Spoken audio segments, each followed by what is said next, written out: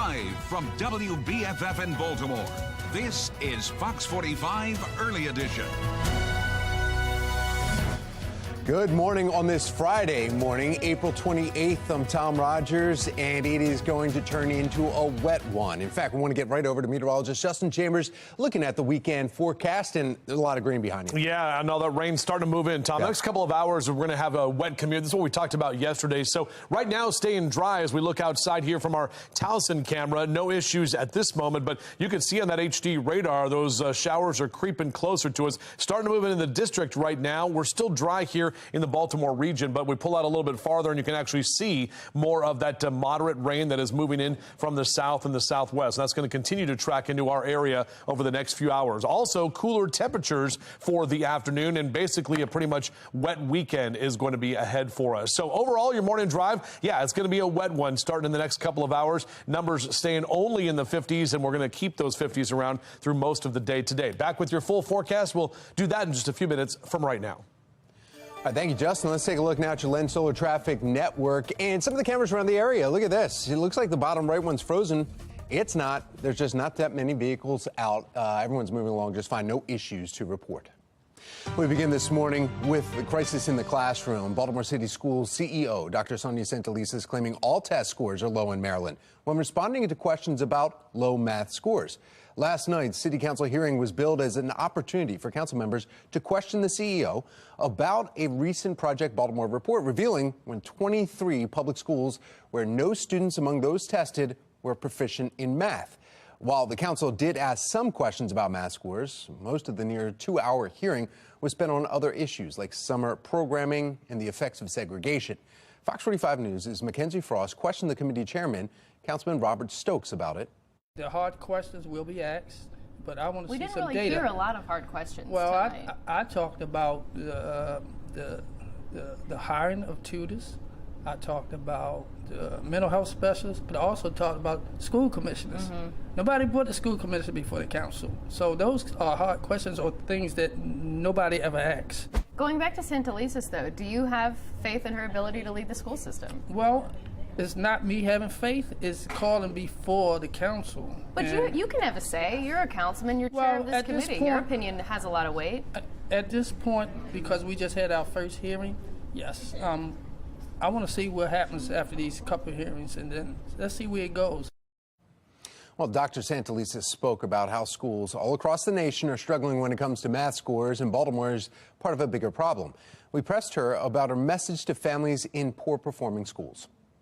Do you think that the parents of these kids in these 23 schools care that other students are failing when their students are the ones that are struggling to succeed? What do you say to families who are dealing with this, and especially when you say that you knew this was going to happen? Well, we knew, Mackenzie, that the math was a challenging area. One of the things that we've said to parents is we have doubled down on tutoring, on after-school opportunities. That we have invested. You can find more on last night's hearing on our website, foxbaltimore.com. And a big night for Ravens Nation. Major news surrounding number 8 quarterback Lamar Jackson. That finally comes to light. We kick off the first night of the 2023 NFL Draft. Now, sports reporter Rocco DeSangro this morning with a breakdown of those highlights. You know, for the last few months, there's been a lot of he say, she say. A lot of nail biting, a lot of head scratching going on. But for the next 5 years, it's a lot of flock going on. Let's go, baby.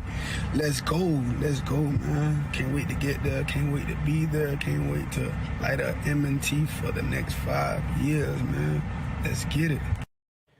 You heard the news from the man himself. Lamar Jackson is here to stay as the Ravens and their star quarterback have finally agreed to an extension. The agreed upon deal is for 5 years and will keep Jackson in town through at least the 2027 season. Jackson's deal is reportedly worth $260 million, with $185 million of that guaranteed. Here's the catch. He did it all without an agent. This is a win-win for both sides. After 2 years of negotiations, Lamar gets paid big, and the Ravens have their star quarterback for the foreseeable future. Jackson is now the highest paid player in NFL history. Here's how his deal stacks up with the rest of the league as far as average annual value. Jackson at 1 making $52 million. Jalen Hurts right behind him. Then it's Aaron Rodgers, Russell Wilson, and Kyler Murray.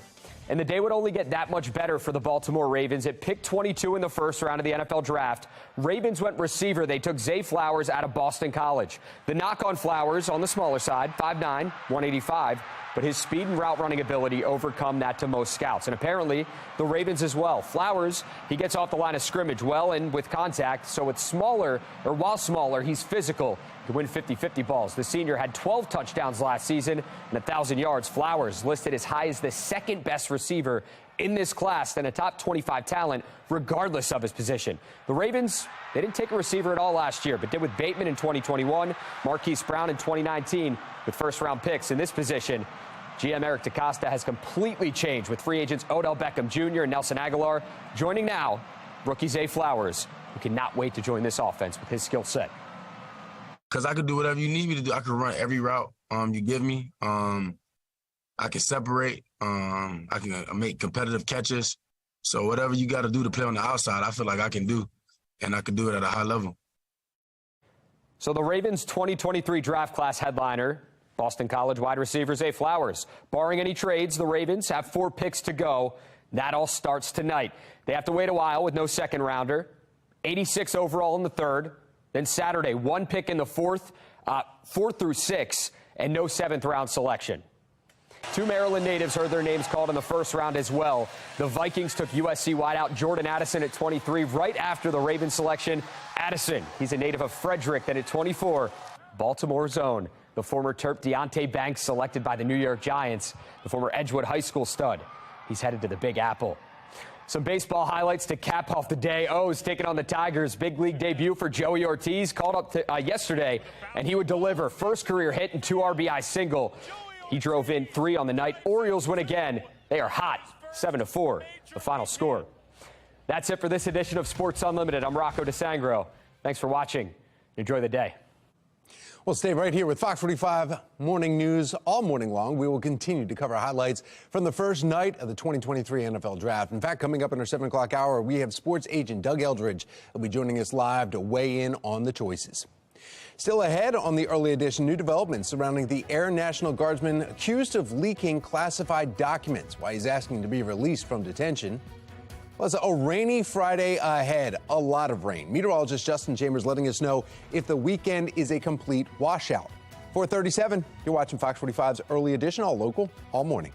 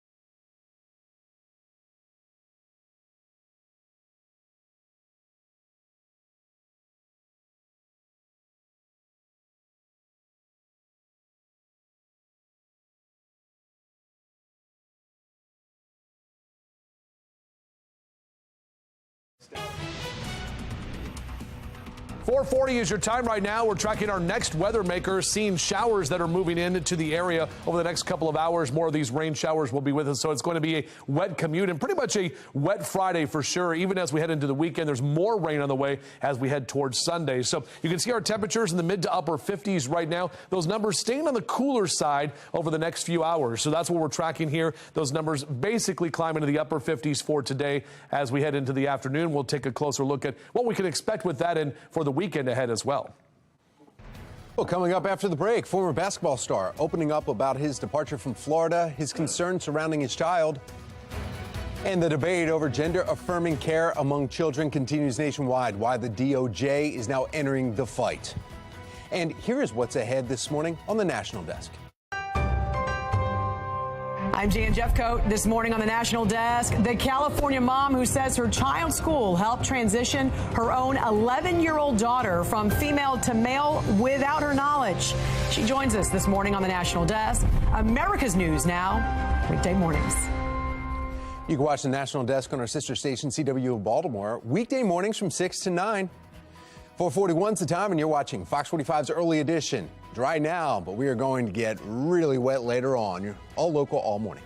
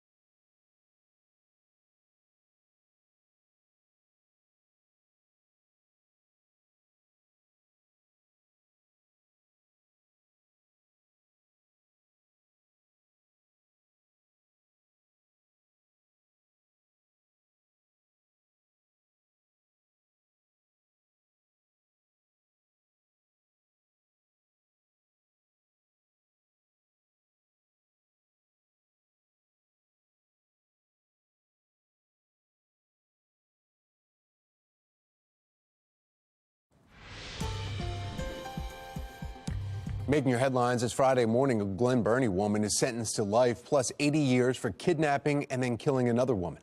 The jury found Bobby Barncord guilty of murder of Tiffany Jones in 2018. These are pictures of the two. Barncord is on the left. Now, she and an accomplice kidnapped Jones at knife point, then tied her up, killed her, and set her remains on fire.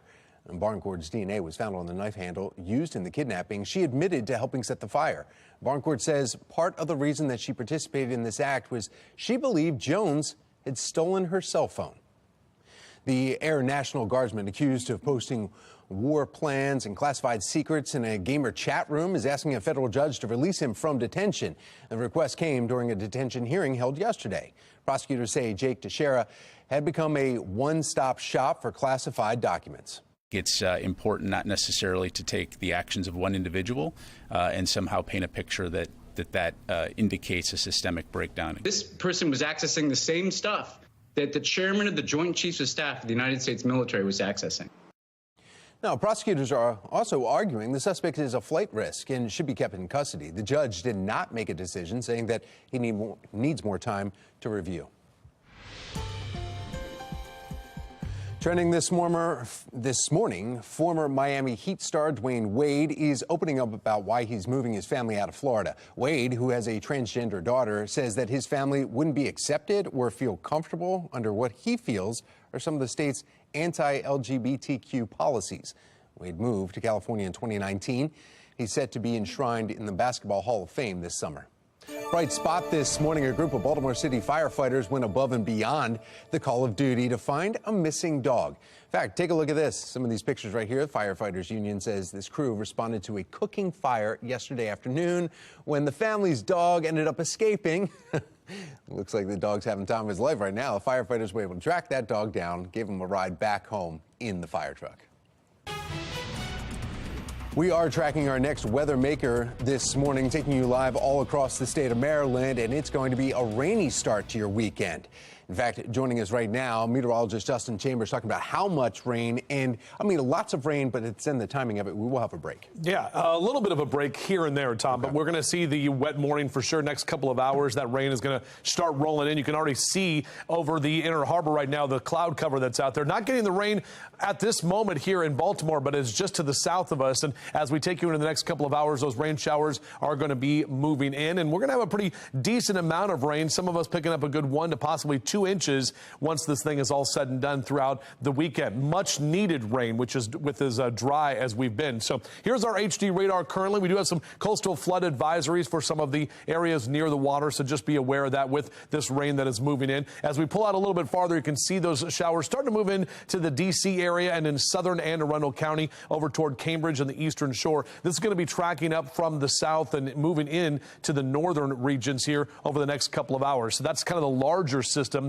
that will continue to track into our area. This is a look at our hourly future scan, taking you through about 8 o'clock this morning. Those off and on showers will be with us, and a pretty steady rain through most of the middle of the morning. Those areas in yellow picking up some more of the moderate to heavy rain. Also, the wind is going to be picking up, the easterly wind, so it'll be a breezy afternoon, and that wind is going to help to bring in more of these showers. This is about 2, 3 o'clock this afternoon, and look at all of that rain that's going to be with us moving into the afternoon and even in the evening time. It doesn't really clear out until later on for the evening tonight. So overall, as you rise and shine with us the next couple of hours, temperatures staying on the cooler side with mid to upper 50s for your numbers, and sun comes up at 6:12 this morning. Not going to see much of the sun at all today.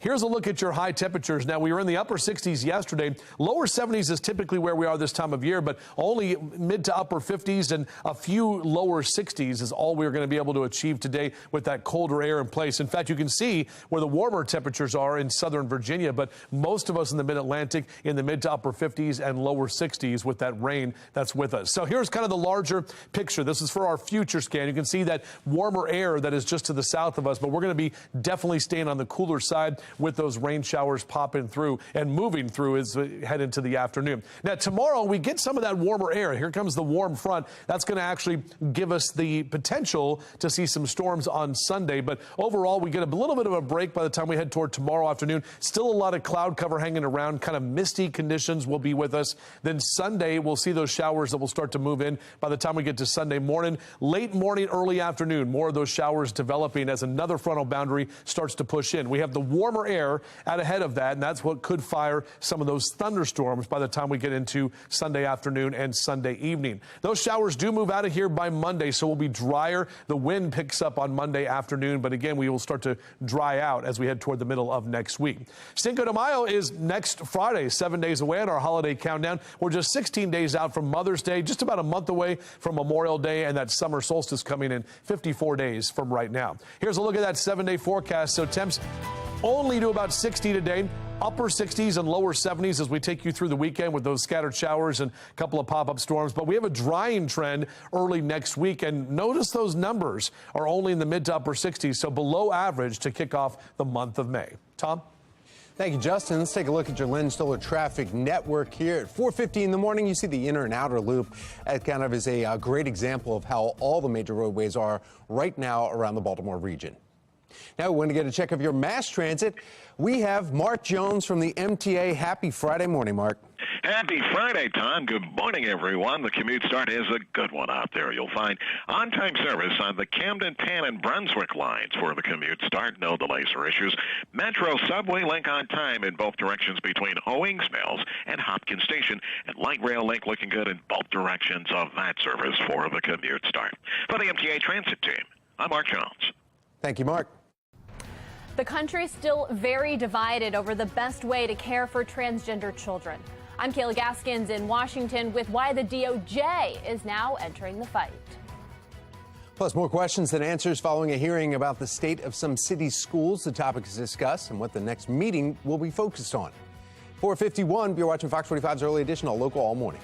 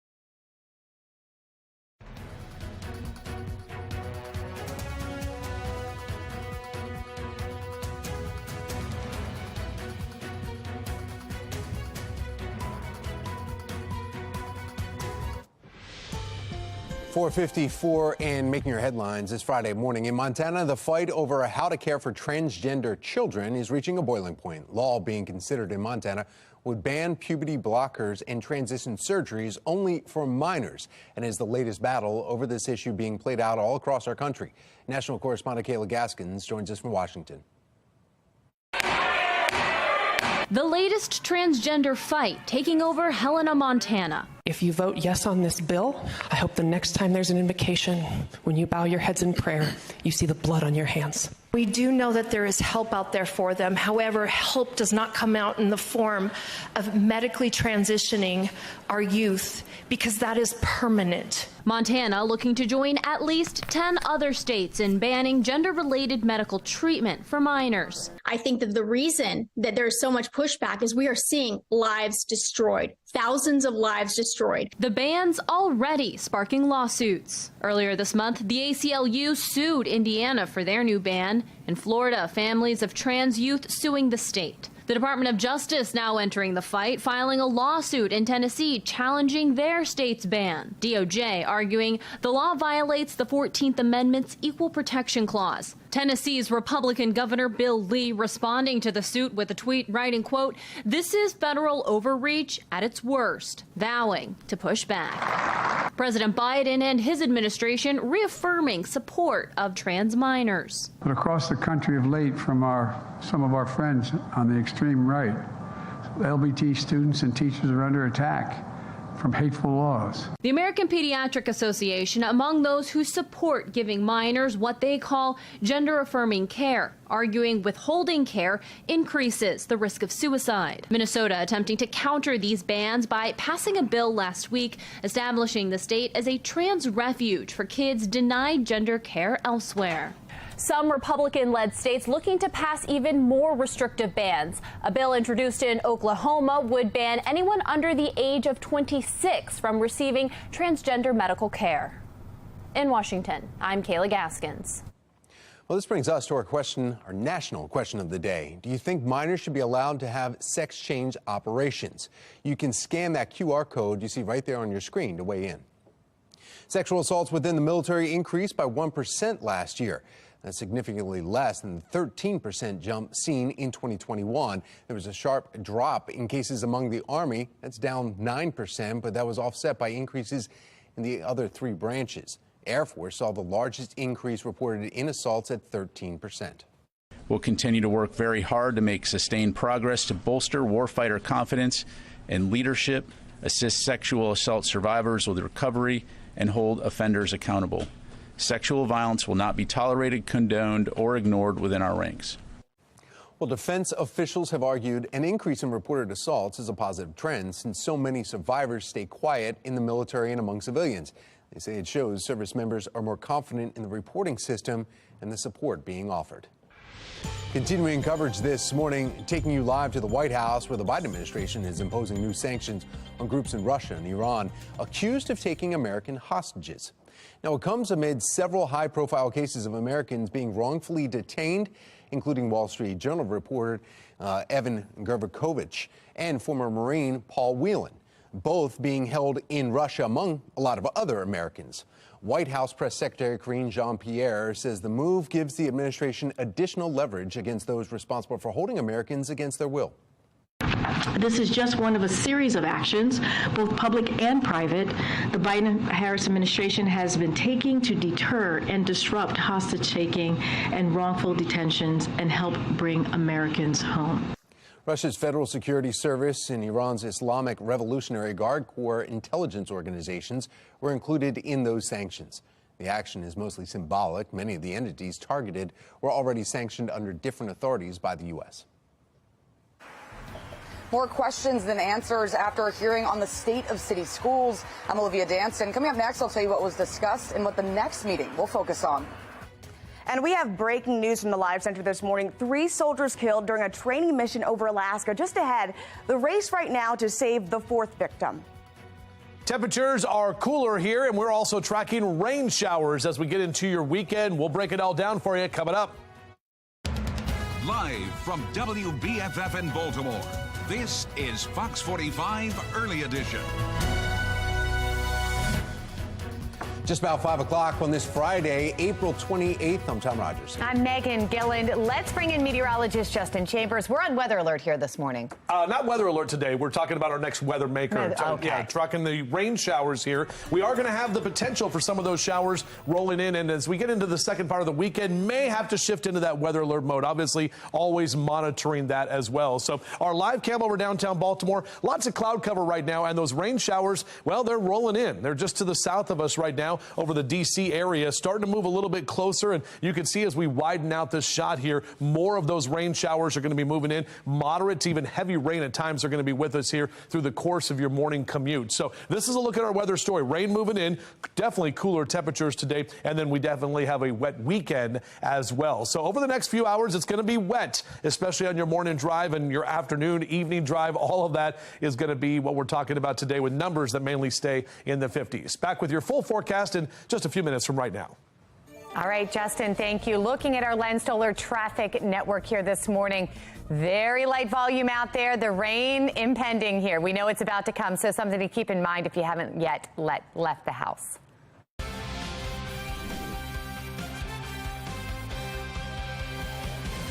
Oh, yeah, we're excited. We got it. We're going to go good. Yeah, we're ready. I'm happy that my man Lamar got paid, and I'm here to celebrate with all my Ravens fans, so, yeah. Hey, the Ravens about to go up. Odell, Lamar, it's about to be crazy, man. I just can't wait. You heard the excitement. Lamar Jackson is here to stay in Baltimore, agreeing to a 5-year deal. New contract making him the highest paid player in the NFL history. Lamar's newest target, wide receiver Zay Flowers from Boston College, drafted 22nd overall. Coming up in about a half hour, Rocco DeSangro will be joining us with a detailed report on the first night of the 2023 NFL Draft. Math is still a complicated subject. What is the process of holding someone back a grade and or 2 grades because they're just not getting to that level in order to progress? Turning now to the crisis in the classroom, Baltimore City School CEO Dr. Sonia Santelises appearing before the City Council Committee to answer questions about students concerning test scores.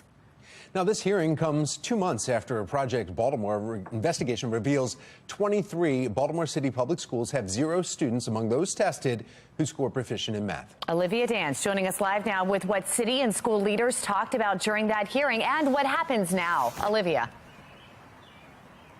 Well, Megan, Councilman Robert Stokes called the hearing and says he will ask for another meeting with the CEO, but didn't say exactly when that will be. As far as last night, there was a lot of talk about schools overall, but only a few questions about students' math scores. Fox 45 News spoke with Dr. Santelises right after the hearing. Take a listen to that.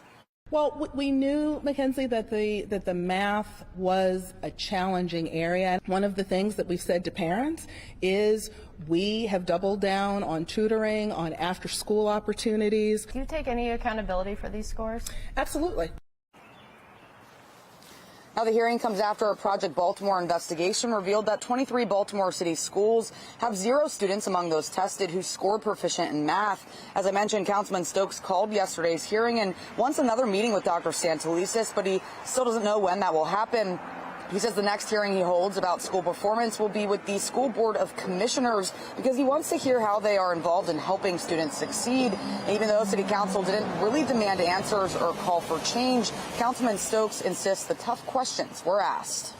I talked about are you hiring more tutors? Are you hiring more mental health specialists? Because there's a lot, and they're going to report that back to us. So I think that's part of what we need in the schools, you know, the tutors and the mental health specialists. So that question was asked.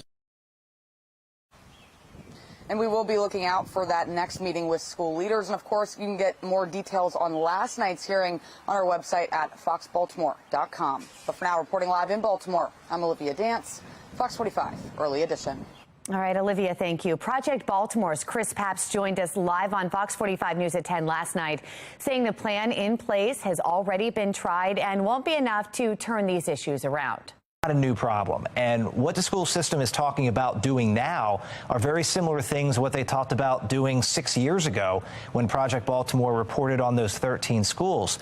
So it's kind of, you know, what is new about their approach now, and why do we think it's going to work now when it hasn't worked very well, it appears, in the past? Fox 45 News pressing Governor Wes Moore for answers about the Department of Education's decision to remove and redact certain test results. He tells our Maxine Stryker he was kept in the dark about that decision. The fact that there is not the level of coordination between the Department of Education and the governor's office is something that needs to be fixed. It's something that needs to be addressed, where it is an independent body. It's an independent structure. And while we respect that, we also understand that we've got to do better when it comes to being able to present accountable, transparent results in our public education system. Governor Moore also says there needs to be more coordination between his office and the Department of Education. And this brings us to our question of the day. Do you trust current state and local leadership to fix the problems in Baltimore City public schools? So far, as you see on the bottom there, 98% of those who have voted say no. And you can weigh in right now by making your voice heard. Head over to foxbaltimore.com/vote. I seen a whole bunch of kids just fighting, a whole bunch of them. I see this young lady on the ground being stomped. They got the little boy on the ground over there and just stomped him. For what reason? He's like, no. And they just kept stomping him and stomping him and stomping him. It's crazy. We need to do something. Complete mayhem at the Mondawmin Mall as a rowdy crowd of young people gather. This comes after a post circulated on social media encouraging people to gather and, quote, pop off at Mondawmin Mall yesterday. Coming up at 5:30, Olivia Dance will join us live again with the concerns of another lawless night. Elsewhere in a city in crisis, Baltimore police investigating yet another double shooting, this time in northeast Baltimore. Happened along Pelham Avenue. Police say 22 and 24-year-olds were shot and are now in the hospital in serious condition. No suspects have been identified, but police officials say they are trying to break a stop snitching culture in Baltimore, which they say prevents witnesses from coming forward if they see crime. I think there's a legitimate concern in the community about coming forward with information. Almost anything that can be done to make people either be more incentivized or feel better protected is a step in the right direction. A proposed policy change in Annapolis would allow a victim to be relocated without an arrest made. The governor's office wants to move a witness to safety right after a crime happens, if necessary. Still ahead, as the crime crisis continues in Baltimore City, we are looking into how the storage of police officers could be playing a role. We'll bring you an exclusive one-on-one interview with a retired officer who voices his concerns about the department. Plus, a horrific crash out of Alaska. What we are learning about those involved. And those rain showers moving in as our next weather maker gets set to douse the area with a lot of rain and even some wind as well. We're going to break down how it's going to impact you and your weekend plans on Fox 45 Early Edition.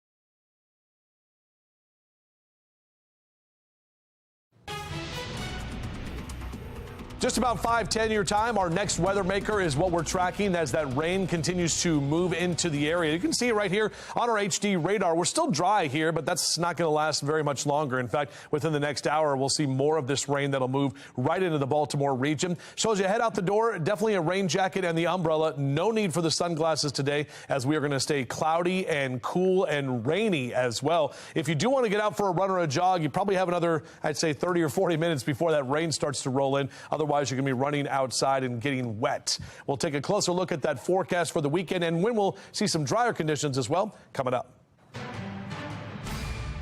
5:10, at least 3 Army service members are confirmed dead after a helicopter training mission, and there's 2 helicopters crashed in Alaska. Taylor Stewart in our live center with what we are learning this morning. Taylor. Well, right now we know a 4th soldier is being treated at a local hospital. We're closely following the latest developments here through the Associated Press this morning, but the Army is reporting the tragic loss of 3 soldiers that were killed when those 2 helicopters collided during a training mission. This happened just over Alaska. Now, the 11th Airborne Division just posted this tweet this morning asking for people's prayers and thoughts for these soldiers' families as they go through this loss. Now, 2 died near the scene of Healy, Alaska. A 3rd on his way to the hospital to Fairbanks. He passed away. But right now, doctors are trying to save that 4th soldier's life. The Army is withholding the names of the soldiers until their families can be notified. Investigators are trying to determine what caused this crash, but a spokesperson says each aircraft was carrying 2 people when they collided. Now, this latest crash comes about a month after 9 soldiers were killed when 2 U.S. Black Hawk medical evacuation helicopters crashed during a nighttime training drill over Kentucky. We'll follow this and bring you the latest here at the Live Center. Thank you, Taylor. Still ahead this morning. After almost 40 years of service, recently retired BPD officer sits down exclusively with Fox 45. Why he says first responders are leaving the department in droves. Plus, complete mayhem at the Mondawmin Mall. Threats of more tonight. Why a post on social media is causing residents in the area to worry. It is 5:12 now on Fox 45 Early Edition.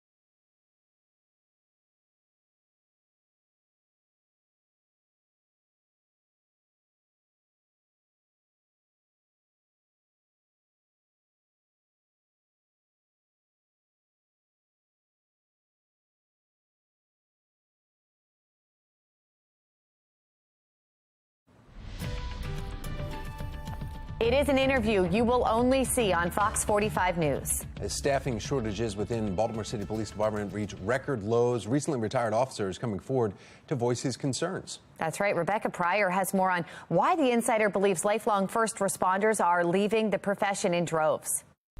My hiring date was the 4th of November, 1982. Is it fair to say things have changed a lot since then? Things have changed drastically. Reflecting on nearly 4 decades on Baltimore City's police force. For the better, for the worse? For the worse. Jerry Hensley says despite spending most of his time in narcotics, investigating violent street gangs and arresting drug dealers, physically putting himself in harm's way wasn't the part of his profession that scared him. The streets are a piece of cake. It's the internal stuff that gets you. 2023 will be BPD's 7th year under its consent decree. I feel that it's being abused by our police department, especially our internal affairs. The measure was put in place following a federal investigation that found widespread corruption within the department. These officers, they're 1930-style gangsters.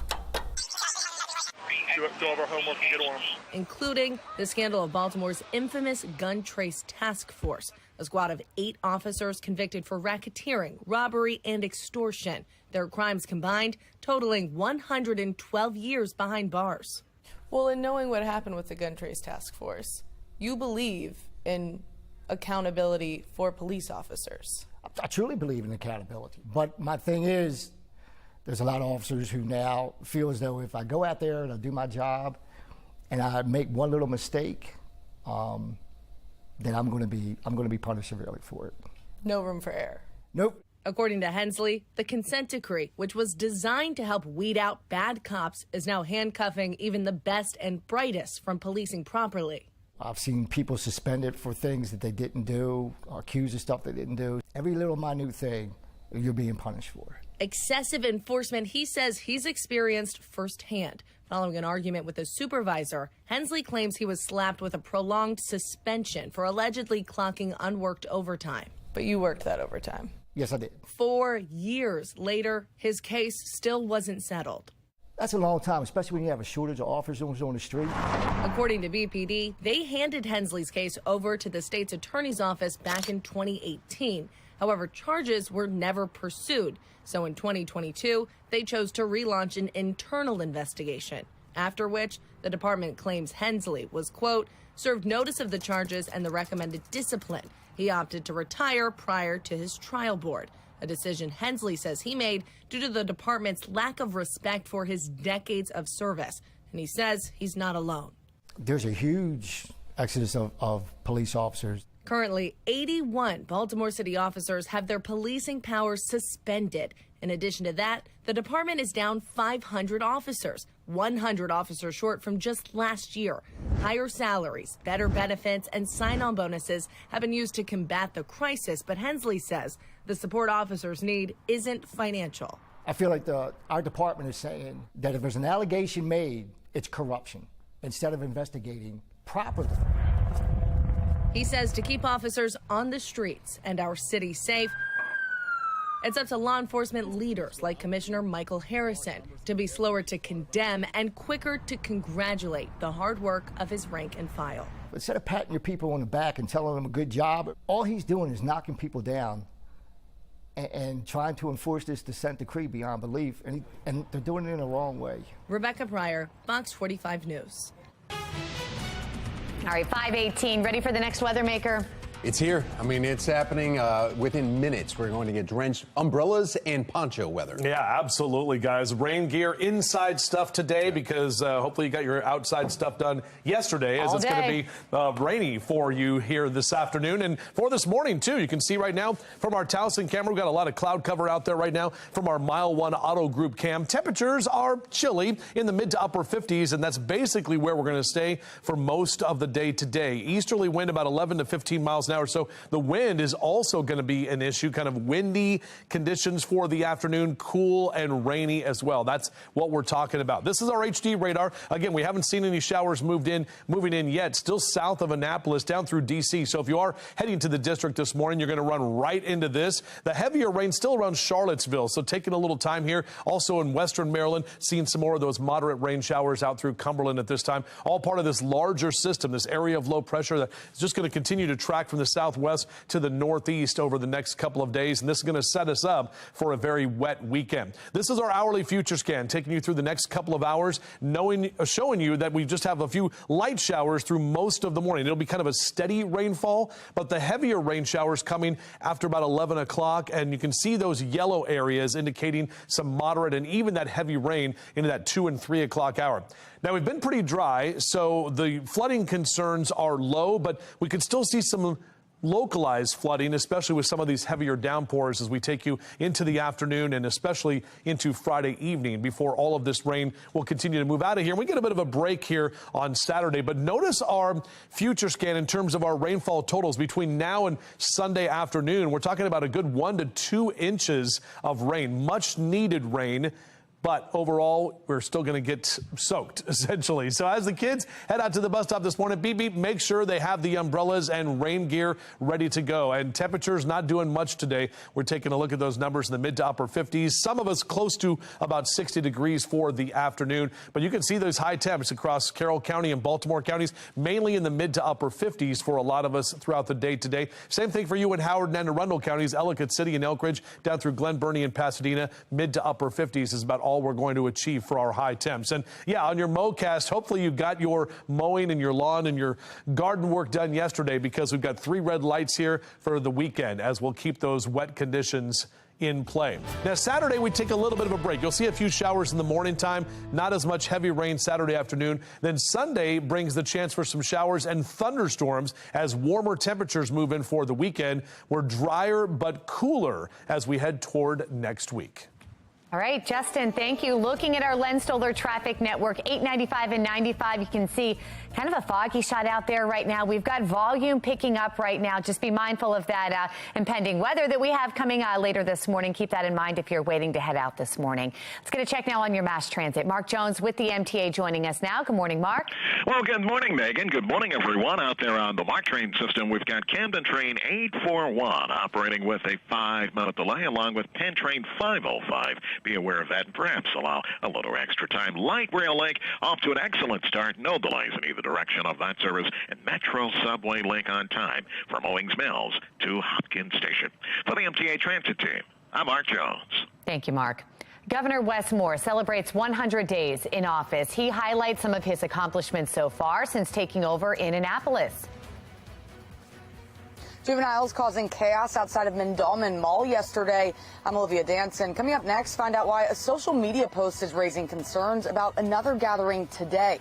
You're watching Fox 45, Early Edition.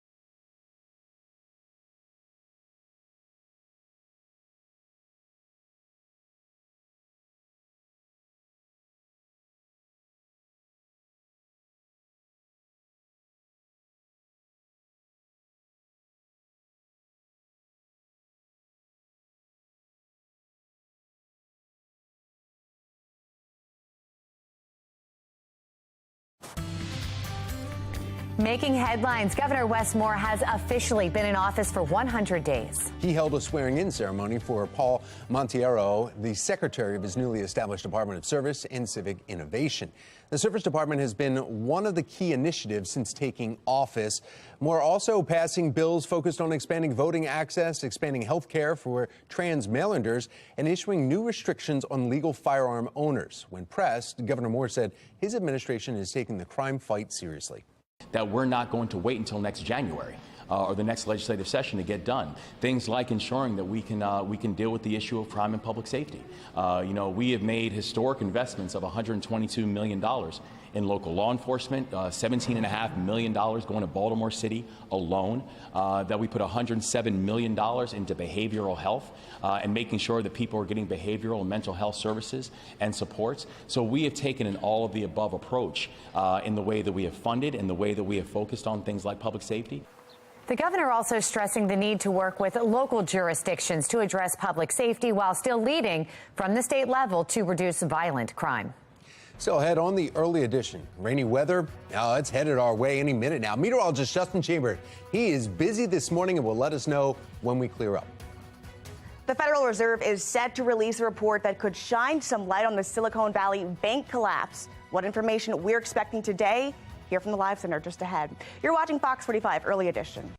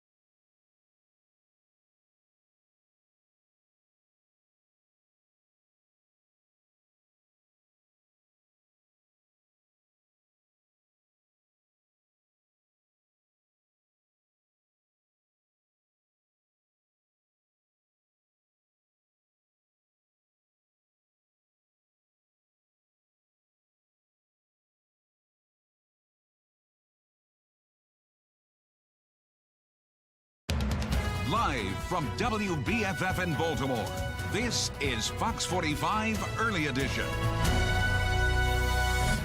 Welcome back to Fox 45 Early Edition. It's Friday, April 28th. I'm Megan Gilland. I'm Tom Rogers, and it is going to be a wet Friday. Meteorologist Justin Chambers has been busy tracking all of this. Yeah, rain is just about moving into our area right now. It's really to the south of us. You can actually see that here on our HD radar. So as you head down toward D.C. and out toward the eastern shore, that's where you're seeing these rain showers. It's going to all move into the Baltimore region within the next hour or so. Numbers right now, low to mid and upper 50s. These are about as warm as we're going to get today, basically staying on the cool side of things temperature-wise. In the next 12 hours, numbers steadily rise into the upper 50s, close to about 60 as we head toward the afternoon. So Next 3 days, our temperatures, we'll see 60 today, back into the upper 60s on Saturday and close to 70 on Sunday, but again, off and on showers, even some storms by Sunday afternoon. Another look at your forecast coming up in a few. A city in crisis. We could see another day of mayhem at Mondawmin Mall. This comes after a witness sharing video with Fox 45 News showing a rowdy crowd of young people yesterday afternoon. Kids just fighting, a whole bunch of them. Now, witnesses say at one point a police officer was actually punched in the face. And tonight, there is talks of more chaos after a post is circulating on social media encouraging people to, quote, pop off, essentially meaning to get wild. Olivia Dance is joining us live now right at the mall with what could happen today. Olivia.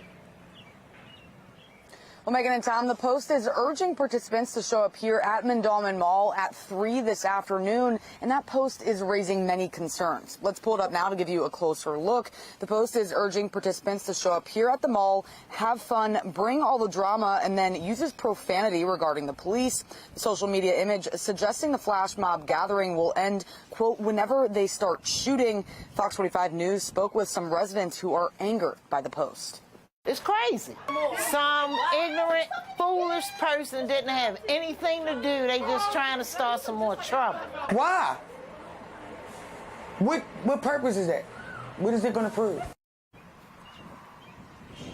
The post is strikingly similar to one that sparked a series of riots in the city after Freddie Gray's death in police custody back in 2015. That post called for a purge at Mondawmin Mall at 3 p.m. on April 27th, 8 years ago. And then just yesterday, dozens of juveniles gathered in a group near the mall. The chaos caught on cell phone video showing punches and juveniles attacking juveniles. Witnesses say that a police officer was seen in the crowd trying to break it up. And then Megan and Tom at one point, 18, punched that officer in the face. Back to you. Yeah, Olivia, this obviously is concerning, and police are aware of the social media post. Are they planning to meet up at the mall or just be around all day today? Yeah, Tom, so a spokesperson said that Baltimore police and their partners are aware of the social media post and that they are ready to stop any misconduct.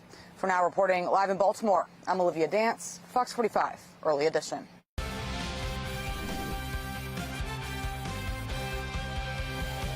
You know, I know that our appreciation and love for Lamar has really never wavered, but it was business as well. And, you know, I said today, and I feel that way. Sometimes with family, things can get tough, right? And we all feel that sometimes. When you're in a fight with your parents or a sibling, or you're trying to figure something out, and it's like the emotion of it. And there was definitely some emotion.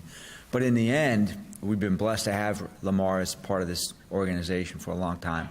We've won a lot of football games. I think he feels this place is special too. And, you know, it was business, it wasn't personal. And I think over time, that's kind of what developed. Well, you heard it right there. Big night for Ravens Nation as Lamar Jackson extends his time as a Raven for another 5 more years. Sports reporter Rocco DeSangro joins us this morning with a detailed report of that deal and highlights from the first night of the NFL draft. You know, for the last few months, there's been a lot of he say, she say, a lot of nail biting, a lot of head scratching going on. But for the next 5 years, it's a lot of flock going on. Let's go, baby. Let's go, man. Can't wait to get there. Can't wait to be there. Can't wait to light up M&T for the next 5 years, man. Let's get it. You heard the news from the man himself. Lamar Jackson is here to stay as the Ravens and their star quarterback have finally agreed to an extension. The agreed upon deal is for 5 years and will keep Jackson in town through at least the 2027 season. Jackson's deal is reportedly worth $260 million, with $185 million of that guaranteed. Here's the catch. He did it all without an agent. This is a win-win for both sides. After 2 years of negotiations, Lamar gets paid big, and the Ravens have their star quarterback for the foreseeable future. Jackson is now the highest paid player in NFL history. Here's how his deal stacks up with the rest of the league as far as average annual value. Jackson at 1 making $52 million. Jalen Hurts right behind him. Then it's Aaron Rodgers, Russell Wilson, and Kyler Murray.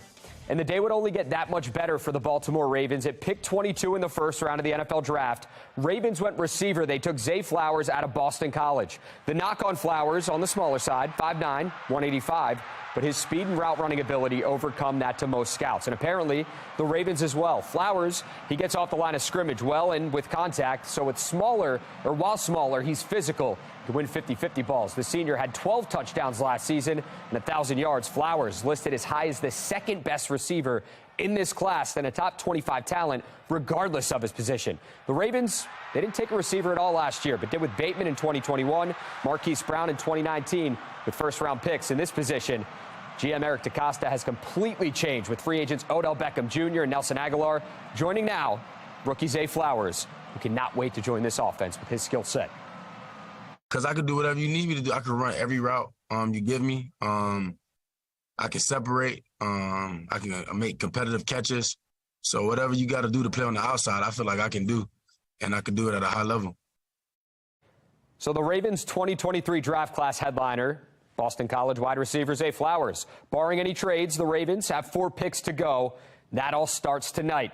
They have to wait a while with no second rounder. 86 overall in the third. Then Saturday, 1 pick in the fourth, 4 through 6, and no 7th round selection. 2 Maryland natives heard their names called in the first round as well. The Vikings took USC wideout Jordan Addison at 23 right after the Ravens selection. Addison, he's a native of Frederick. Then at 24, Baltimore's own, the former Terp Deonte Banks selected by the New York Giants, the former Edgewood High School stud. He's headed to the Big Apple. Some baseball highlights to cap off the day. O's taking on the Tigers. Big league debut for Joey Ortiz. Called up to, yesterday, and he would deliver. First career hit and 2 RBI single.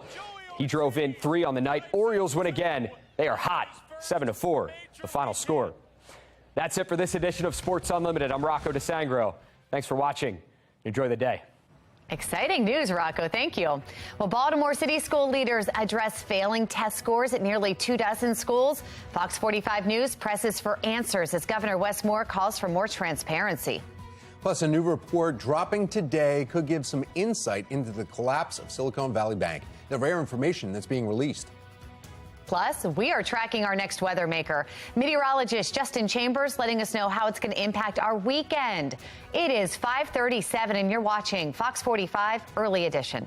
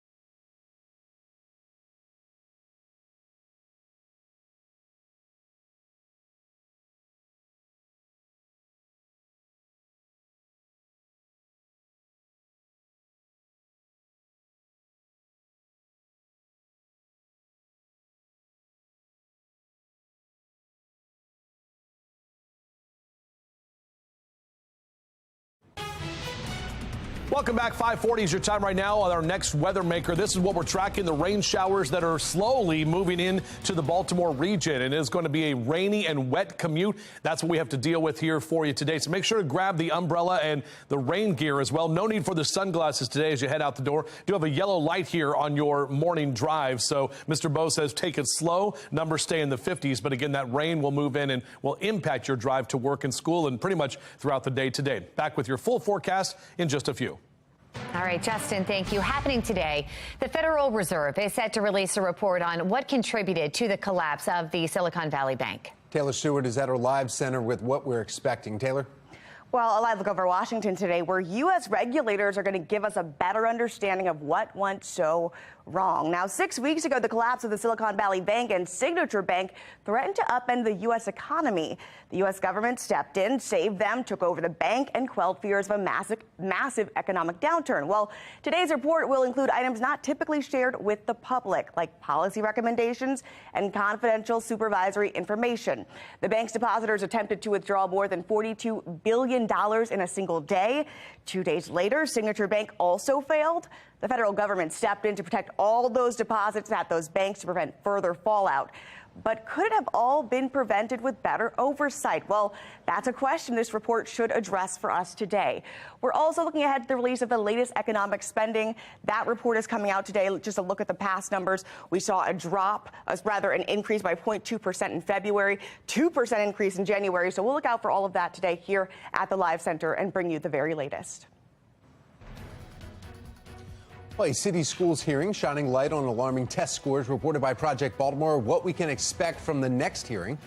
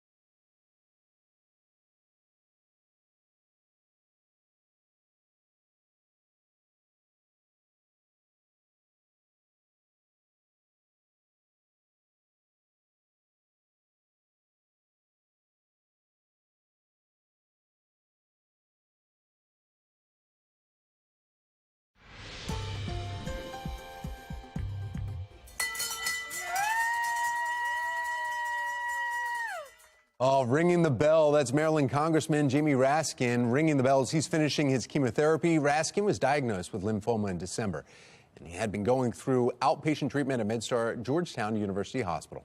It's a nice sound to hear.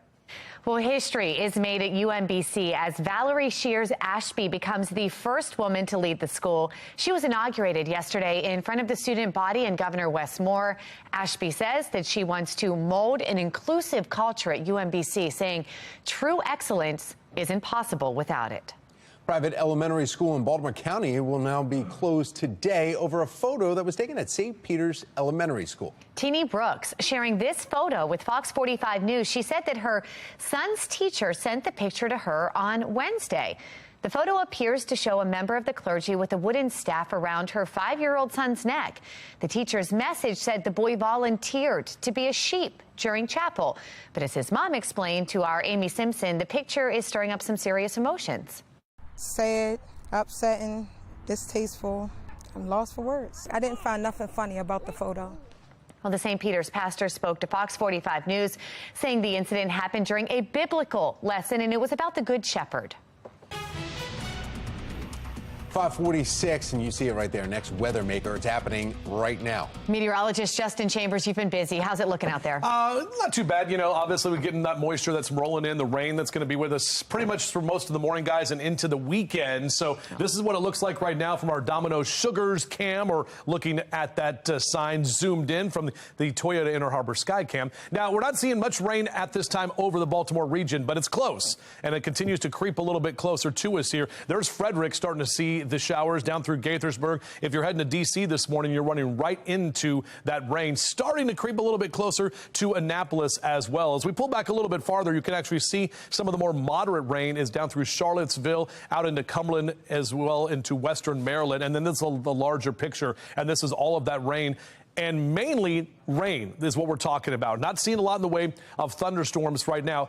Could see a couple of thunderstorms today. Better chance for those storms is going to be coming up on Sunday. So unsettled weekend for sure. The steady rain is going to stay with us here for the next couple of hours. We'll get an easterly wind today, so it'll be breezy to windy as well with that rain. And this is taking us through about 11 o'clock this morning. As we go into the later part of the afternoon, 3, 4 o'clock, notice those areas in yellow and orange. That's that moderate to heavy rainfall. So picking up a pretty decent amount of this rain here. We've been pretty dry at the surface, so we're not anticipating widespread flooding concerns, but we do have that potential for some localized flooding at times. When you get the numbers here, this is our future scan for the rainfall totals we're looking at. This is through 11 o'clock tonight, picking up a good inch to an inch and a half for a lot of us. And then you add the rain that we may get on Saturday, but really for Sunday, that's going to add another inch or so as well. So once we're done with the weekend, could see those numbers in that 2+ inch category in terms of rainfall totals.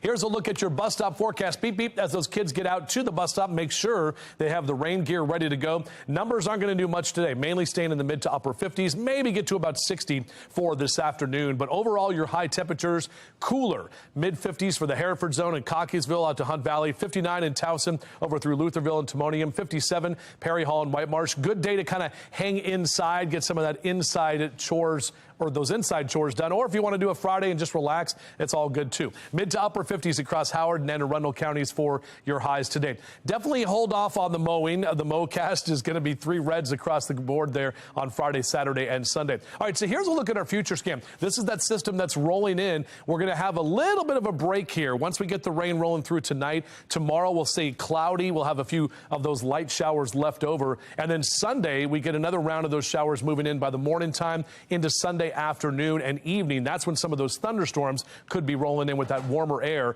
as that frontal boundary moves in from the west. So right about 60 today, upper 60s and lower 70s. We will be warmer this weekend to wrap up the month of April, but May starts with drier and cooler conditions in the first part of next week. Tom?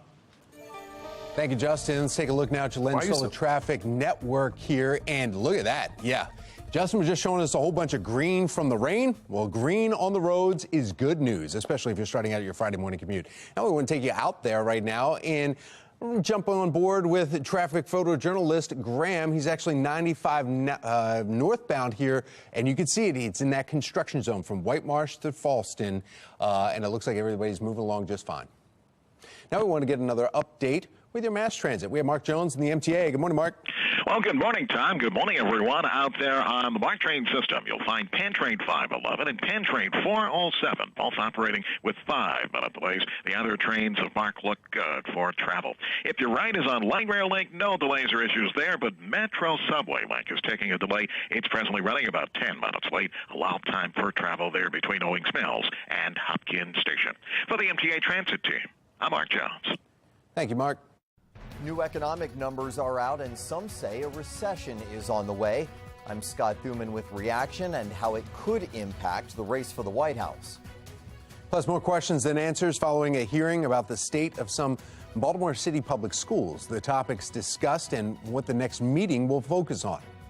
5:51, you're watching Fox 45's Early Edition, all local, all morning.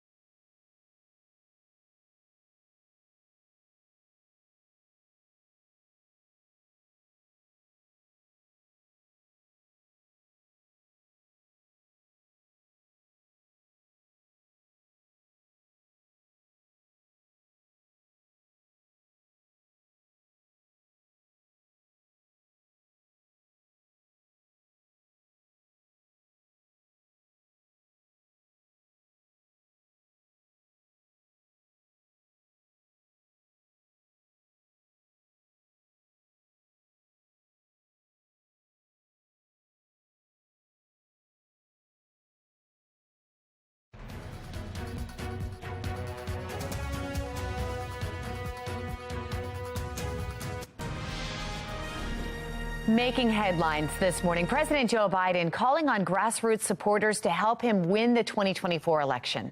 We need you.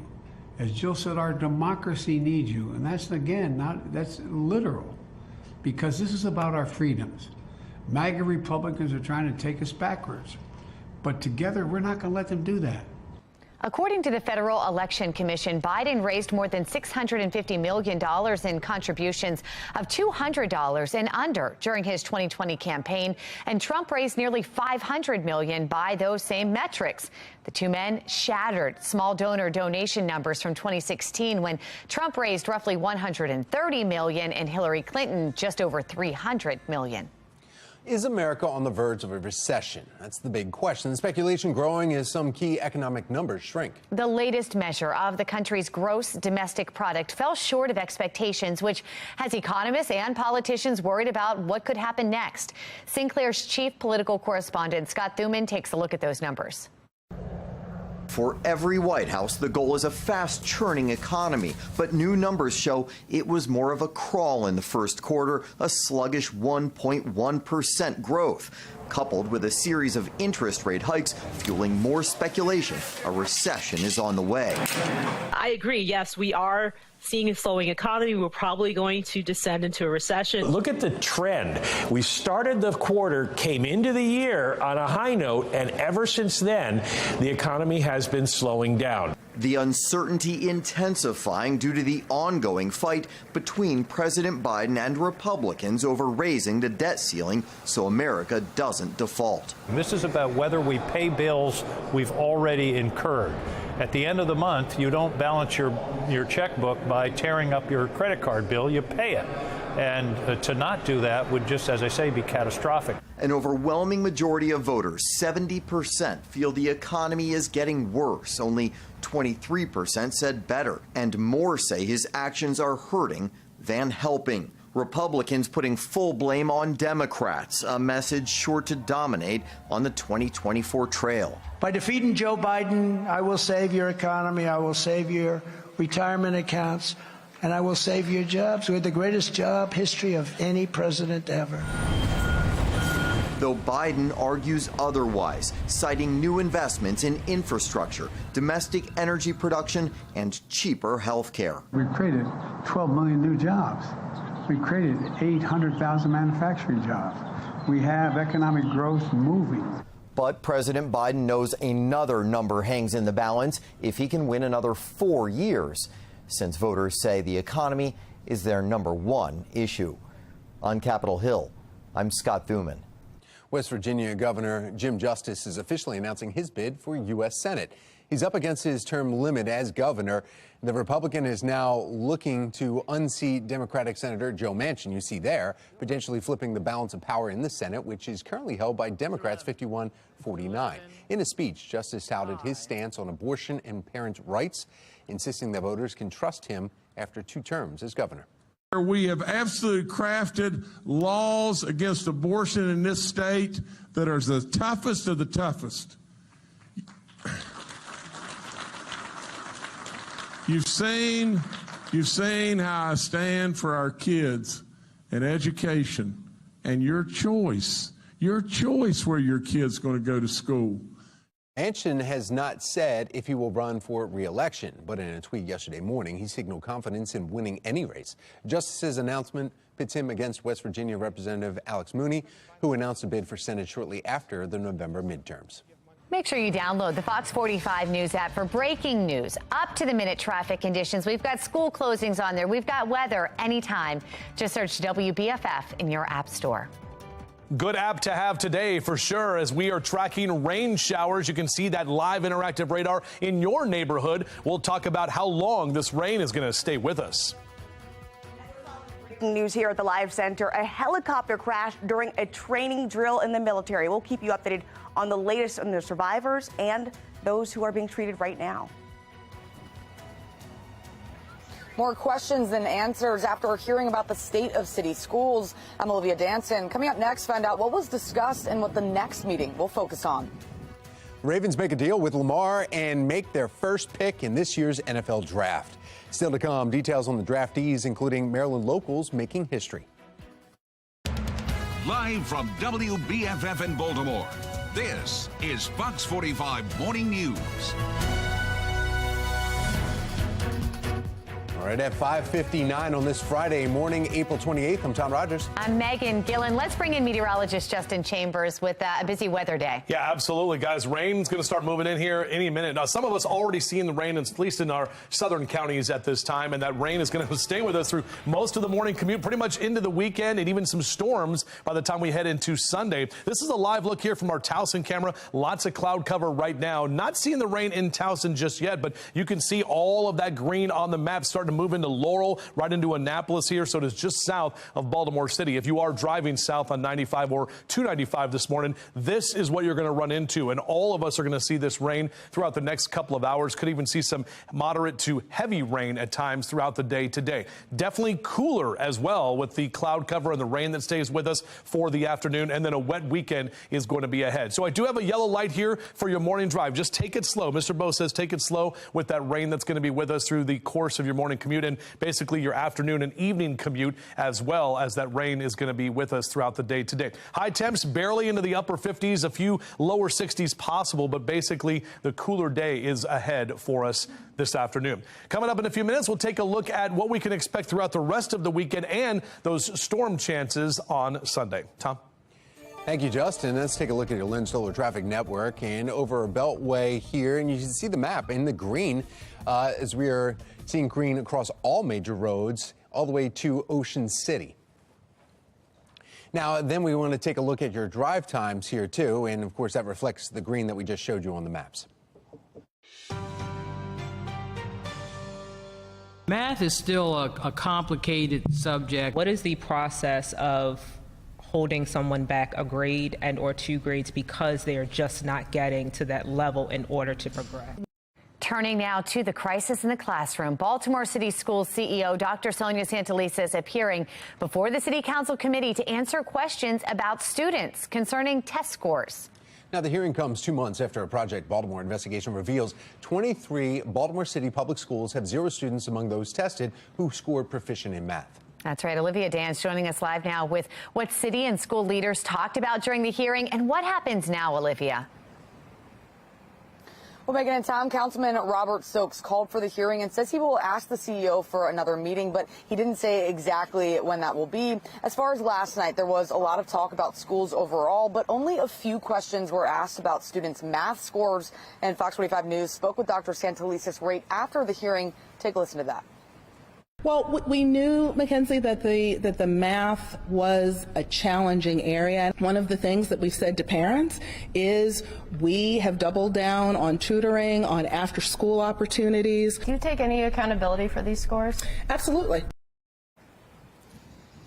Now, the hearing comes after a Project Baltimore investigation revealed that 23 Baltimore City schools have 0 students among those tested who scored proficient in math. As I mentioned, Councilman Stokes called yesterday's hearing and wants another meeting with Dr. Santelises, but he still doesn't know when that will happen. He says the next hearing he holds about school performance will be with the School Board of Commissioners because he wants to hear how they are involved in helping students succeed.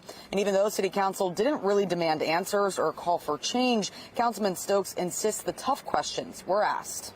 I talked about are you hiring more tutors? Are you hiring more mental health specialists? Because there's a lot, and they're going to report that back to us. So I think that's part of what we need in the schools, you know, the tutors and the mental health specialists. So that question was asked. And we will be looking out for that next meeting with school leaders. And, of course, you can get more details about last night's hearing on our website at foxbaltimore.com. But for now, reporting live in Baltimore, I'm Olivia Dance, Fox 45 Morning News. Thank you, Olivia. Project Baltimore's Chris Papps joined us live on Fox 45 News at 10, saying the plan in place has already been tried and won't be enough to turn these issues around. Not a new problem. And what the school system is talking about doing now are very similar things to what they talked about doing 6 years ago when Project Baltimore reported on those 13 schools. So it's kind of, you know, what is new about their approach now, and why do we think it's going to work now when it hasn't worked very well, it appears, in the past? Well, Fox 45 News pressing Governor Wes Moore for answers about the Department of Education's decision to remove and then redact certain test results. He tells our Maxine Stryker that he was kept in the dark about that decision. The fact that there is not the level of coordination between the Department of Education and the governor's office is something that needs to be fixed. It's something that needs to be addressed, where it is an independent body. It's an independent structure. And while we respect that, we also understand that we've got to do better when it comes to being able to present accountable, transparent results in our public education system. Governor Moore also says there needs to be more coordination between his office and the Department of Education. That brings us to our question of the day. Do you trust current state and local leadership to fix the problems in Baltimore City public schools? Of those who have voted, 98% say no. You can weigh in by heading to foxbaltimore.com/vote. When it comes to Baltimore County schools, St. Peter's Elementary School, a private elementary school, will be closed today because of a photo. Teenie Brooks shared the photo with Fox 45 News. She said that her son's teacher sent the picture to her yesterday. The photo appears to show a member of the clergy with a wooden staff around her 5-year-old son's neck. Well, the teacher's message said that the boy volunteered to be a sheep during chapel. But as his mom explained to Amy Simpson, the picture is stirring up some serious emotions. Sad, upsetting, distasteful. I'm lost for words. I didn't find nothing funny about the photo. St. Peter's pastor spoke with Fox 45 News yesterday afternoon, saying the incident happened during a biblical lesson about the Good Shepherd. At least 3 Army service members are confirmed dead after a helicopter training mission crash in Alaska. Taylor Stewart is in our live center now with the latest. Taylor. Well, right now, doctors are trying to save the 4th soldier's life. We're closely following the latest development here through the Associated Press. But what we know this morning, 3 soldiers were killed in a training mission over Alaska. An Army spokesperson says 2 military helicopters collided during a training exercise. Each of those helicopters was transporting 2 soldiers. Now, as those choppers crashed, 2 service members died on impact. A 3rd soldier died on the way to the hospital. And doctors are right now treating that 4th soldier. Investigators, meantime, are trying to determine what exactly caused the crash. Now, we're also taking a look here at this tweet we're seeing from the 11th Battalion that is just calling for prayers of their families in this incredible loss. At this point, we know the families have not been notified. They're working to do that. And when those families are notified, we will let you know who these soldiers are. That's the latest here at the Live Center. Back to you. Thank you, Taylor. A post circulating on social media could be the reason for chaos to hit Mondawmin Mall tonight. Topping our next half hour, what the Post is calling for and why it's raising concerns. Plus, Governor Wes Moore marks 100 days in office. Still to come this morning, the swearing-in ceremony that helped mark the occasion. We're tracking the rain showers as our next weather maker gets closer to us. We'll break down how long this rain is going to stay with us and what it's going to do to our temperatures as well. You're watching Fox 45 Morning News, all local, all morning.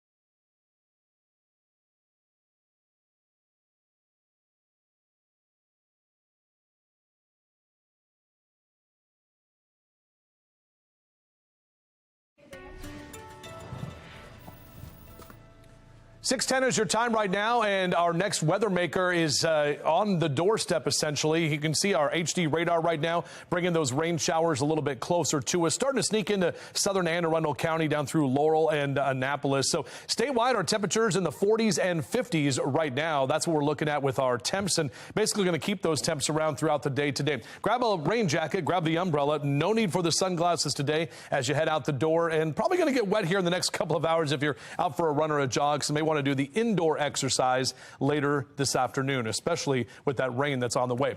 Back with your full forecast. We'll do that in a few minutes from right now. Oh yeah, we're excited. We got it. We're gonna go good. Yeah, we're ready. I'm happy that my man Lamar got paid, and I'm here to celebrate with all my Ravens fans. So yeah. Hey, the Ravens about to go up. Odell, Lamar, Bate. It's about to be crazy, man. I just can't wait. You heard the excitement. Lamar Jackson is here to stay in Baltimore, agreeing to a 5-year deal. Yes, and the new contract making him the highest paid player in NFL history at $52 million each year. Lamar's newest target, wide receiver Zay Flowers from Boston College, drafted 22nd overall. Rocco DeSangro will have more on the draft's first round coming up in our next hour. Plus, our draft coverage continues all morning long. Also in our 7 o'clock hour, sports agent Doug Eldridge will be joining us live to weigh in on the first night of the 2023 NFL Draft. The 2024 presidential field, well, it's growing as President Joe Biden officially announces his run. After the break, the concerns some have that makes another term questionable for our current president. And the next weather maker moving through the Baltimore region as we speak. Stay with Fox 45 News this morning and into tonight as our Weather Authority team of meteorologists tracks the conditions. It is 6:11 now on Fox 45. Morning news, all local, all morning.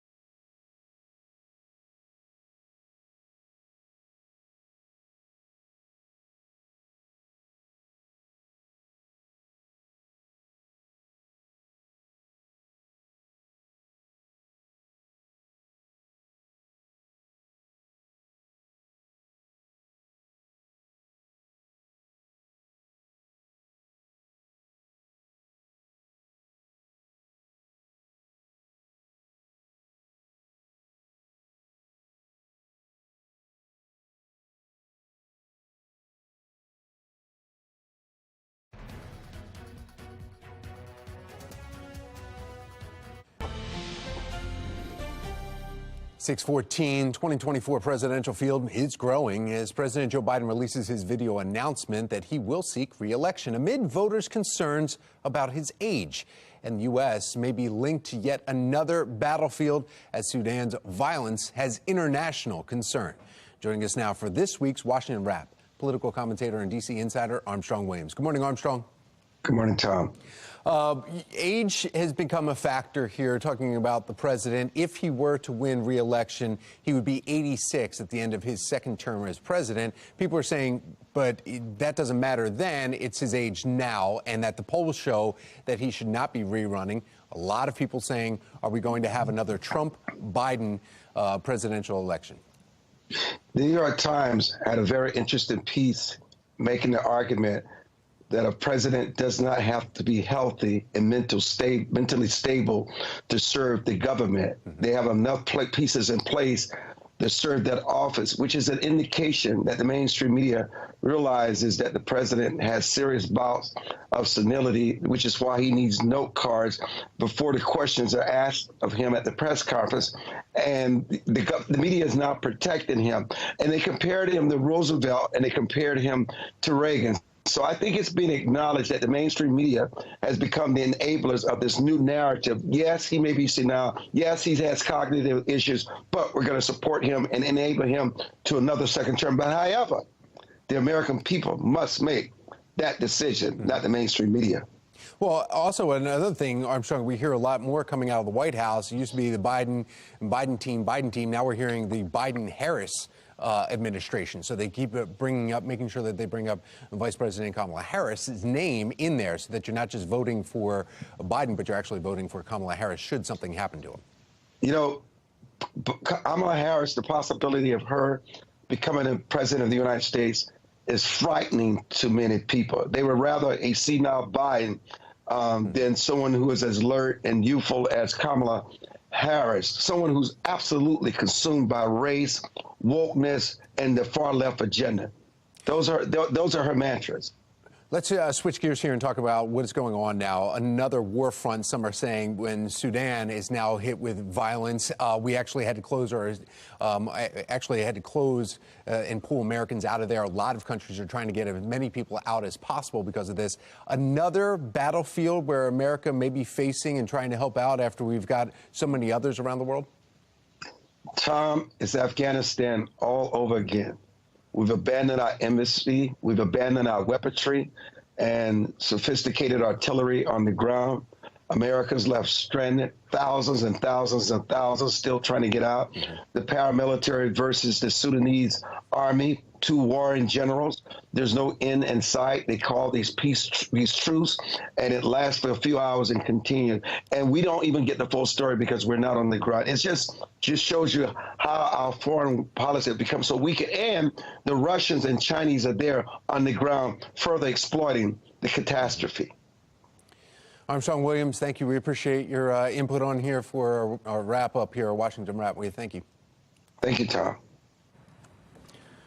All right, it's Friday morning, though. It is. And while it is going to be a wet day, we need to find out if it's going to be a washout for the weekend. Meteorologist Justin Chambers joining us with those answers. Lots of off and on showers we're going to have to deal with, guys, and, a lot of indoor activities if you can plan that for today, and especially for Sunday, weekend? too. What's that? A movie weekend? Yeah, absolutely. Yeah, just kind of nice. pop into the old Cineplex. It's a lot of sports tournaments, though, this weekend. You think there's spring soccer, there's lacrosse, a lot on the line here with this weather. Canceled. Oh, come on. Just kidding. I mean, look, you can play in the rain. Just got to let you know it is going to be wet. And we're talking about a pretty good amount of rain here. Much needed rain for our region as we continue to be below average for our precipitation for the annual number. Now, this is going to be the final weekend of April as we get into May. And you can see some of those showers.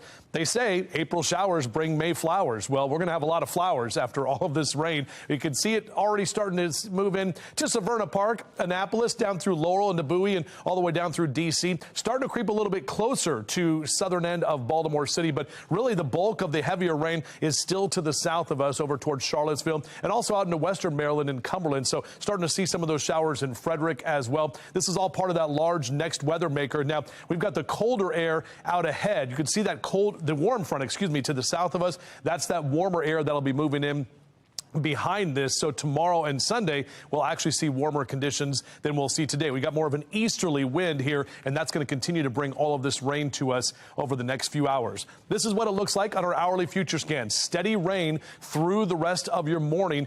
As we head toward the afternoon, we'll pick up some more moderate and even heavier rain. This is about 2, 3 o'clock this afternoon. Look at all these areas here in yellow. Those are going to be some pretty good downpours here, and with that wind, it'll make it a little difficult to be driving or be doing things outside. 6, 7 o'clock this evening, still those rain showers that will be moderate at times as we take you into the overnight hours for tonight. In terms of rainfall amounts, we're looking at a good inch to possibly 1.5 inches area wide. Some areas could see even a little bit more through tonight. And then Saturday we would get a bit of a break, but Sunday, look what happens. Even more of that rain is going to roll in, and that's going to put our totals at 2 inches plus for most of the area. So localized flooding, still a possibility. Not enough for a weather alert day. We're definitely monitoring whether or not we need to shift into that, but overall it's just going to be a lot of rain that we'll have to get through for the next couple of hours. So as you rise and shine, enjoy some coffee and breakfast with us for the next couple of hours as we're live and local through 10 a.m. Numbers staying mainly in the 50s, and we're going to keep those 50s around throughout the day today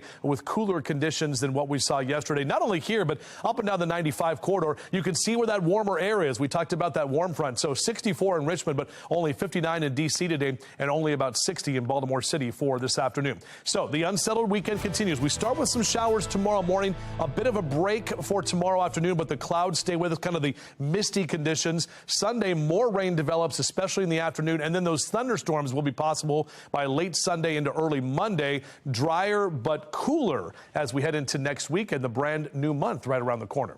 Tom?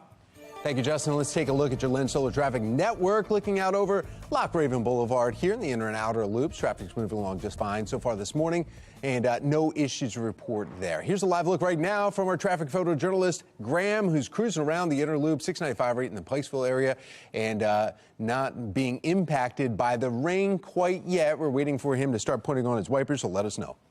We want to get another update on your mass transit. We have Mark Jones with the MTA. Good morning, Mark.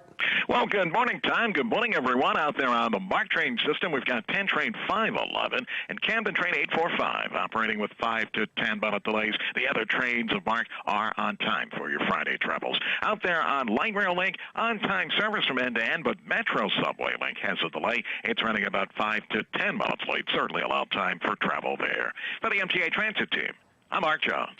Thank you, Mark. Summer travel is just around the corner. After the break, see if AI technology could be used on your upcoming flights. Today, we could see mayhem hit Mondawmin Mall again. Still to come, how a post on social media circulating could be the reason. 6:22 is the time. You're watching Fox 45 Morning News, all local, all morning.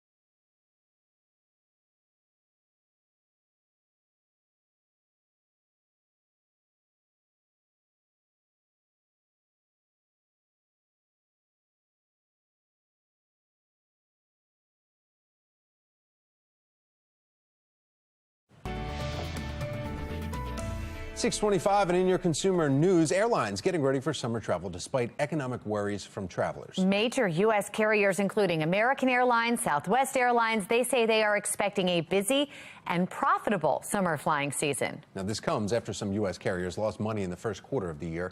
Southwest Airlines reporting a $159 million loss after a holiday meltdown that led to cancellations, delays, and software issues. American Airlines, however, reporting a $10 million profit for the first quarter, gaining a lot of those Southwest flights, which is the first time in 4 years.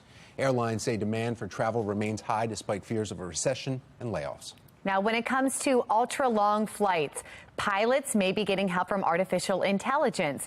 A new report says airlines are using software to determine the most fuel-efficient flight paths. AI is also helping airlines avoid extreme weather and can tell pilots to fly slower at certain times. The report also says airlines can use AI to assist with ticket sales and cockpit procedures.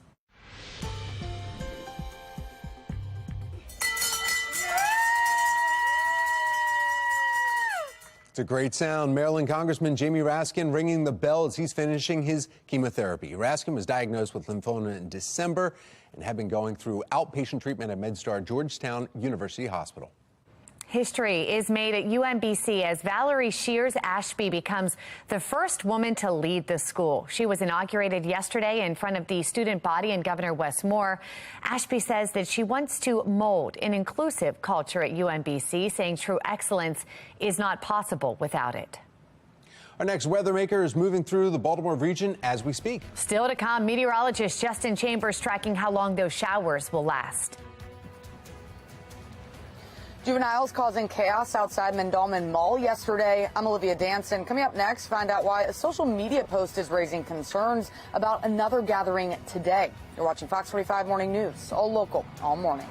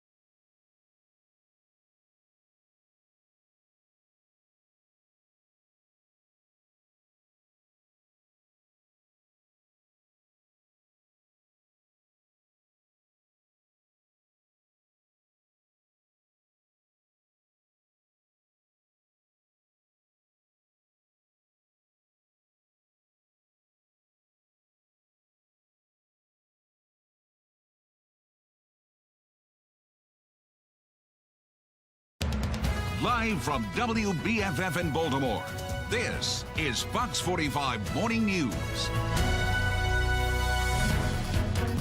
Welcome back to Fox 45 Morning News. It is Friday, April 28th. I'm Megan Gillen. I'm Tom Rogers, and it is going to be a wet Friday. Will it be a wet weekend? We're going to find out. Meteorologist Justin Chambers here tracking it for us. Yeah, unfortunately, guys, a little unsettled both Friday, Saturday-ish, and then Sunday. More of that rain is going to be rolling in, possibly storms as well as we continue to track what's moving in. Just stepped outside myself a little while ago.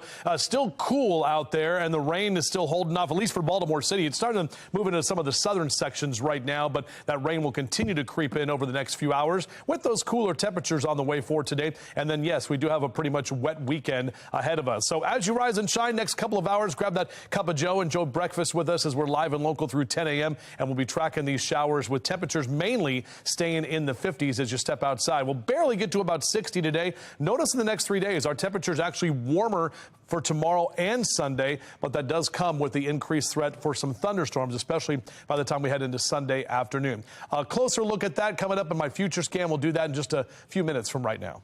All right, Justin, thank you. Looking at our Len Stoller traffic network here this morning, and we've got smooth sailing out there. We've got a little bit of volume picking up here this morning, but no issues to report. Turning now to a city in crisis, we could see another day of mayhem at Mondawmin Mall. This comes after a witness shared video with Fox 45 News showing a rowdy crowd of young people yesterday afternoon. Kids just fighting, a whole bunch of them.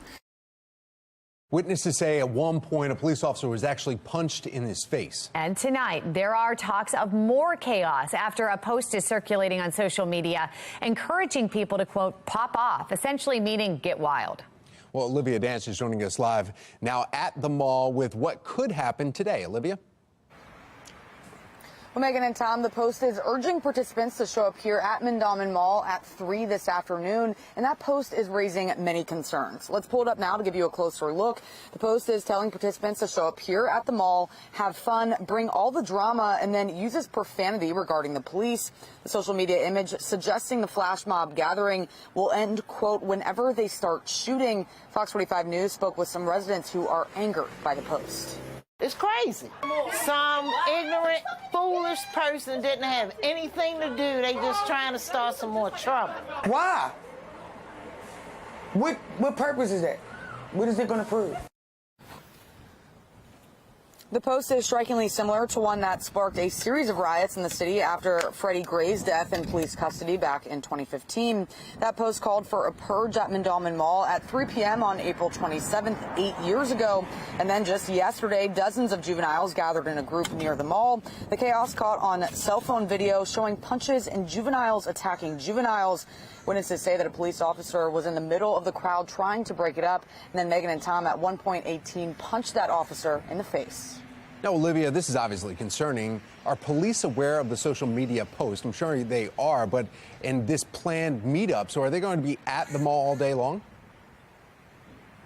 Yeah, Tom, so they're actually, I don't know if you can see from here, but in the distance there is one officer here right now, and a spokesperson said the Baltimore police and their partners are aware of the social media post, and they are ready to stop any misconduct.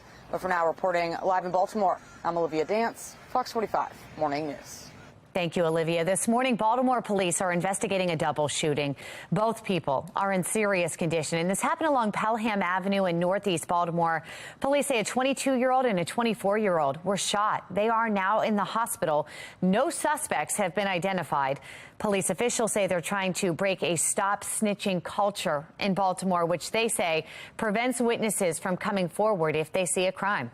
I think there's a legitimate concern in the community about coming forward with information. Almost anything that can be done to make people either be more incentivized or feel better protected is a step in the right direction. A proposed policy change in Annapolis would allow a victim to be relocated without an arrest made. The governor's office wants to move a witness to safety right after a crime happens if necessary. 6:34 and making your headlines this morning, Governor Wes Moore marking 100 days in office. Yesterday, he held a swearing-in ceremony for the secretary of his newly established Department of Service and Civic Innovation, Paul Monteiro. And the Service Department has been one of the key initiatives since taking office. He's also passed bills focused on expanding voting access, expanding health care for trans mail-inders, and issuing new restrictions on legal firearm owners. When pressed, Governor Moore said his administration is taking the crime fight seriously. that we're not going to wait until next January. Or the next legislative session to get done. Things like ensuring that we can deal with the issue of crime and public safety. We have made historic investments of $122 million in local law enforcement, $17.5 million going to Baltimore City alone, that we put $107 million into behavioral health and making sure that people are getting behavioral and mental health services and supports. So we have taken an all of the above approach in the way that we have funded and the way that we have focused on things like public safety. Well, the governor also stressing the need to work with local jurisdictions to address public safety while still leading from the state level to reduce violent crime. Baltimore City School CEO Dr. Sonia Santelises appearing before the City Council committee to address concerning test scores. Topping our next half hour, a recap of last night's meeting and what's expected to come from it. Following breaking news here at the Live Center, 3 soldiers killed in a helicopter crash. The race to save the 4th one just ahead. We have a rainy day ahead with some cooler temperatures. Coming up, meteorologist Justin Chambers taking a look at when we will dry out as the temperatures warm up. 6:36. You're watching Fox 45 Morning News, all local, all morning. Weather Window, presented by the National Weather Desk. Thursday was an active one in Panama City Beach, Florida, from waterspouts to lightning, including hail the size of quarters and ping pong balls. Also seen along the beach, these clouds resembling clumps of cotton. They're called mammatus clouds. Even though they don't generate severe weather, they can be found along with severe thunderstorms and sometimes with storms that aren't so strong. For more content like this, like the National Weather Desk on Facebook.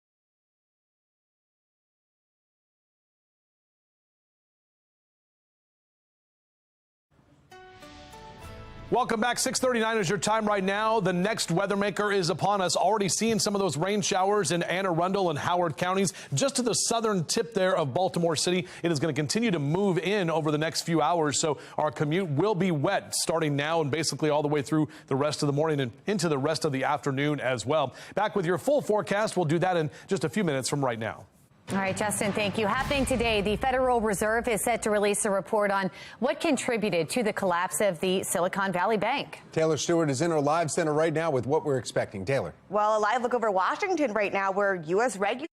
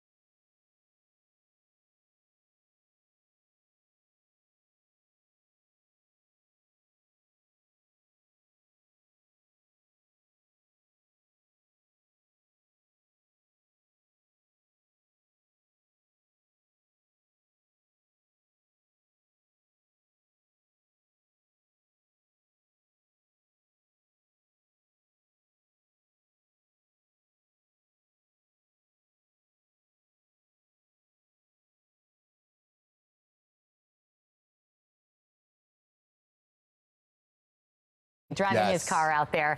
Also, talking about the draft here, as we were just a little there. A huge night for the Ravens Nation. We're going to highlight more on who we picked up in Ravens Nation here. Yes, Ravens Nation, right? And we need to talk about getting ready for the rainy day. And one thing you definitely need on a rainy day, caffeine. Coffee. Let's take a coffee break.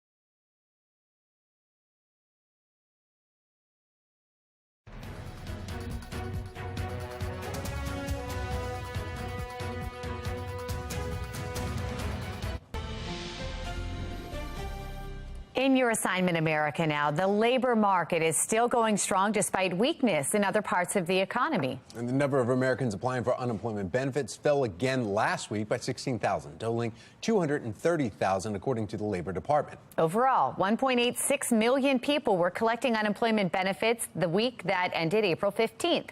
It shows American workers are enjoying unusual job security despite rising interest rates and looming recession fears.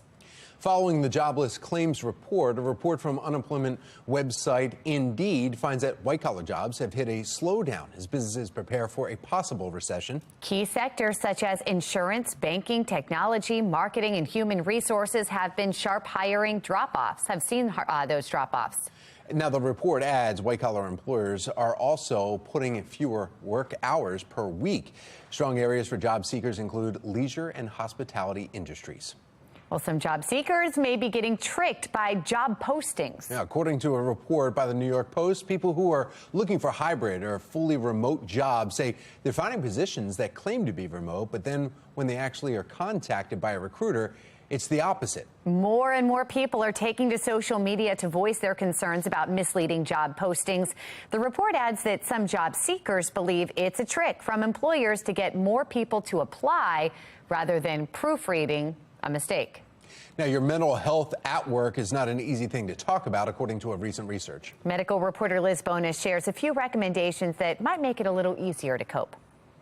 Hey there, hello to you. New survey shows stress on the job is adding to our mental health struggles, and employees want employers to step up support. Survey found discussing mental health in the workplace still a taboo topic. To find out what employers are actually doing to support workers, JobSage surveyed more than 1,000 Americans and found mental health has prompted 41% of Americans to consider quitting their job. An increased number of employees say they wish they had more support from an employer. Nearly half say the company doesn't do enough to support mental health at work. In 2022, that was only 20%. More than half of Americans have taken a mental health day, but didn't tell anyone it was a mental health day. And the stigma around mental health prevents about 1 in 5 of us from discussing it at the office. But since work is a major source of stress, I recently did talk to employee assistance specialists from Ohio's TriHealth to find out just what we should know and do about managing these feelings. Here's Patty Banks. There may be things that the organization can do to assist, whether through FMLA, which is the Family and Medical Leave, and that may offer some opportunity for people to step out or step out intermittently if they need to do that.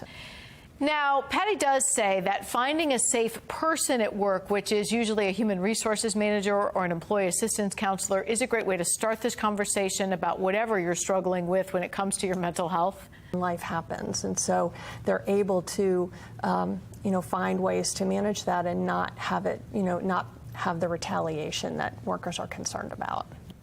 She also says if you have an idea of something that could be used at your office, be sure to bring it up with a manager. I'm medical reporter Liz Bonus. Now back to you.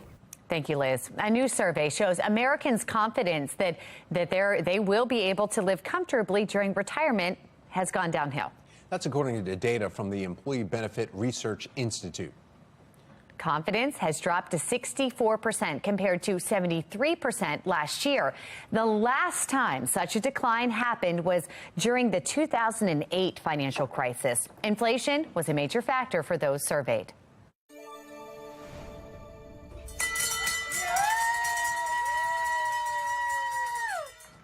Beautiful sound making headlines. Congressman Jamie Raskin ringing the bell at MedStar Georgetown University Hospital in Washington after finishing chemotherapy. The Maryland Democrat says he received a preliminary diagnosis of being in remission from diffuse large B-cell lymphoma. Raskin announced in December he had a, quote, serious but curable form of cancer and would begin outpatient treatment. On a post on Twitter, he thanked the nurses, doctors, and pharmacists who he says saved his life over the last 5 months. More questions than answers after a hearing about the state of city schools. I'm Olivia Danson. Coming up next, find out what was discussed and what the next meeting will focus on.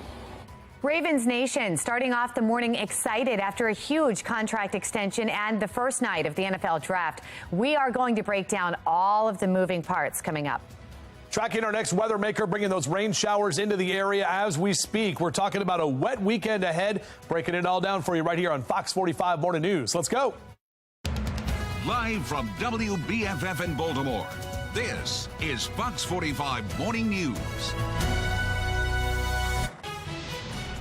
Fox 45 Morning News tracking a weather maker set to bring rain throughout our region today. Yeah, taking a live look this morning at our Weather Authority HD radar, showing the rain moving in from the southwest.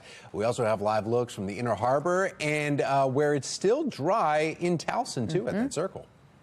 Well, thank you for joining us on this Friday morning. It's a wet one, but hey, it's April 28th and it's a Friday. I'm Tom Rogers. Can't beat that. I'm Megan Gilland. We have meteorologist Justin Chambers joining us. He's been tracking all of this. Wet Friday is what we're going to be talking about all day today, guys, with more of those heavier and moderate rain showers that we'll deal with throughout most of the course of the later morning and into the afternoon as well. So here's a look at that HD radar where some of you are seeing those showers. Southern Baltimore City, Severn down through Severna Park, Annapolis over to Bowie, Laurel, Columbia, seeing some showers moving over toward the I-70 corridor. That's going to continue to move through. You can see on the larger picture here more of this rain and even some of the moderate rain with those yellow areas there in Easton and Cambridge for you on the eastern shore. Also out toward western Maryland in Cumberland. So this is what we've been tracking all morning long and part of that larger picture, that bigger system that is going to be impacting us throughout the day today. And basically, as we head into the weekend, we have the unsettled weather that's staying with us. Temperatures right now in the low to mid 50s across the area. So overall, just a cool start to the morning. And I do have a yellow slow light on your morning drive. Mr. Bo says take it slow. Those roads will continue to get wet over the next couple of hours. Back with your full forecast in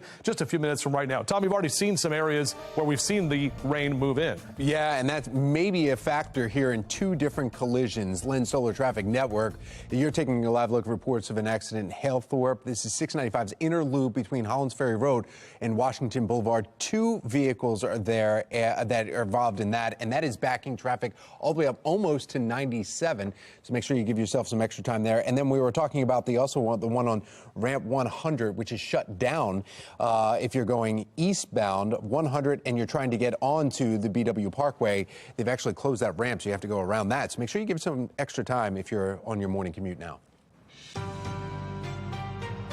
Turning now to the crisis in the classroom, Baltimore City School CEO Dr. Sonia Santelises appearing before the City Council Committee to answer questions about students concerning test scores. Yeah, the hearing comes 2 months after a Project Baltimore investigation reveals 23 Baltimore City public schools have 0 students among those who were tested proficient in math. We have Olivia Dance joining us live now with what city and school leaders had to say during the hearing and what happens now. Olivia.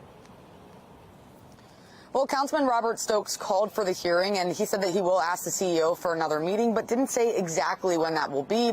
As far as last night, there was a lot of talk about schools overall, but only a few questions were asked about students' math scores. Fox 45 News spoke with Dr. Santelises right after the hearing. Take a listen to what she said. Well, we knew, Mackenzie, that the math was a challenging area. One of the things that we've said to parents is we have doubled down on tutoring, on after-school opportunities. Do you take any accountability for these scores? Absolutely.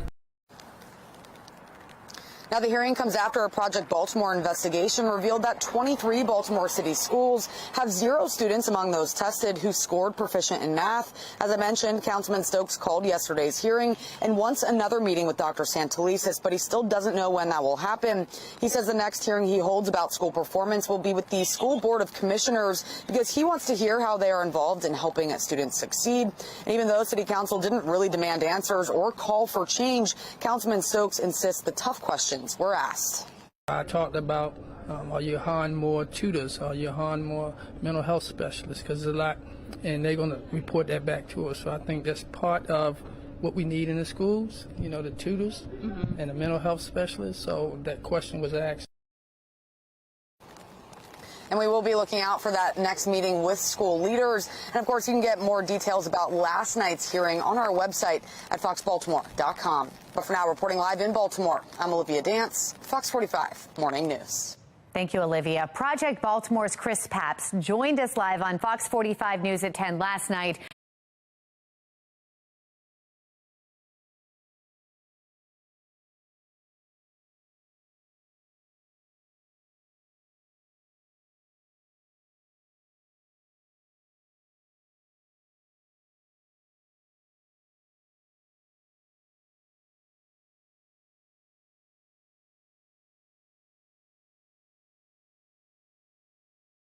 He says the plan in place has already been tried and won't be enough to turn these issues around. Not a new problem. And what the school system is talking about doing now are very similar things to what they talked about doing 6 years ago when Project Baltimore reported on those 13 schools.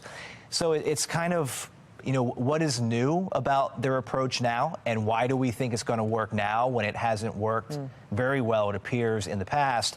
Fox 45 News pressing Governor Wes Moore for answers about the Department of Education's decision to remove and redact certain test results. He tells our Maxine Stryker that he was kept in the dark about that decision. The fact that there is not the level of coordination between the Department of Education and the governor's office is something that needs to be fixed. It's something that needs to be addressed, where it is an independent body. It's an independent structure. And while we respect that, we also understand that we've got to do better when it comes to being able to present accountable, transparent results in our public education system. And Governor Moore also is saying that there needs to be more coordination between his office and the Department of Education. At least 3 Army service members are confirmed dead after a helicopter training mission crash in Alaska. And Taylor Stewart is in our live center with the latest. Taylor. That's right. Developing a lot this morning here. Right now, doctors are trying to save that fourth soldier's life. And we're closely following these developments here through the Associated Press. But what we know so far, 3 soldiers were killed in a training mission over Alaska. An Army spokesperson says 2 military helicopters collided during a training exercise. Each helicopter was transporting 2 soldiers. As those choppers crashed, 2 service members died on impact. A 3rd soldier died on the way to the hospital, and doctors right now are treating that 4th soldier. Investigators, meantime, are trying to determine what caused this crash. But take a look here at this tweet from the 11th Division. They posted it this morning as they asked for prayers for this incredible loss for the division and the soldiers' families. Right now, those family members are being reached by Army members to notify them of what happened. And when we know that information, we will let you know who their name is. All right, thank you, Taylor. 7:07 right now, and we really are starting to see, depending on where the rain's coming down, you saw that in traffic, there's some accidents there, but it's really moving along a big line coming across our area. We know this is something that once you start seeing that rain, it's going to last for some time. Meteorologist Justin Chambers has been tracking this and what it means for us today. Yeah, and we're going to talk about some moderate to heavy rain at times. So the flooding concern, it's low, but we still could see some localized flooding. We've been very dry here over the last couple of weeks and basically below average in terms of our precipitation for the year. So this rain is going to be much needed as it continues to roll in. You can see that from the south and moving in from the southwest right up the 95 corridor. Heaviest rain is still in areas down through Lynchburg and areas for Charlottesville as well. So as you head out the door, make sure to grab the rain gear. No need for the sunglasses today. Won't see that sun much at all, and the umbrella as well, and be all ready to go. And if you're out for a run or a jog, next few hours you're going to get wet. So maybe some indoor exercise today with the cool temperatures as well. We're back with your full forecast. We'll do that in just a few minutes from right now.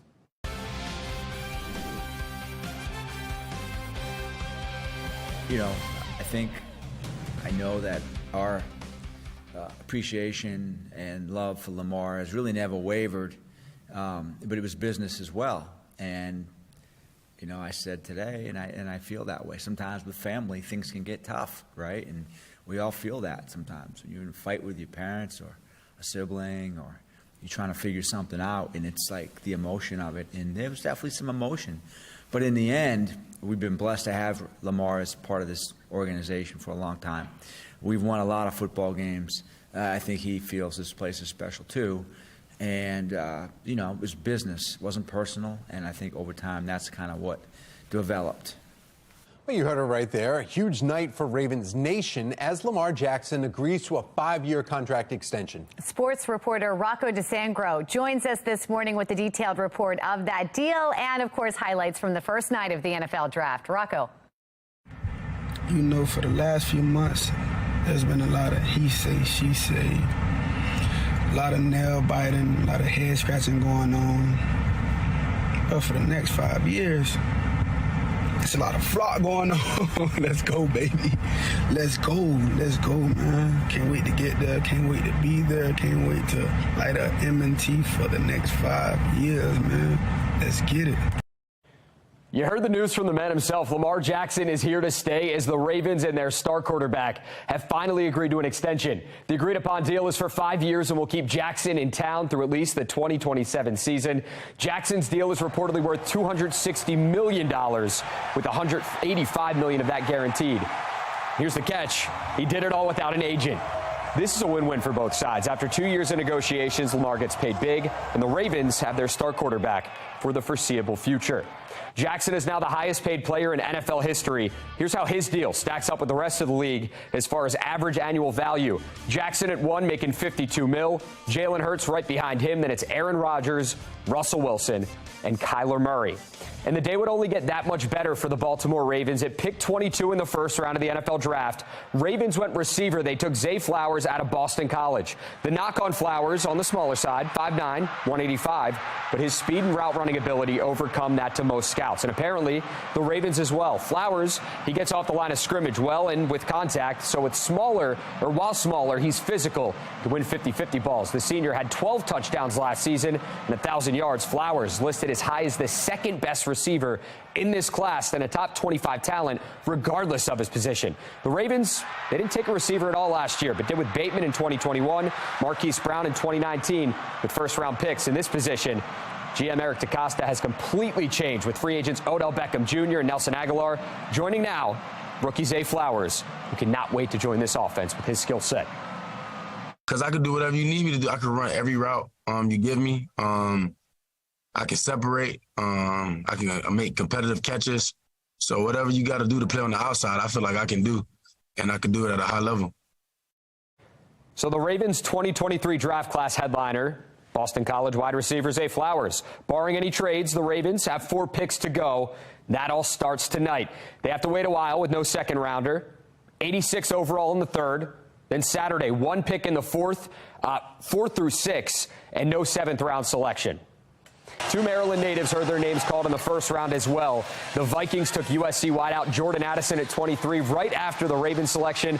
Addison, he's a native of Frederick. Then at 24, Baltimore's own, the former Terp Deonte Banks selected by the New York Giants, the former Edgewood High School stud. He's headed to the Big Apple. Some baseball highlights to cap off the day. O's taking on the Tigers. Big league debut for Joey Ortiz. Called up to, yesterday, and he would deliver. First career hit and 2 RBI single. He drove in 3 on the night. Orioles win again. They are hot. 7-4, the final score. That's it for this edition of Sports Unlimited. I'm Rocco DeSangro. Thanks for watching. Enjoy. Well, here's a look at the stories making headlines this hour. A rowdy crowd of young people at Mondawmin Mall as police officer was punched in the face, while residents concerned more chaos could be coming tonight. Taking a look into Baltimore's Stop Snitching culture, how lawmakers are paving the way for changes to the victim relocation program. 7:12 now, and you're watching Fox 45 Morning News, all local, all morning.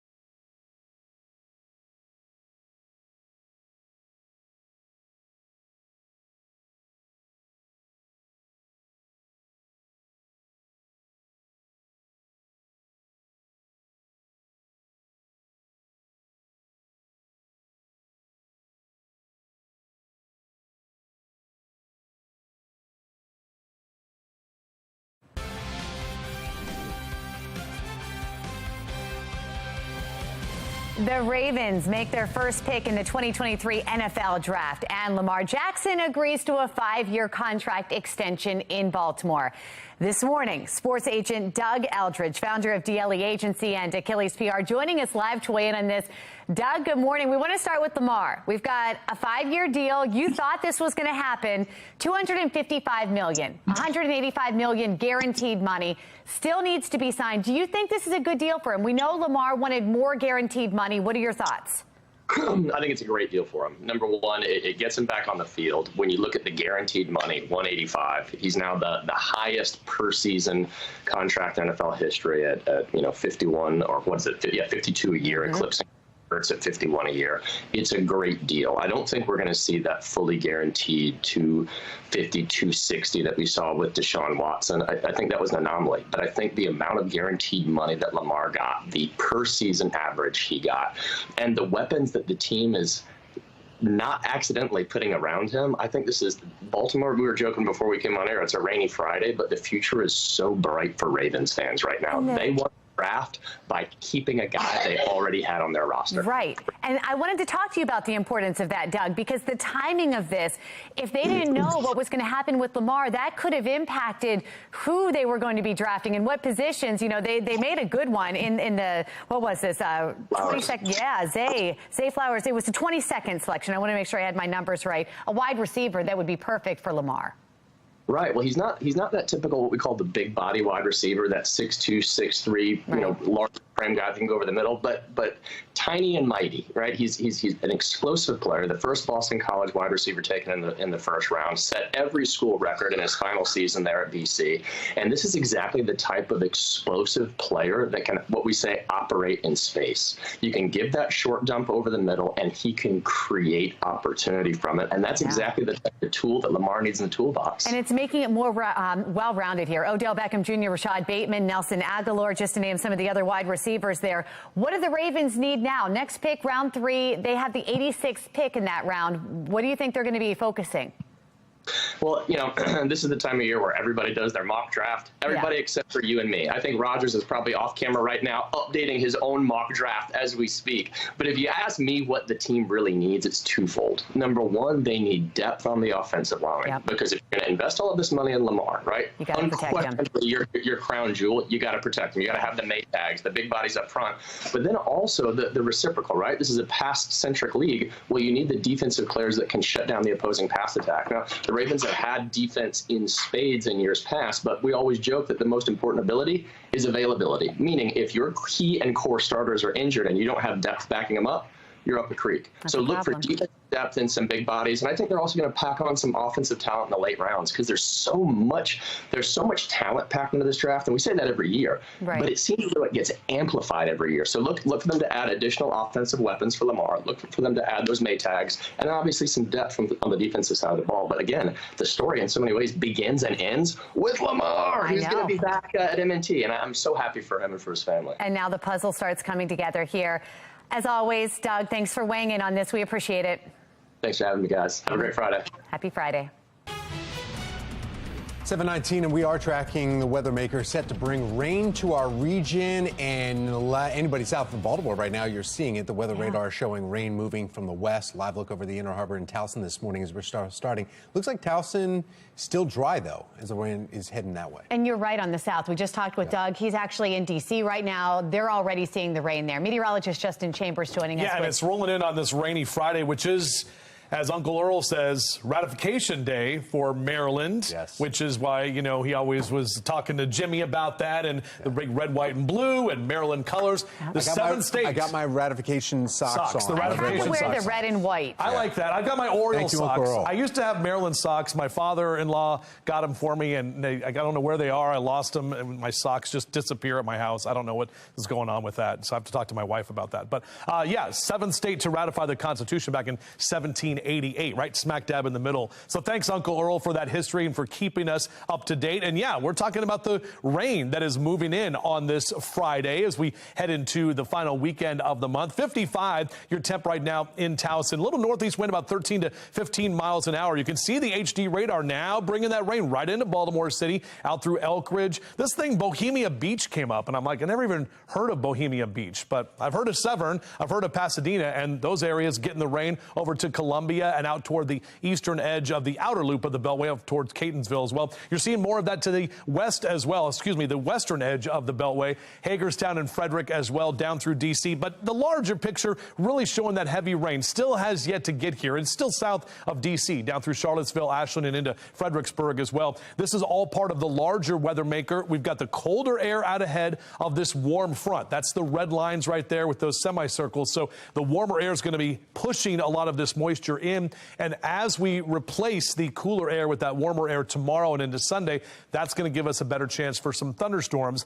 on the second half of the weekend. So overall, our hourly future scan, this is how it's going to be with those off and on showers through the middle of the morning into midday today. Some areas there in yellow and orange indicating some moderate to heavy rainfall at times. And that's going to keep going into the 2 and 3 o'clock hour for the afternoon. So hopefully you got your outdoor stuff done yesterday, as we'll still be dealing with those showers in that 6 and 7 o'clock hour for tonight. So overall, the rainfall totals, well, looking pretty impressive, actually. About 1.5 inches possible between now and 11 o'clock tonight overall. And then we add more rain, not necessarily tomorrow, but Sunday, you're going to see another round of those showers and possibly some thunderstorms that'll bring our overall rainfall totals to plus 2 inches or 2 inches or more. So as the kids get out to the bus stop, beep, beep, make sure they have the rain gear ready to go. We are seeing those temps in the 50s this hour, and overall mid to upper 50s is about all we are going to achieve today for our high temps, well below average and not those upper 60s that we enjoyed yesterday with that sun that just won't really be seen. The MoCast, yeah, pretty quiet today. The red lights Friday, Saturday, and Sunday right across the board. So hopefully you got the grass cut. I decided not to cut the grass because I was lazy. So next week I'll get to it. Sorry. Hopefully the HOA doesn't mind. All right, upper 60s and lower 70s as we head into the weekend. It will be a little bit warmer. Again, tracking some of those thunderstorms on Sunday afternoon, and then cooler and drier next week. All right, there's always tomorrow or the next day, Justin. Say cheese, take a selfie, but does doing so make you selfish? What a new research from Ohio State University reveals about the cultural phenomenon. Very interesting. 7:23 right now, and you're watching Fox 45 Morning News. All local, all morning. You taking a selfie right now? Someone out there is.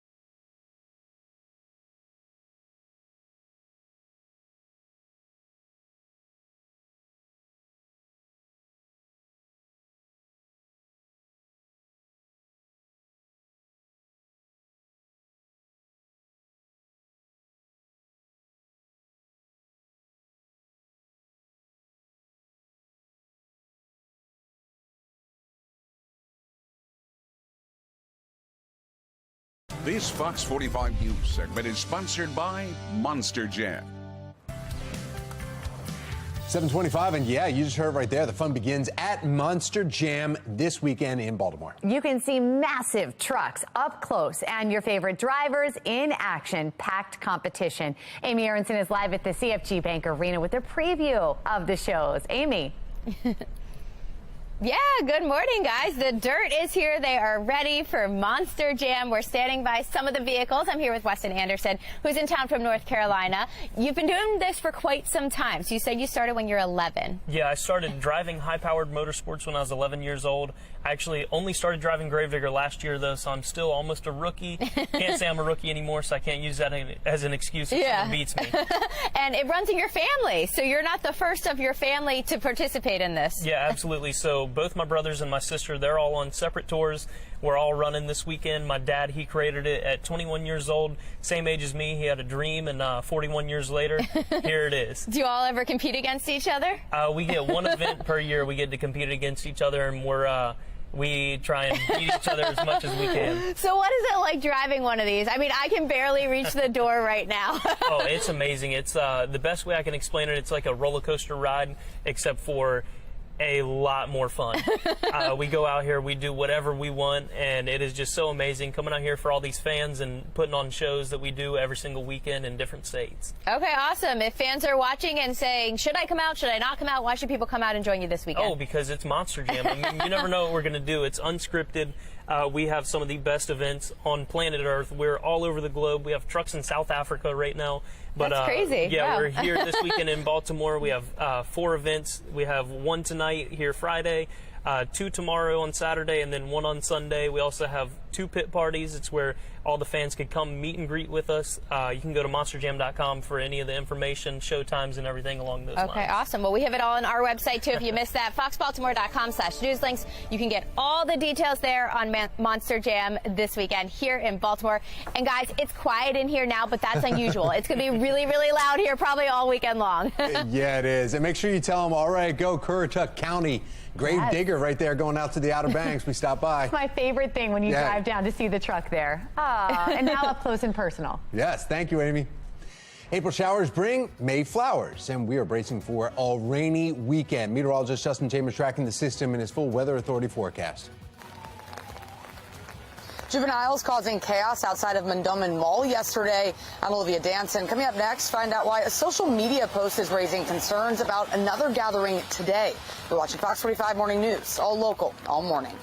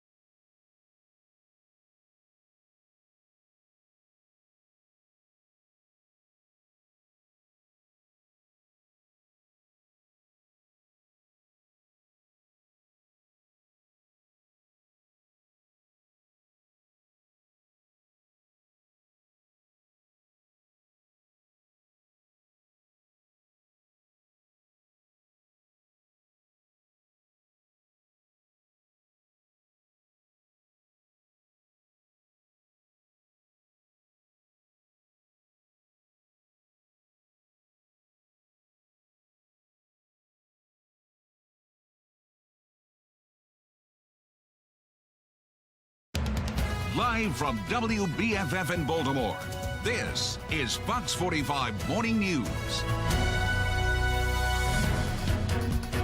7:31, and yeah, Fox 45 Morning News tracking our weather maker set to bring the rain throughout the entire region throughout the entire day. Look at this. We got a live look this morning at our weather radar. You see that green? That is the rain moving in from the west. We also have some live looks there on the right-hand side of your screen from the Inner Harbor and then Towson as well. Both of them looking like the forecast now. Thank you for joining us on this Friday, April 28th. I'm Megan Gilland. I'm Tom Rogers. We want to get right over to meteorologist Justin Chambers talking about how much rain we're expecting. Yeah, a good 1 to 2 inches and maybe even more between now and Sunday afternoon and evening as this next weather maker rolls in. And you're seeing that pretty much all throughout Baltimore City, moving into Baltimore County. Some areas in the northeast still dry, but that will be short-lived as more of this rain continues to track in from the west at this time. Our temperatures in the low to mid 50s right now. We're going to keep those numbers in the 50s for most of the day today. I do have that yellow light for you on your morning drive. As Mr. Bo says, take it slow. Those roads getting wetter, and we'll continue to see those wet conditions all the way through the rest of your commute, not only this morning, but also for the afternoon. We'll barely get to about 60 for our high today. Actually going to be warmer for Saturday and Sunday with upper 60s and lower 70s, and some of those warmer temperatures will help to spawn some of those thunderstorms by Sunday afternoon as well. Not a complete washout. We have a little break in the rain come tomorrow, but we'll take a closer look at that in your hour-by-hour future scan in just a few minutes from right now. How's it looking out there on the roads, Meg? You know, we're starting to see some wet conditions out there, Justin. We've got your Lens Solar Traffic Network, a crash now popping up on 695. This is the inner loop in Halethorpe. It's been cleared. Cars now able to get through the area, so that's a good update, but you can see as a result still some slowdowns, and again, those wet roads now becoming a factor as you head out this morning. Turning now to a city in crisis. We could see another day of mayhem at Mondawmin Mall. This comes after a witness shared video with Fox 45 News showing a rowdy crowd of young people yesterday afternoon. Kids just fighting, a whole bunch of them. Now, witnesses say at one point a police officer was punched in the face. And tonight there's talks of more chaos after a post is circulating on social media encouraging people to, quote, pop off, essentially meaning to get wild. Olivia Dance joining us live right now from the mall, explaining what could happen today. Olivia? Well, Megan and Tom, the Post is urging participants to show up here at Mondawmin Mall at 3 this afternoon. And this post is raising many concerns. Let's pull it up now to give you a closer look. It's telling participants to show up here at the mall, have fun, bring all the drama, and then uses profanity regarding the police. The social media image suggesting the flash mob gathering will end, quote, whenever they start shooting. Fox 45 News spoke with some residents who are angered by the post. It's crazy. Some ignorant, foolish person didn't have anything to do. They just trying to start some more trouble. Why? What purpose is that? What is it going to prove? The post is strikingly similar to the one that sparked a series of riots in the city after Freddie Gray's death in police custody back in 2015. That post called for a purge at Mondawmin Mall at 3 p.m. on April 27th, 8 years ago. And then just yesterday, dozens of juveniles gathered in a group near the mall. The chaos caught on cell phone video showing punches and juveniles attacking juveniles. And witnesses say they saw a police officer in the middle of the crowd trying to break it up. And Megan and Tom at one point 18 punched that officer in the face. Yeah, and now this obviously concerning for a lot of people, and police are aware of the social media post. So are they there at the mall right now? Do you see any police presence now, Olivia? Yeah, Tom, so this morning we have seen one officer here to my right, a little bit further down, so you wouldn't be able to see on camera. But there is one officer here, and a spokesperson said that Baltimore police and their partners are aware of the social media post and that they're ready to stop any misconduct. But for now, reporting live in Baltimore, I'm Olivia Dance, Fox 45 Morning News. I think there's a legitimate concern in the community about coming forward with information. Almost anything that can be done to make people either be more incentivized or feel better protected is a step in the right direction. A proposed policy change in Annapolis would allow a victim to be relocated without an arrest made. The governor's office wants to move a witness to safety right after a crime happens if necessary. Happening today, the Federal Reserve is set to release a report on what contributed to the collapse of the Silicon Valley Bank. And Taylor Stewart is in our live center this morning with what we're expecting. Taylor. That's right, a live look over Washington right now, where U.S. regulators are going to give us a better understanding of what went so wrong. Now, 6 weeks ago, the collapse of the Silicon Valley Bank and Signature Bank threatened to upend the U.S. economy. The government stepped in, saved them, took over the bank, and quelled fears of a massive economic downturn. Well, today's report is going to include items not typically shared with the public, like policy recommendations and confidential supervisory information. The bank's depositors attempted to withdraw more than $42 billion in a single day. Just 2 days later, Signature Bank also failed. The federal government stepped in and protected all deposits at those banks to prevent further fallout. But could it have been prevented with better oversight? That is a question this report should address. We're also looking ahead today to the latest consumer spending report. You can see last February went up by 0.2%, January 2%. So we're not even clear on what we'll expect to see today. We'll keep you updated as that number drops at 9 o'clock today, and we'll bring you the latest here at the Live Center. Oh, yeah, we're excited. We got it. We're going to go good. Yeah, we're ready. I'm happy that my man Lamar got paid, and I'm here to celebrate with all my Ravens fans, so yeah. Hey, the Ravens about to go up. Odell, Lamar, Bate, it's about to be crazy, man. I just can't wait. You heard that excitement right there. Lamar Jackson, number 8, here to stay in Baltimore, agreeing to a 5-year deal. New contract makes him the highest paid player in NFL history. Lamar's newest target, wide receiver Zay Flowers from Boston College, drafted 22nd overall.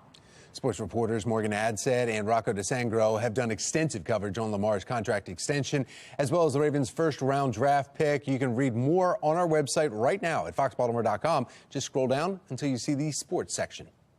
Baltimore City school leaders addressing failing test scores at nearly 24 schools. Fox 45 News presses for answers as Governor Wes Moore calls for more transparency. Rainy and dreary start to our weekend. Meteorologist Justin Chambers, though, will let us know when things will dry up in his full Weather Authority forecast. 7:38. You're watching Fox 45 Morning News, all local, all morning.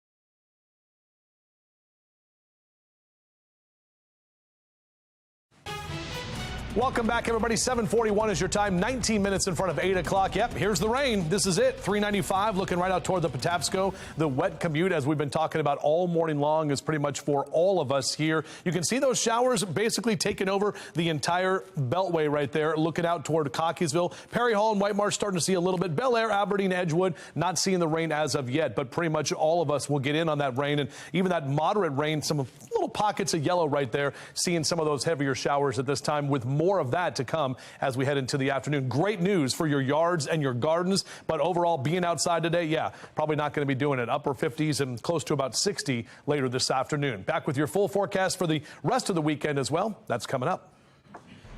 Thank you, Justin. Well, everyone's talking about the Ravens this morning, but we cannot forget about them O's. The expectations for today's game in Detroit. And more adults experiencing seasonal allergies for the first time ever this year.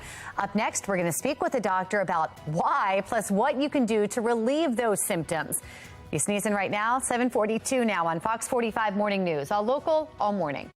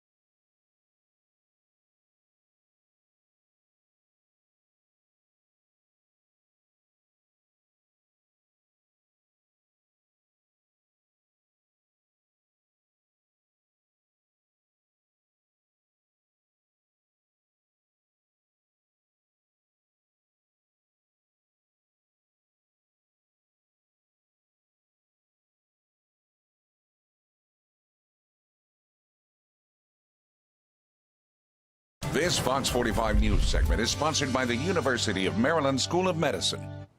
7:45, and yeah, the sniffling, the sneezing, itchy eyes, worse, the headaches, and the colds. Add in the lack of sleep, and for millions, allergy season is here, and it is not fun, but there are many drugs that advertise relief. Joining us now, head and neck surgeon and allergy specialist at the University of Maryland School of Medicine, Dr. Andrea Hebert. Dr. Hebert, thank you so much for joining us.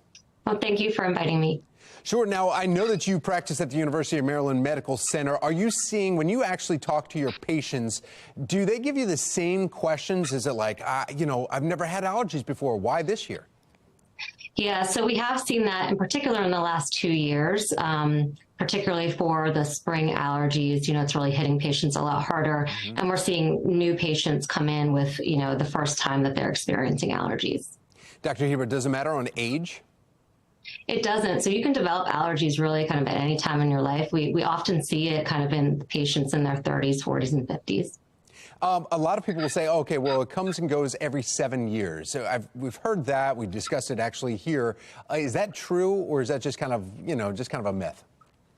I think it's more of a myth. I think it's particularly now with the increase in pollen that we're seeing, I think we're just going to start seeing more patients coming in with more allergies and more severe symptoms. Is there one over-the-counter medicine that you'd recommend above all, or does that change? Because I know that I take seasonal allergy medication, and I've changed it over the years because it seems like my body's become immune to certain ones.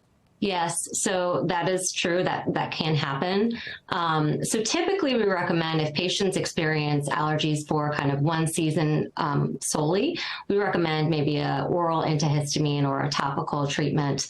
But we do often see that it loses its effectiveness with time, so sometimes we'll have patients switch.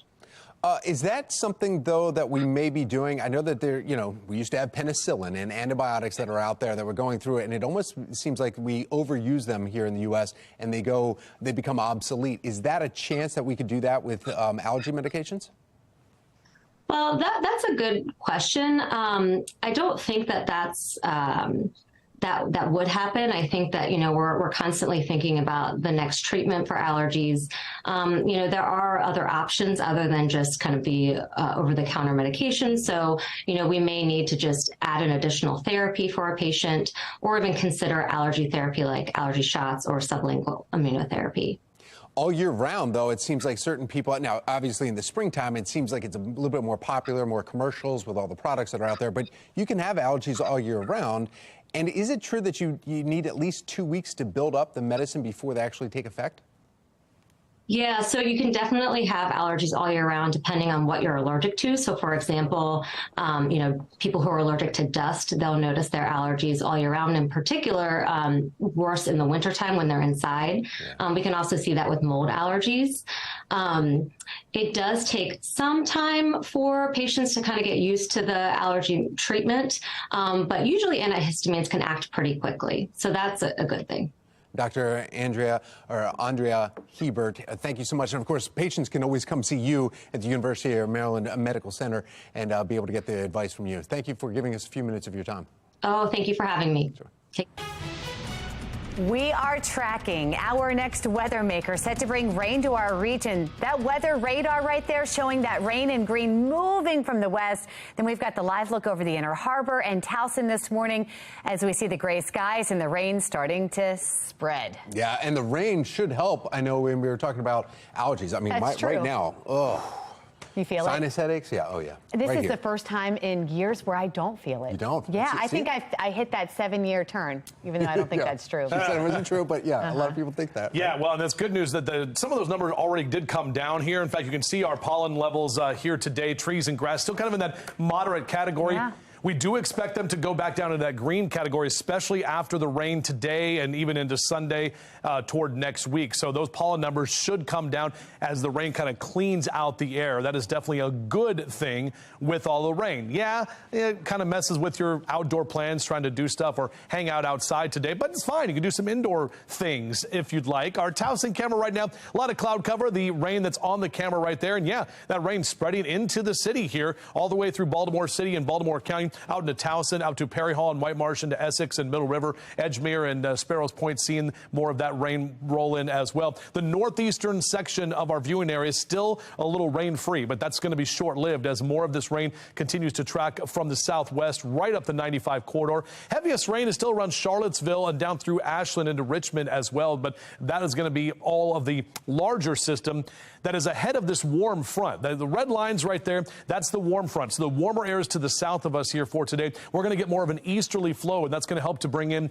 cooler temperatures and breezy conditions as well with some of those rain showers that are going to be with us throughout the day today. This is our hourly future scan taking you through the next couple of hours. That steady rainfall is with us. By the time we get to about 2, 3 o'clock this afternoon, we are seeing the potential for some of those pop-up showers that will be a little heavier, even through about 6, 7 o'clock tonight. Those areas in orange and red indicating more of that heavier rain that is with us, and some localized flooding is going to be possible. We're we're not looking at a widespread flooding threat, but still a good 1.5 to close to 2 inches of rain just from now through about 11 o'clock tonight. And then we get a break from the rain tomorrow, but then more rain is on Sunday, and that's going to add to our totals and get us up in that 2-inch plus category.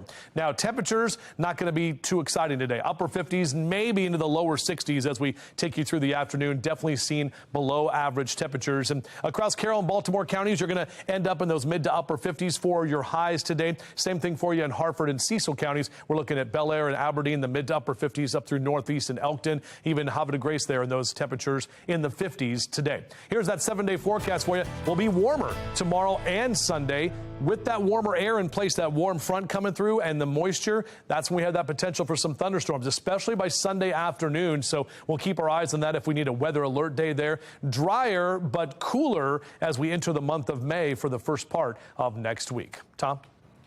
Thank you, Justin. Ravens Nation waking up excited. Coming up in our next hour, we break down Lamar Jackson's epic contract extension.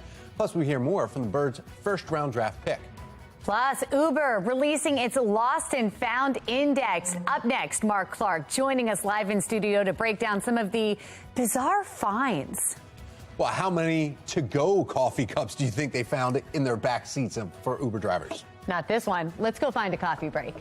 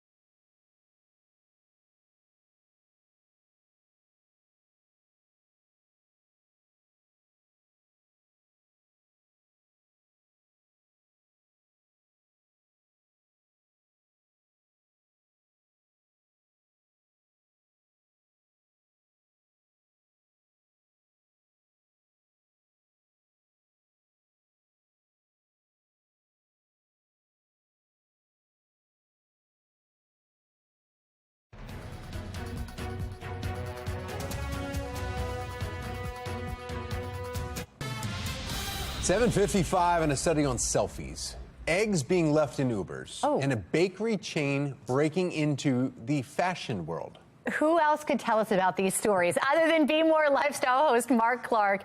with today's trending stories. A lot going on here, Mark. That's right. I got my spring suit on, by the way. I know it's loud. A new study is shedding light on the deeper meaning behind selfies. Ohio State University researchers found people did not whip out their phones to take selfies only for vanity and self-promotion, even if they were doing it for social media. They discovered it all depended on the perspective those taking the picture wanted to share. They say first-person photos, when you're behind the camera instead of in front of it, best represent the physical experience of an event. But third-person photos, like selfies, are better at depicting the deeper meaning of events. Now, Uber has released its 7th annual Lost and Found Index. It's a collection of common items riders leave behind. Some of the items may seem common, such as phones, clothing, wallets, and jewelry.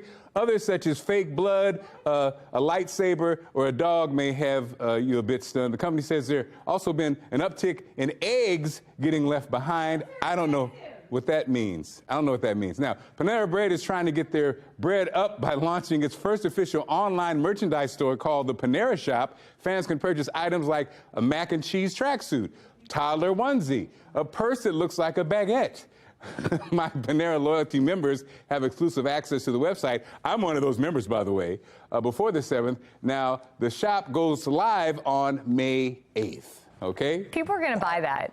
Yeah. I see you with a little baguette purse. That would match your little outfit. I love it. I love it. I don't know about the mac and cheese tracksuit, though. Yeah, no, that was weird. But going back to the eggs, I think people know that they're so expensive right now that they're leaving them for tips. Oh, like pay it forward? Pay it forward kind of a thing. It's a dozen eggs for you. An egg underneath a chair? No, sir. Look how kind people are.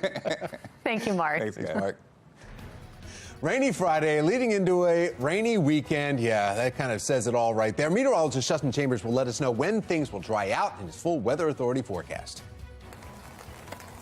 More questions than answers after a hearing about the state of city schools. I'm Olivia Danson. Coming up next, find out what was discussed and what the next meeting will focus on. You're watching Fox 45 Morning News, all local, all morning.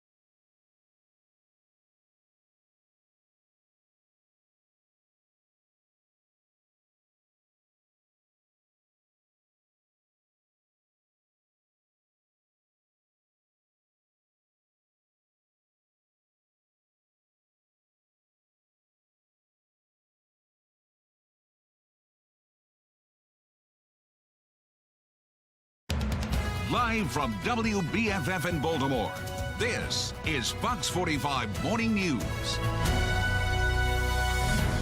Straight up, 8 o'clock on this Friday morning, April 28th. I'm Tom Rogers. I'm Megan Gilland. Meteorologist Justin Chambers is here with us. He's been busy out in the Weather Center tracking a system. Yeah, we're seeing in the next weather maker, guys. We're talking about that rain that is here with us as we speak. So look outside right now. This is what it looks like in Towson, that rain that is coming down. And this is now the bulk of our commute as you're starting to get out over the next couple of hours. That rain is going to basically be with you through most of the day. We're still seeing just kind of some light, steady rain, but there are some darker greens right there, especially in the northern edge of the Beltway up toward Towson, right there around 695 up toward Cockeysville. Essex, Middle River, Edgewood, you're seeing some of that in Perry Hall and White Marsh right now. As we move farther to the south, you're seeing more of that rain down through Laurel into Annapolis. That's where you saw the rain earlier this morning in Anne Arundel County, and that's moving up to Howard and Carroll counties as well. This is all that larger system that is bringing more of the wet weather right up the 95 corridor. You're seeing that back through Roanoke and Lynchburg. Now, some of this will hold together in that terms of moderate rainfall, but all of us are going to see the rain here throughout most of the next couple of hours and basically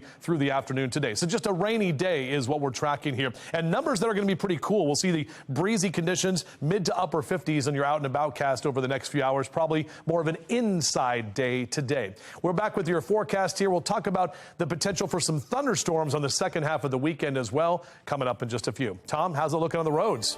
Oh, well, let's take a look here and find out exactly how the roads are shaping up. In fact, you can see some red, and that is just because of the volume on the outer loop, the west side. There is an issue to report right now, and that is 83 north, right before Warren Road. There's a vehicle, one vehicle involved there, and that's causing some slowdowns northbound. In fact, you're just creeping along to get up to Warren Road. There's also another crash, Maryland 100 East, right at 295, where there's one vehicle involved there. It closed the off-ramp in the shoulder. That we've been reporting now for a few hours. Earlier, the camera that was there showed that it looked like, I thought it was a semi-tractor trailer, but there's no information on that. But it's shutting down the ramp now for a few hours, so it must be something big with one vehicle involved. Math is still a complicated subject. What is the process of holding someone back a grade and or 2 grades because they are just not getting to that level in order to progress? Turning now to the crisis in the classroom, Baltimore City School CEO Dr. Sonia Santelises appearing before the City Council Committee to answer questions about students concerning test scores. Now, the hearing comes 2 months after a Project Baltimore investigation reveals 23 Baltimore City public schools have 0 students among those tested who score proficient in math. Olivia Dance joining us live now with what city and school leaders talked about during the hearing and what happens now. Olivia. Well, Councilman Robert Stokes called for the hearing, and he says that he will ask the CEO for another meeting, but didn't say exactly when that will be. As far as last night, there was a lot of talk about schools overall, but only a few questions were asked about students' math scores. Fox 45 News spoke with Dr. Santelises right after the hearing. Take a listen to what she said. Well, we knew, Mackenzie, that the math was a challenging area. One of the things that we've said to parents is we have doubled down on tutoring, on after-school opportunities. Do you take any accountability for these scores? Absolutely. Now, the hearing comes after a Project Baltimore investigation revealed that 23 Baltimore City schools have 0 students among those tested who scored proficient in math. As I mentioned, Councilman Stokes called yesterday's hearing and wants another meeting with Dr. Santelises, but he still doesn't know when that will happen. He says the next hearing he holds about school performance will be with the School Board of Commissioners because he wants to hear how they're involved in helping students succeed. And even though City Council didn't really demand answers or call for change, Councilman Stokes insists the tough questions were asked. I talked about are you hiring more tutors? Are you hiring more mental health specialists? Because there's a lot, and they're going to report that back to us. So I think that's part of what we need in the schools, you know, the tutors and the mental health specialists. So that question was asked. And we will be looking out for that next meeting with school leaders. And, of course, you can get more details about last night's hearing on our website at foxbaltimore.com. But for now, reporting live in Baltimore, I'm Olivia Dance, Fox 45 Morning News. Thank you, Olivia. And Fox 45 News pressed Governor Wes Moore for answers about the Department of Education's decision to remove and then redact certain test results. He tells our Maxine Stryker that he was kept in the dark about the decision. The fact that there is not the level of coordination between the Department of Education and the governor's office is something that needs to be fixed. It's something that needs to be addressed, where it is an independent body. It's an independent structure. And while we respect that, we also understand that we've got to do better when it comes to being able to present accountable, transparent results in our public education system. Governor Moore also says there needs to be more coordination between his office and the Department of Education. That brings us to our question of the day. Do you trust current state and local leadership to fix the problems in Baltimore City public schools? Of those who have voted, take a look at that. 98% say no. You can weigh in by heading to foxbaltimore.com/vote. When it comes to Baltimore County schools, St. Peter's Elementary School is a private elementary school, and it will be closed today because of a photo. Teenie Brooks shared that photo with Fox 45 News. She said that her son's teacher sent the picture to her yesterday, and the photo appears to show a member of the clergy with a wooden staff around her 5-year-old son's neck. The teacher's message said that the boy volunteered to be a sheep during chapel. But as his mother explained to our Amy Simpson, the picture is stirring up some serious emotions. Sad, upsetting, distasteful. I'm lost for words. I didn't find nothing funny about the photo. Well, St. Peter's pastor spoke with Fox 45 News yesterday afternoon, saying that the incident happened during a biblical lesson about the Good Shepherd. At least 3 Army service members confirmed dead after a helicopter training mission crash in Alaska. And Taylor Stewart is in our live center now with the latest details. Taylor. That's right. Right now, doctors are racing to save a 4th soldier's life. We're closely following the developments here from the AP this morning. But what we know so far, 3 soldiers were killed in a training mission over Alaska. An Army spokesperson says 2 military helicopters collided during a training exercise. Each helicopter was transporting 2 soldiers. As those choppers crashed, 2 service members died on impact. A 3rd soldier died on the way to the hospital. And doctors right now are treating that 4th soldier. Investigators, meantime, are working to determine what caused this crash. Now, we are still learning more about this crash as we speak, and we do know that the 11th Airborne Division has tweeted this out. They're saying this is an incredible loss for the soldiers' families and the fellow soldiers in this division. They're still working to reach out to next of kin, so the Army is not sharing their names yet. But when we know, we will let you know. That's the latest here at the Live Center. Thank you, Taylor. A post circulating on social media could be the reason for chaos to hit Mondawmin Mall tonight. Topping our next half hour, what the post is calling for and why it's raising concerns. Governor Wes Moore marking 100 days in office. Still to come this morning, his promises to Marylanders while he's in office. Well, can we call it a froggy Friday because it's so wet out there? That's what we're talking about. Lots of green on the radar, and we'll break down what we can expect as we head into the rest of your weekend, the final weekend of April. We'll be back.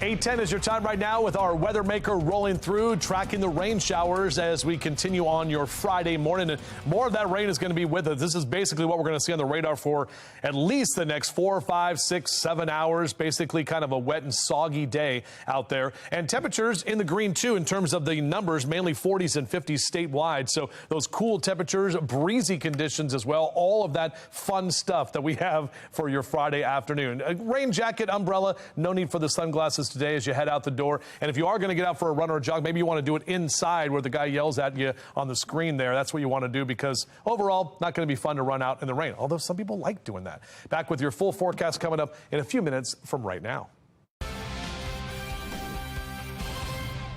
Oh yeah, we're excited. We got it. We're gonna go good. Yeah, we're ready. I'm happy that my man Lamar got paid, and I'm here to celebrate with all my Ravens fans, so yeah. Hey, the Ravens about to go up. Odell, Lamar, Bate. It's about to be crazy, man. I just can't wait. You heard the excitement there. Lamar Jackson is here to stay in Baltimore, agreeing to a 5-year deal. New contract making him the highest paid player now in the NFL. Now, Lamar's newest target, wide receiver Zay Flowers from Boston College, drafted 22nd overall. Rocco DeSangro will have more on the draft's first round. That's coming up in our next hour.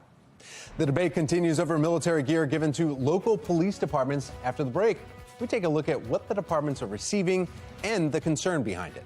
And the next weather maker moving into the Baltimore region. Stay with Fox 45 News all morning and into tonight as our Weather Authority team of meteorologists tracks those conditions. It is 8:12 and you're watching Fox 45 Morning News, all local, all windshield wipers all morning.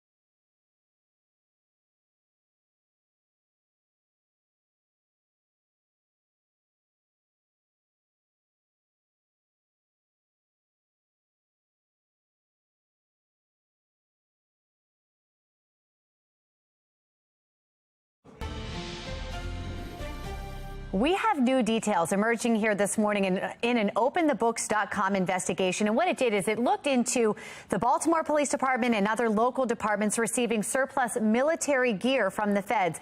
It's been a controversial program for the last decade. This morning, we have Adam Andrzejewski, CEO of OpenTheBooks.com, joining us live to weigh in on his findings here. Adam, good morning. Thanks for joining us. Good morning. Great to be here. So what did Baltimore receive? 50 weapons. Many of these weapons were transferred a couple of decades ago in the early 2000s. So let's break that down. Yeah. It's actually 30 12-gauge riot-type shotguns. Now, that sounds really scary, transferred from U.S. military agencies right into the Baltimore City Sheriff's Department, but it has a public purpose. These shotguns typically can fire non-lethal weapons, and they're used for crowd control. So basically, every single squad car would carry one of these things, and they could be used with beanbag rounds, like I say, non-lethal weapons, rubber bullets, things like that. Then you've got 20 transferred weapons. These are the 5.56 rifles from the military. They carry an AR-15 round. They're the military weapon there is the M4 today, and those were also transferred to the Baltimore Police Department. And again, this is kind of standard issue stuff. These transfers could actually save taxpayers money. My question here is wherein lies the controversy? If the feds can't use these weapons, why would they waste it? Why isn't this a great thing? Why are people concerned? Well, in terms of the Baltimore City Sheriff's Office, that gear can save taxpayer money. It does come with a lot of rules which we can discuss. But the critics of the program 1033, which this falls under, have taken the program to task for things like the transfer of tracked tank-like vehicles, winged aircraft, bayonets, for crying out loud. The Obama administration put a ban on those type of things being transferred from the program. Unfortunately, the Trump presidency administration, they removed that ban. We find no evidence across the state of Maryland that these heavy weapons have been transferred, and certainly not into City of Baltimore agencies. And you said that there are rules that they have to follow. This varies by local jurisdiction? Yeah, there has to be semi-annual audits. So, we're going to request from the local sheriff's department the audits of that gun locker. Obviously there's a real public purpose there when you're transferring military weapons to the local department. It also comes with the certification of training. Folks have to be properly trained on these weapons. That's a good point.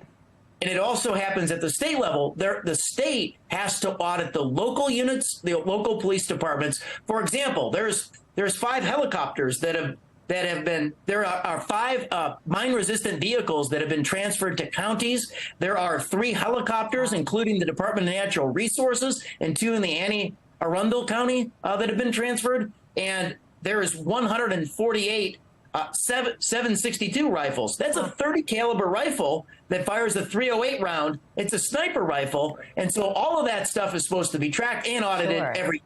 Oh, I'm anxious to hear your findings, because if this is in fact done right with the right training and, hopefully they're using them correctly, then this could be really helpful to taxpayers. So we're interested to hear what you find, and please keep us posted.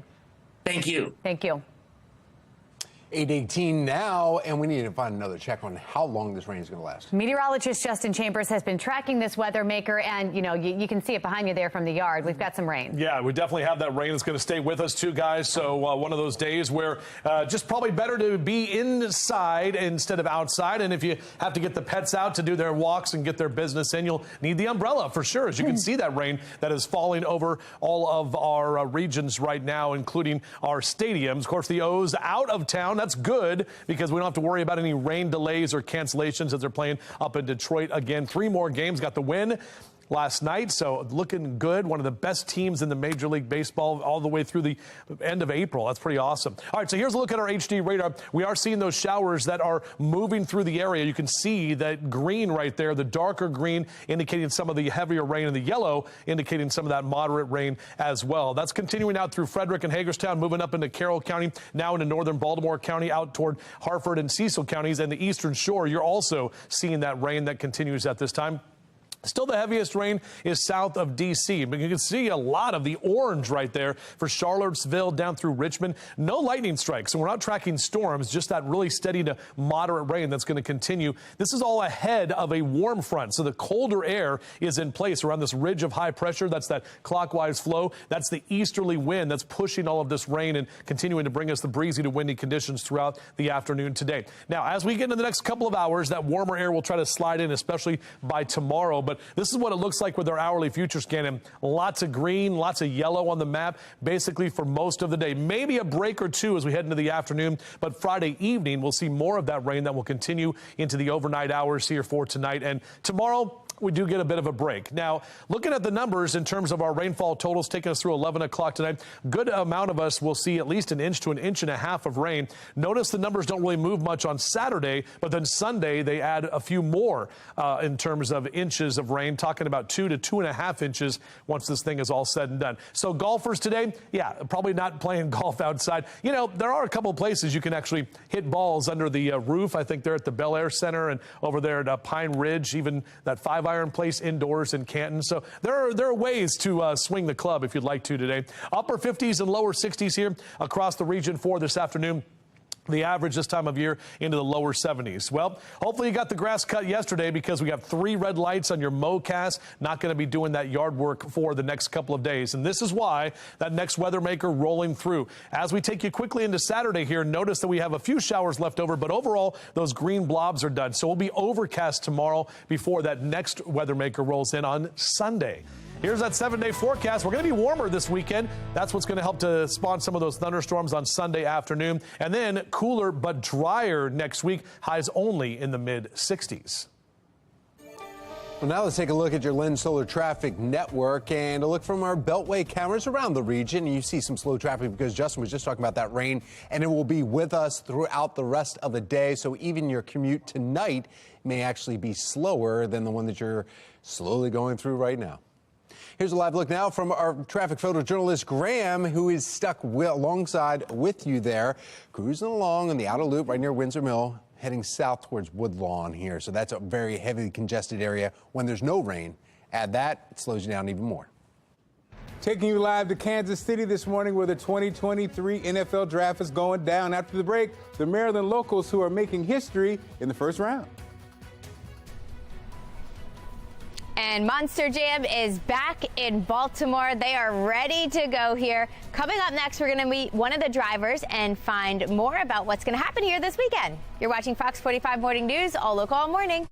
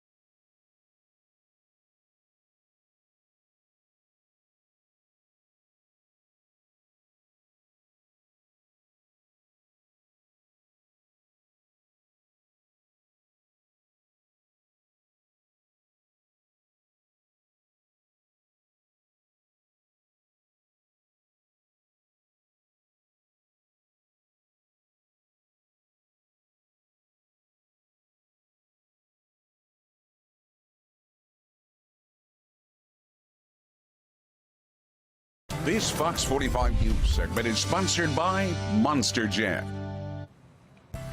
Here we go. Get up close and personal with some of the coolest trucks and drivers behind the wheel. That's right. Monster Jam is where all the fun begins. It's happening tonight. I almost did it. CFG I was waiting for Bank it. Arena. Amy Aronson live. That's right. You'll pay for the seat, but you'll only use the edge. That's awesome.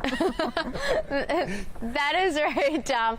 We are up close and personal with the trucks. As you can see, it is much, much taller than me. I can't even reach the door. I don't know how he does it. This is your truck, right? So we're with Armando Castro this morning. Matches your shirt. So I'm assuming you two go together, right? That's exactly right. That's exactly right. One of the popular trucks we have with Monster Jam out Torloco has been around since 2001. It's, as like I said, one of the popular trucks beside Gravedigger. Okay, awesome. How long have you been with Monster Jam? So I've been competing for 7 years. Wow. This crazy dream started when I was 6 years old. You know, Awesome. I was kind of grew up watching these things as a little kid and kind of made it my day to kind of my dream to come pilot one of these things. And here I am, started at 19. Here you are, still doing it. So what is it like to drive one of these vehicles? I asked Weston this too. It just seems like impossible to me. This seems like something that you can't even get in. So how are you going to drive it? It's super exciting. I like to kind of best describe it as you're in your own control of your own roller coaster. So as big as that crazy feeling you want to feel in your stomach is as big as you go. I mean, these crazy fans we have. Is literally I know exactly what to do on the track because I grew up watching this as a kid. So I know what the fans expect, and I always kind of deliver with the big air and crazy stunts we're doing. So okay, awesome. Well, we can't wait to see you on the track this weekend. The dirt's ready, right? The mud is behind this We're ready car. to go. We got one show tonight, 2 tomorrow, Saturday, and 1 on Sunday. Come out and check us out. Come check them out. Okay, awesome. If you want more information, head over to our website, foxbaltimore.com/newslink. So this is just a preview. All's calm here now. You seem like a calm person, but I feel like things change when you get inside that vehicle. What do you guys think? I don't think they've ever said calm at Monster Jam. No. El Toro Loco. It's so peaceful here now. It's quiet. Wow. Oh, we can't it's wait the to calm rev up. before the show later. That's right. For sure. Thanks, Amy. Something else roaring, our next weather maker moving through Baltimore as we speak. Still to come, meteorologist Justin Chambers tracking how long the showers will last. Juveniles causing chaos outside of Mondawmin Mall yesterday. I'm Olivia Danson. Coming up next, find out why a social media post is raising concerns about another gathering today. You're watching Fox 45 Morning News, all local, all morning.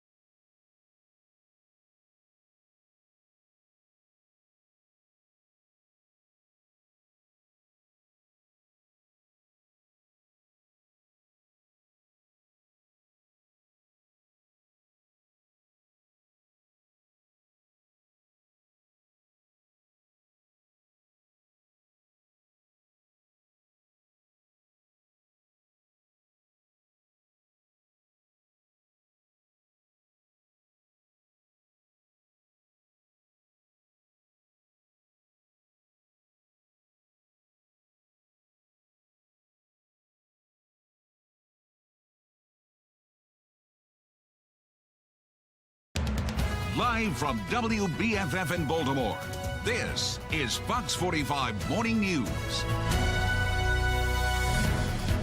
Welcome back to Fox 45 Morning News. It's Friday, April 28th. I'm Megan Gilland. I'm Taylor Stewart. A soggy Friday, but Friday nonetheless. Let's go over to meteorologist Justin Chambers for another look at your forecast. Good morning, Justin. Yeah, good morning, Taylor. Meg, good morning to all of you as well. The rain has been moving in for the last couple of hours. That's what we've been showing you. Lots of green, some yellow on the map there, as well as this rain continues to move through. And it's going to be with us here for most of the day today. In fact, pretty much for the entire weekend, at least the unsettled conditions here.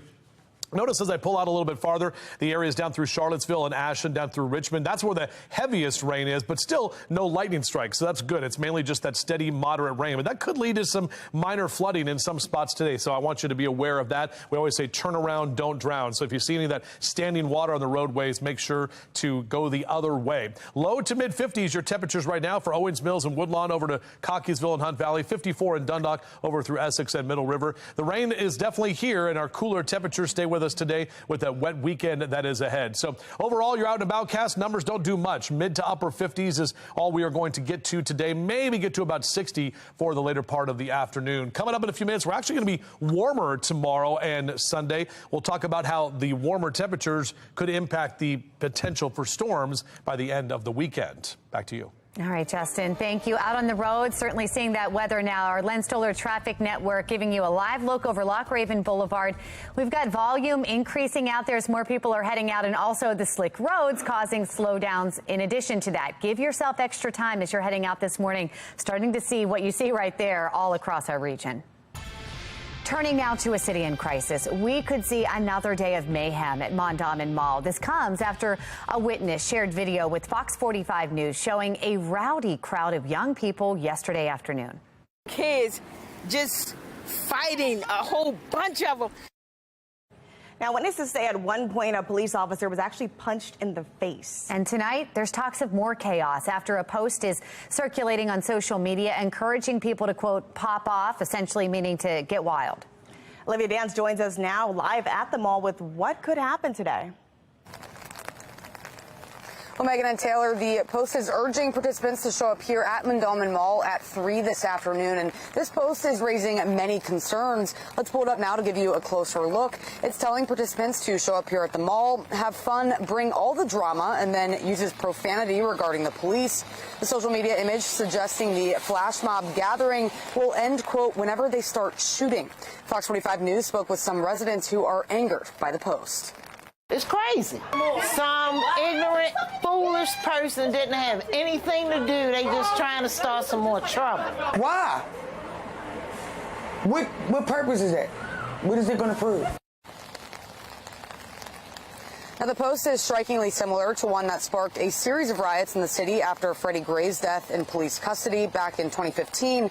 That post called for a purge at Mondawmin Mall at 3 p.m. on April 27th, 8 years ago. And then just yesterday, dozens of juveniles gathered in a group near the mall. The chaos caught on cell phone video showing punches and juveniles attacking juveniles.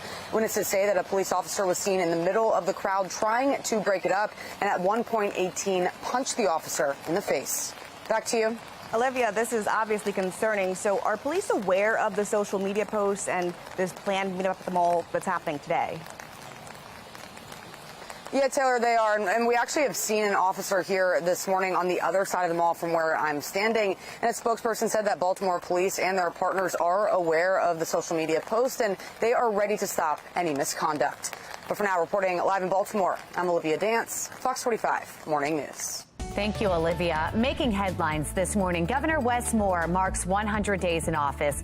Yesterday, he held a swearing-in ceremony for the secretary of his newly established Department of Service and Civic Innovation, Paul Montiero. The Service Department has been one of the key initiatives since taking office. He's also passing bills focused on expanding voting access, expanding health care for trans Marylanders, and issuing new restrictions on legal firearm owners. When pressed, Governor Moore said his administration is taking the crime fight seriously. That we're not going to wait until next January. or the next legislative session to get done. Things like ensuring that we can deal with the issue of crime and public safety.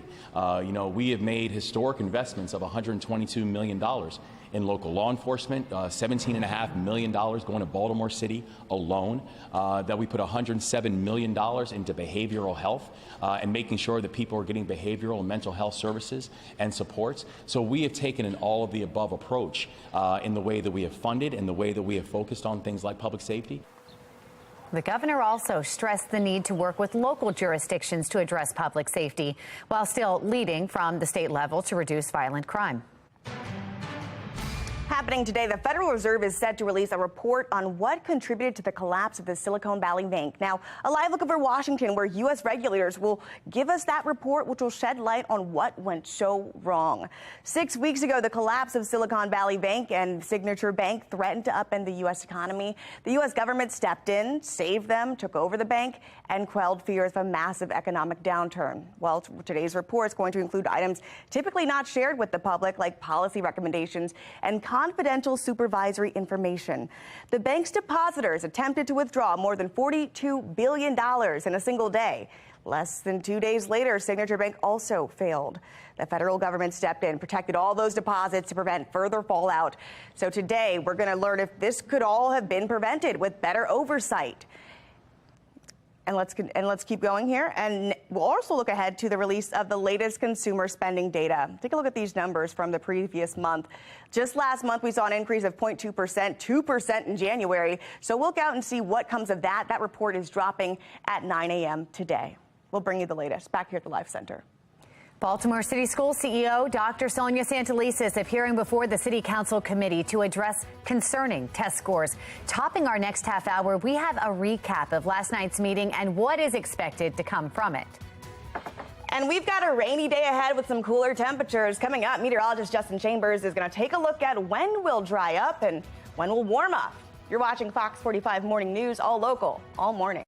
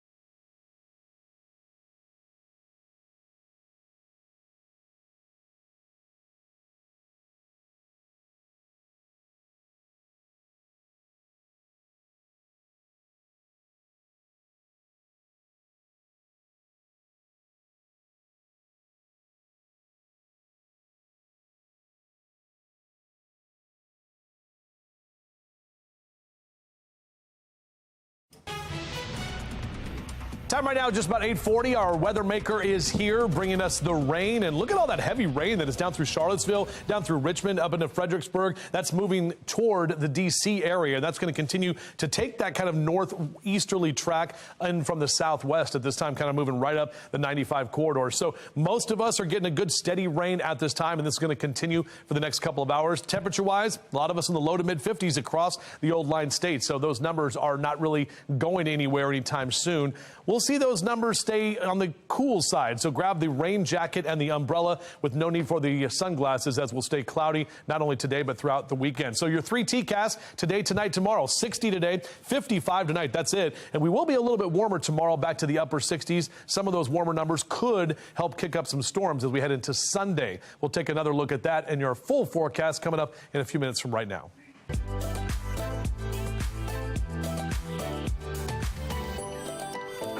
All right, let's talk about football. One night down, 2 more to go until this year's draftees find their new homes. Mark Clark joining us live in studio with the history 2 Maryland natives both drafted in the first round are making. Mark. Hey, that's right. In the first round of the draft, 2 football stars from Maryland have found their new homes. First, Baltimore native Deonte Banks was picked up from the New York Giants. The former University of Maryland defensive back was the 24th overall pick. He is the 18th player in the program history to be selected in the first round. Now, Frederick native Jordan Addison was picked just 1 spot before Banks. The Minnesota Vikings snagged Addison, a wide receiver for University of Southern California. He's the first FCPS graduate to be drafted in the first round since 1973. Congratulations. That's awesome. Mark, thank you. Well, summer travel just around the corner. After the break, see if AI technology could be used on your upcoming flights. And we're taking a deeper dive into this year's drafts. Talk about the Ravens, a huge night for Ravens Nations. We'll break it down just ahead. You're watching Fox 45 Morning News, all local, all morning.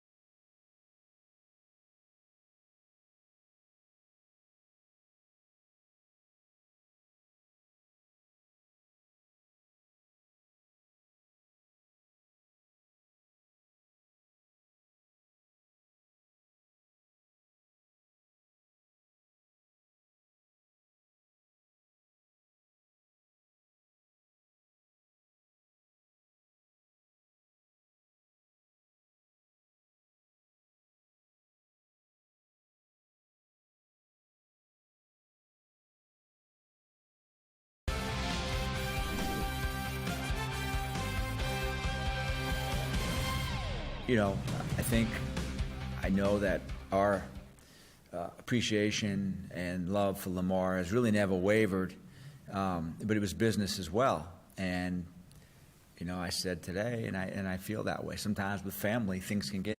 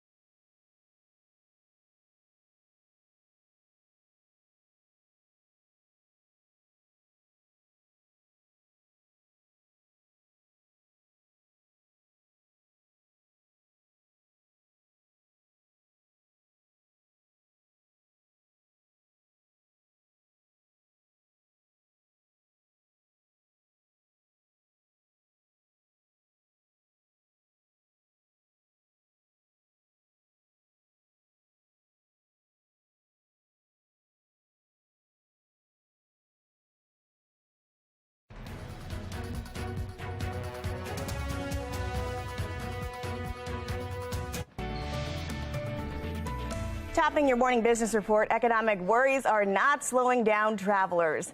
Major U.S. carriers, including American Airlines and Southwest Airlines, say they're expecting a busy and profitable summer flying season. This comes after some U.S. carriers lost money in the first quarter of the year. Airlines say demand for travel remains high despite fears of a recession and layoffs. And as summer travel ramps up, pilots may be getting some help from artificial intelligence on ultra-long flights. A new report says airlines are using software to determine the most fuel-efficient flight paths. AI is also helping airlines avoid extreme weather and can tell pilots to fly slower at certain times. The report also says airlines can use AI to assist with ticket sales and cockpit procedures. And consumers battling with grocery inflation may catch a breather on one key staple item. According to a report, wholesale egg prices may drop to $1 for a dozen of eggs very soon. It could mark the first time since July of 2021. Wholesale prices are what retailers pay to distributors. Now, this report says business experts are not sure if the potential cost savings will translate to what consumers are paying for eggs. But some retailers might market eggs at a lower price to bring in more shoppers. Others may keep those prices the same or increase them to make up for any financial losses. All right, let's get over to America's Steals and Deals. The following segment is sponsored by Knocking. Everybody, I've got something to show you today that you're all very familiar with, but there's an extra twist. Now, we all love a good air fryer. It's quick. We avoid the oil, the calories, seriously, like 70% less calories. But as a designer, and I'm sure a lot of you share this with me, I think they're bulky, they're not so cute, and they take up way too much space on the counter. Okay, my rant is over. Needless to say, when the air roll showed up in the mail, I was doing a little dance. Let me tell you about this solution-based product that is going to solve all your bulky air fryer issues. It's called the Air Whirl Crisper, and it can turn any pan into an air fryer. So you just place this lid on any pan that you already have, and your food will be air fried in a fraction of the time. I used it the same day it arrived. Put the lid on, press the button, done. And then you're winning because you can put it all away in the drawer. The Air Whirl is so easy to use, battery operated. You can store it without any of those tangled wires. And the thermometer is right here in the front of the lid. So you always know what temperature you are cooking at, just like you would on any traditional air fryer. Right now on ASA Deals, we are offering an exclusive 33% off the Air Whirl Crisper. You guys take advantage of this deal because they're not going to last long. Go to asadeals.com.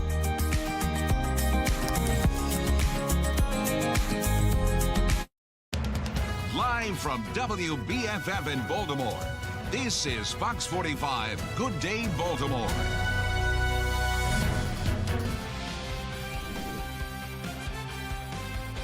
Oh yeah, we're excited. We got it. We're gonna go good. Yeah, we're ready. I'm happy that my man Lamar got paid, and I'm here to celebrate with all my Ravens fans. So yeah. Hey, the Ravens about to go up. Odell, Lamar, Bate. It's about to be crazy, man. I just can't wait. Yeah, well, Lamar Jackson is now locked in and here to stay in Baltimore. The quarterback agreeing to a 5-year, $260 million deal, $185 million guaranteed, making him the highest paid player in NFL history.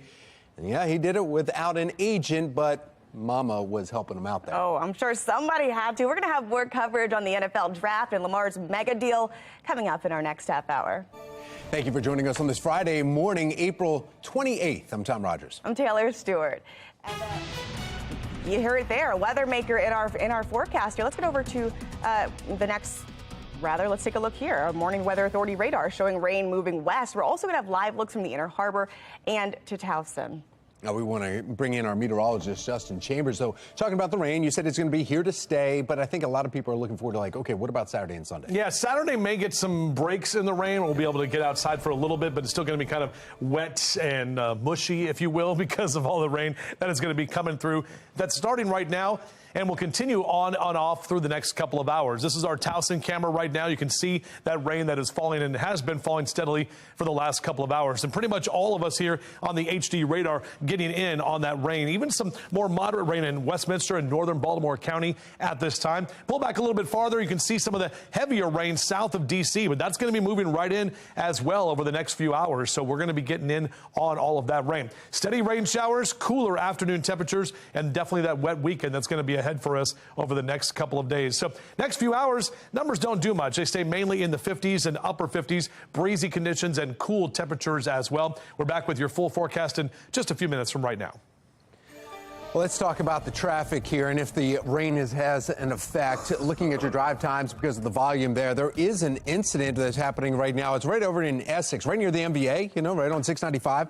There's a vehicle that right at that curve, right before you get there. 695 is out of loop at 702. And so it is causing some delays. Not sure how many vehicles are involved, but there is a slowdown there. Everyone else is just the volume that's slowing you down this morning. Math is still a complicated subject. What is the process of holding someone back a grade and or 2 grades because they are just not getting to that level in order to progress? Turning now to the crisis in the classroom, Baltimore City Schools CEO Dr. Sonia Santelises appearing before the City Council committee to answer questions about students concerning test scores. Now, the hearing comes 2 months after a Project Baltimore investigation reveals the 23 Baltimore City public schools have 0 students among those tested who scored proficient in math. And Olivia Dance is joining us live this morning with what city and school leaders talked about during that hearing and then what happens now. Olivia. Well, Councilman Robert Stokes called for that hearing, and he says he will ask the CEO for another meeting, but didn't say exactly when that will happen. Now, as far as last night, there was a lot of talk about schools overall, but only a few questions were asked about students' math scores. Fox 45 News spoke with Dr. Santelises right after the hearing. Take a listen to what she said. Well, we knew, Mackenzie, that the math was a challenging area. One of the things that we've said to parents is we have doubled down on tutoring, on after-school opportunities. Do you take any accountability for these scores? Absolutely. Now, the hearing comes after a Project Baltimore investigation revealed that 23 Baltimore City schools have 0 students among those tested who scored proficient in math. As I mentioned, Councilman Stokes called yesterday's hearing and wants another meeting with Dr. Santelises, but he still doesn't know when that will happen. He says the next hearing he holds about school performance will be with the School Board of Commissioners because he wants to hear how they're involved in helping students succeed. And even though City Council didn't really demand answers or call for change, Councilman Stokes insists the tough questions were asked. I talked about are you hiring more tutors? Are you hiring more mental health specialists? Because there's a lot, and they're going to report that back to us. So I think that's part of what we need in the schools, the tutors and the mental health specialists. So that question was asked. And we will be looking out for that next hearing with school leaders. And, of course, you can get more details about last night's hearing on our website at foxbaltimore.com. But for now, reporting live in Baltimore, I'm Olivia Dance, Fox 45. Good day, Baltimore. Project Baltimore's Chris Papps joined us live on Fox 45 News at 10 just last night, saying the plan in place has already been tried and will not be enough to turn these issues around. Not a new problem. And what the school system is talking about doing now are very similar things to what they talked about doing 6 years ago when Project Baltimore reported on those 13 schools. So it's kind of, what is new about their approach now and why do we think it's going to work now when it hasn't worked very well, it appears, in the past. Fox 45 News pressing Governor Wes Moore for answers about the Department of Education's decision to remove and then redact certain test results. He tells our Maxine Stryker that he was kept in the dark about the decision. The fact that there is not the level of coordination between the Department of Education and the governor's office is something that needs to be fixed. It's something that needs to be addressed, where it is an independent body. It's an independent structure. And while we respect that, we also understand that we've got to do better when it comes to being able to present accountable, transparent results in our public education system. Governor Moore also says that there needs to be more coordination between his office and the Department of Education. And this brings us to our question of the day. Do you trust current state and local leadership to fix the problems in Baltimore City public schools? As you see there on the bottom, so far 98% of those who have responded voted no. To make your voice heard, you can head to foxbaltimore.com/vote. When it comes to Baltimore County schools, St. Peter's Elementary School, which is a private elementary school, will be closed today because of a photo. Yeah, Teenie Brooks shared the photo with Fox 45 News. She said her son's teacher sent the picture to her yesterday. The photo appears to show a member of the clergy with a wooden staff around her 5-year-old's neck. The teacher's message said the boy volunteered to be a sheep during chapel, but as his mom explains to our Amy Simpson, the picture is stirring up some serious emotions. Sad, upsetting, distasteful. I'm lost for words. I didn't find nothing funny about the photo. Well, St. Peter's pastor speaking with Fox 45 News yesterday afternoon, saying the incident happened during a biblical lesson about the Good Shepherd. From the Live Center this morning, at least 3 Army service members are confirmed dead after a helicopter training mission in Alaska. Right now, doctors are trying to save that 4th soldier's life, and we're closely following the latest developments here online. But what we know so far, 3 soldiers were killed in a training mission over Alaska. A spokesperson for the Army says 2 military helicopters collided during a training exercise. Each helicopter was transporting 2 soldiers. As those choppers crashed, 2 service members died on impact. A 3rd soldier died on the way to the hospital, and doctors right now treating that 4th soldier. Investigators, meantime, are working to determine what caused the crash. Now, this tweet from the 11th Airborne Division just posted this morning is asking everyone for their prayers as they mourn this incredible loss of these soldiers and their division. We'll keep you updated with the latest as new information comes out. Well, coming up on 9:08 here on this Friday morning, and we need to get another check with your weather because the rain continues to come down and will be with us for quite some time. Meteorologist Justin Chambers tracking just how long the rain will last. This is what we're looking at right now. You can see that from our Toyota Inner Harbor Skycam over Fed Hill, and definitely seeing the rain that is coming down. And we're going to see that more moderate to heavy rain, especially as we get later into the day today. So this is what we're going to be dealing with. You're going to see a lot of green and yellow on your Fox 45 mobile app on your radar. You can actually track the rain in your neighborhood and see when we're going to get a break. We do expect to see at least a couple of breaks later today, but look what's coming right down the pipe here. We're talking about areas south of Fredericksburg down through Richmond and coming right up south of D.C., that large area of moderate to even heavy rain. Not seeing much. A couple of lightning strikes are being picked up here, but overall, we're not really tracking much in the way of thunderstorms for today. Doesn't mean if you hear a rumble of thunder, we can't rule that out because we've got a very active atmosphere, just a lot of moisture to deal with and a lot of rain as well. So, yeah, the rain gear is needed today. Not even putting the sunglasses and that check mark for your out-the-door cast, but definitely the umbrella and the jacket. Not only today, but throughout most of the weekend. And this is probably going to be a day today where you'll want to do your running or jogging inside or just get some inside exercise done. Or you know what? Just take the day off. It's all good. You can have a cheat day today and relax on the couch and hang out. We'll have another look at your forecast coming up in a few minutes from right now. That's what I'm going to do. I think I'll do the same. Let's check the Lens-Stoller traffic network right now. The rain is starting to come down harder this morning, but the volume is not so bad, but there is a bit of extra volume, so take some extra time as you get out the door today. More talks of chaos at Mondawmin Mall after a social media post is now raising more concern. In our next half hour on Good Day Baltimore, why residents are on edge that more violence could be on the way later this evening. Plus, Governor Wes Moore celebrating 100 days in office. Still to come, the promises he's making to Marylanders. You're watching Fox 45 Good Day Baltimore.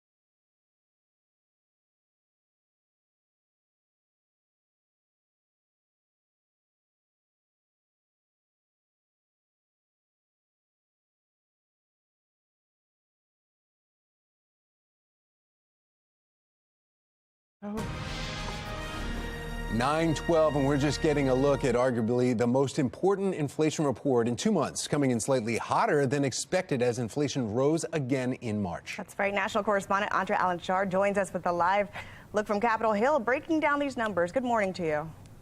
Hey, good morning, Tom and Taylor. So the stakes of this report are especially high because they're dropping days before the Federal Reserve meets next week to decide whether they'll raise interest rates again, and if they do, by how much.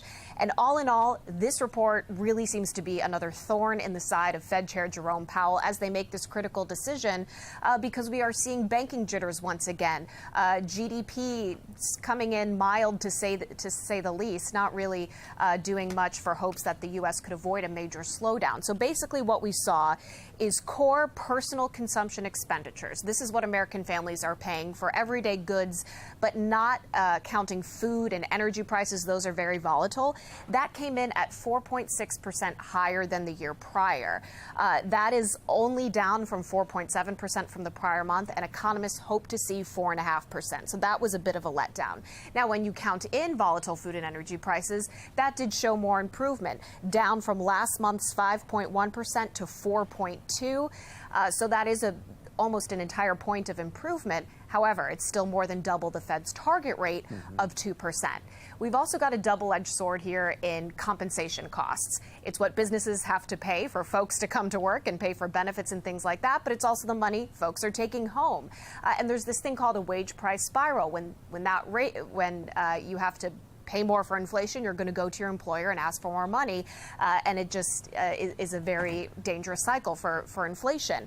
We saw compensation costs, what people are taking home, go up 4.8% over the year. When you compare that to the PCE rate of inflation of 4.6, that does show that, yeah, people's paychecks are a little bit more than keeping up with inflation, though very understandable if it doesn't feel like it. So this choice that the Federal Reserve is going to make next week is a very delicate one. Some are hoping to just see a quarter-point rate hike, if that, but there are things in these numbers this morning that make the case for something greater.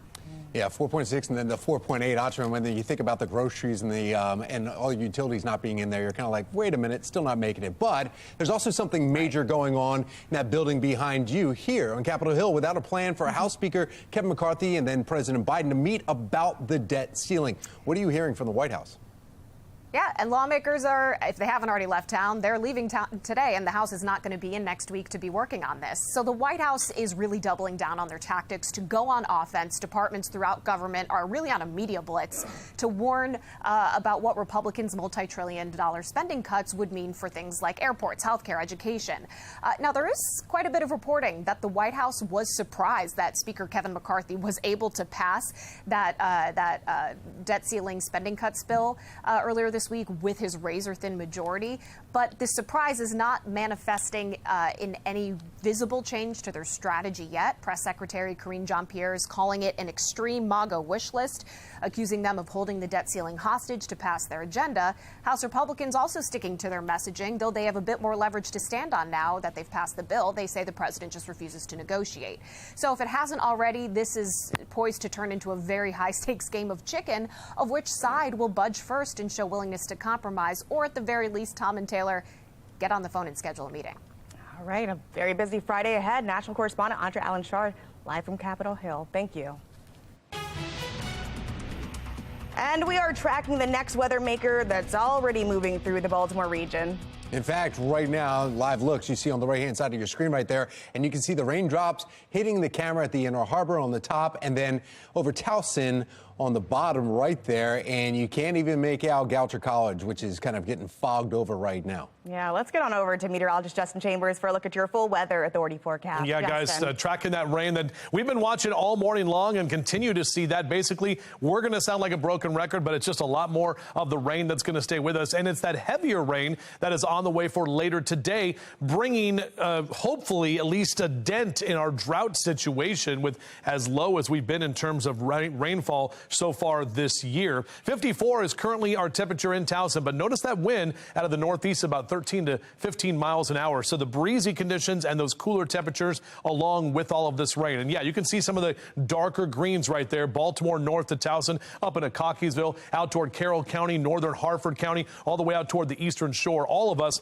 getting in, excuse me, on some of this rain. Now, as we pull back a little bit farther, we have seen some lighter conditions here right over D.C., but look what's just to the south and kind of lurking that area of orange and yellow where we're seeing the moderate rainfall and even the heavy rain that's headed our way. Not really much in the way of lightning strikes, so we're not tracking thunderstorms, but don't be surprised if today you don't hear a rumble of thunder, especially as we get some of this warmer air from this warm front to the south. That's going to be moving in. That's going to change up our atmosphere, so the atmosphere is going to get a little bit more unstable. With the cloud cover and the rain that is around for most of the day today, overall we stay stable, but as we head into tonight and tomorrow, more of that warmer air comes in, kind of disrupts things and gives us a better chance for some of those thunderstorms, especially on Sunday afternoon. So the hourly future scan looks like this. The yellow areas there in the next couple of hours, the pockets of that heavy to moderate rain, even in that 2 and 3 o'clock hour on the hourly future scan today.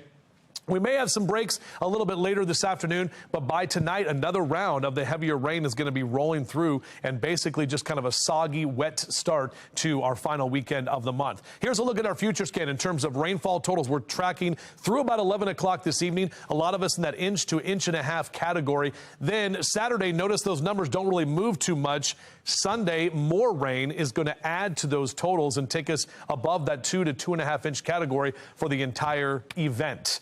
So highs in the mid to upper 50s and lower 60s. We'll be struggling to get to those lower 60s today after a high of 67 yesterday. And typically lower 70s is where we are this time of year. You can really see the warm front. Look at that, 64 in Richmond today, but only 50s and 60s for Baltimore and D.C. So that warmer air is going to start moving in by tomorrow. Yeah, hopefully you got the grass cut and the mowcast is 3 reds across the board because we're tracking that rain throughout the weekend. And here's a look at our future scan. So there's the rain for today going forward through tonight and into tomorrow. That rain moves out of here. Notice on Saturday, we don't have a lot of the green there, just a lot of cloud cover and a couple of leftover showers. But then Sunday, rain is going to return in the morning time, another round into Sunday afternoon. And by late Sunday afternoon into the evening time, that's going to be our best chance of seeing some of those thunderstorms that could be on the stronger side of things. We'll monitor whether or not we need a weather alert day for that. So 60 today, upper 60s and lower 70s into Saturday and Sunday. Then as we head into the week next week and the brand new month, we'll be drier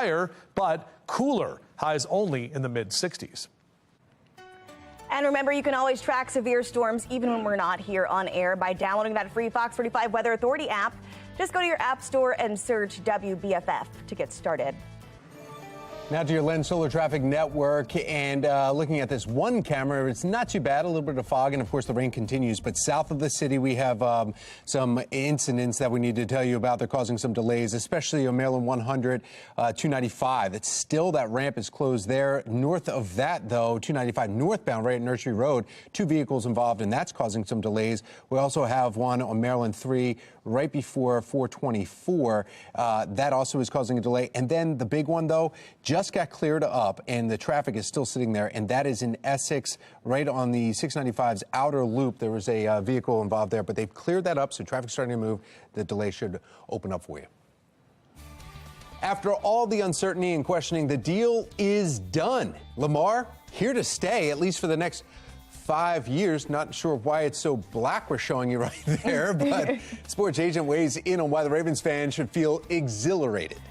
But first, after a 17-year hiatus, come out and enjoy some oysters at a shucking good time for the Fells Point Oyster Festival. After the break, we'll give you a taste of what to expect. You're watching Fox 45 Good Day Baltimore.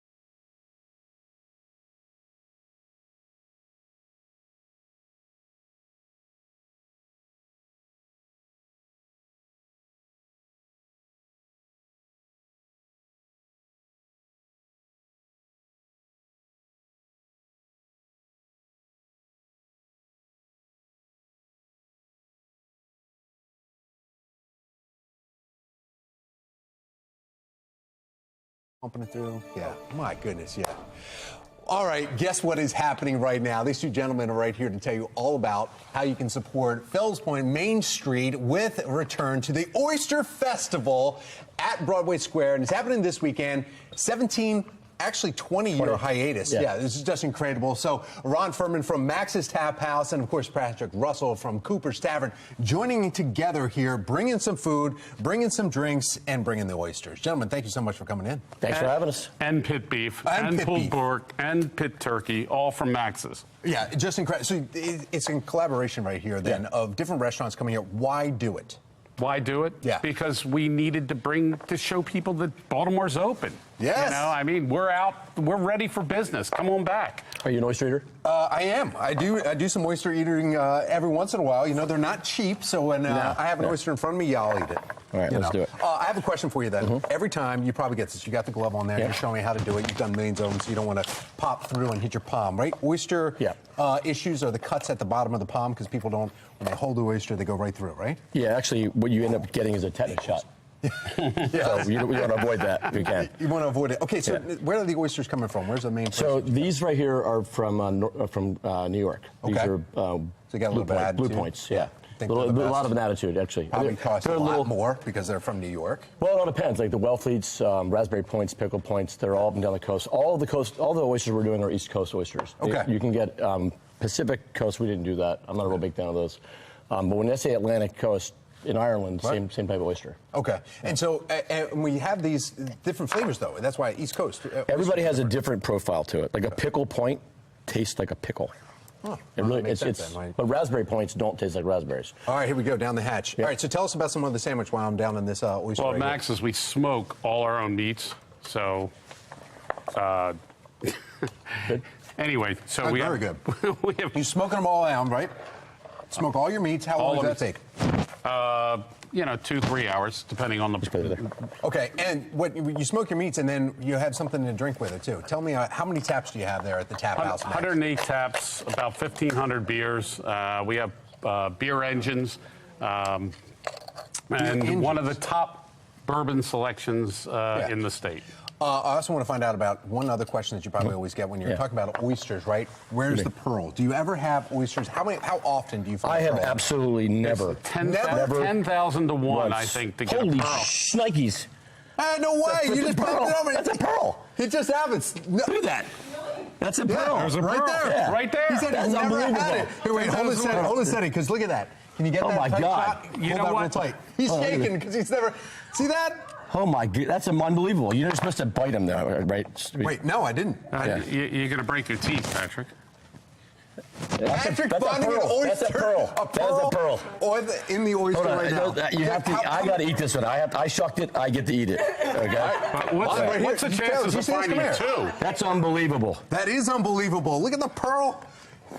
You know 20 years later, you guys bring this back and look at this right here. Listen, I'm feeling lucky. Yeah, you should. We're playing the lottery. You think there's one? Maybe there's two. Yeah, let me see if we can get a necklace going here, right? Holy! Oh, come on now. Are you messing with me? Look at that. That is unbelievable. Are you messing with me now? That's never happened. No, listen, Ron, you're going to have to eat this one. I think somebody's kind of pulling a leg there, right? Totally got me. Yeah, it's real.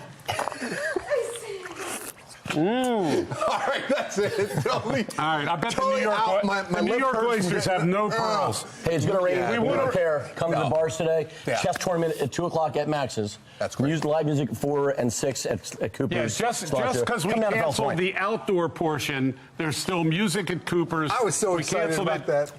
Yeah, still having a whole lot of fun. All right, we'll talk about it. In fact, we need to find out exactly how many showers are here. Taylor, take it away. I'm over here. Oh, my goodness. I was so excited about the pearl, too. Oh, my gosh. Showers and freezing conditions for your Friday with highs in the upper 50s after the break. Meteorologist Justin Chambers is tracking his next weather maker and how it's going to affect your weekend plans. Stick with us here at Good Day Ball. Juveniles causing chaos outside Mondawmin Mall yesterday. I'm Olivia Danson. Coming up next, find out why a social media post is raising concerns about another gathering today. You're watching Fox 45. Good Day, Baltimore.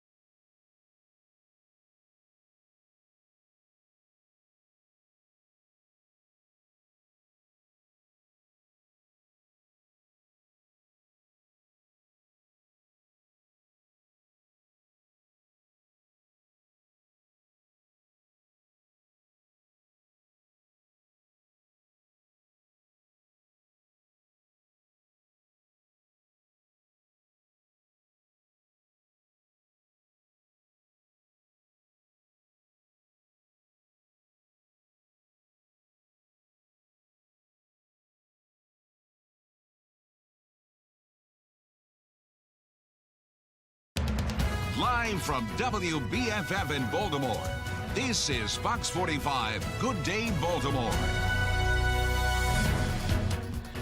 Good day, Baltimore. Still checked. I can't believe they got me on that pearl. They got both of us. I'm over here running over to the No. So Oyster Festival is coming up here, right? It's happening this weekend. Rain or shine, they have tents out there. And Amy Patrick said you will get your pearls back. They came from your necklace. He will bring them back home to you. But the first one totally got us. Then when he opened the second one, I'm like, wait a minute. I was still riding on. He said, okay. Anyway, it's going to be a fun event out there, yes. Maybe it will be dry by then, but not today. Let's talk to Justin. Yeah, kind of wet for, good for oysters, but not good for oyster eating and hanging out. But it's okay because tomorrow, actually, we'll have some breaks in the rain where you will be able to be outside, even though it will be cloudy and misty. We're looking outside right now from our downtown Baltimore camera. You can see the rain on the camera as well. And the cooler temperatures are with us. Our HD radar showing a lot of that green on the radar map right now, even some yellows that are popping in there. That's from Greenhaven over to Edgemere, up into Essex and Middle River. That's where we're seeing that moderate rain move in. And even just to the south here, down through St. Charles over to Dale City and over toward D.C., just to the south of those areas is where most of the heavier rain is at this time. That's going to be continuing to move right up the 95 corridor. So in the next couple of hours, expect to see more of that moderate and even heavy rain right around the area. Cooler afternoon temperatures as well, and we have that wet weekend ahead, even as we head into the next couple of days. Those numbers continuing to stay on the cool side, but we'll be warmer tomorrow and Sunday as well. However, that could help to bring some thunderstorms to the area. We'll break that down for you coming up in a few minutes. All right, let's check our Len Stiller traffic network. The left tube on I-95 northbound at Fort McHenry Tunnel, that is closed in Baltimore City.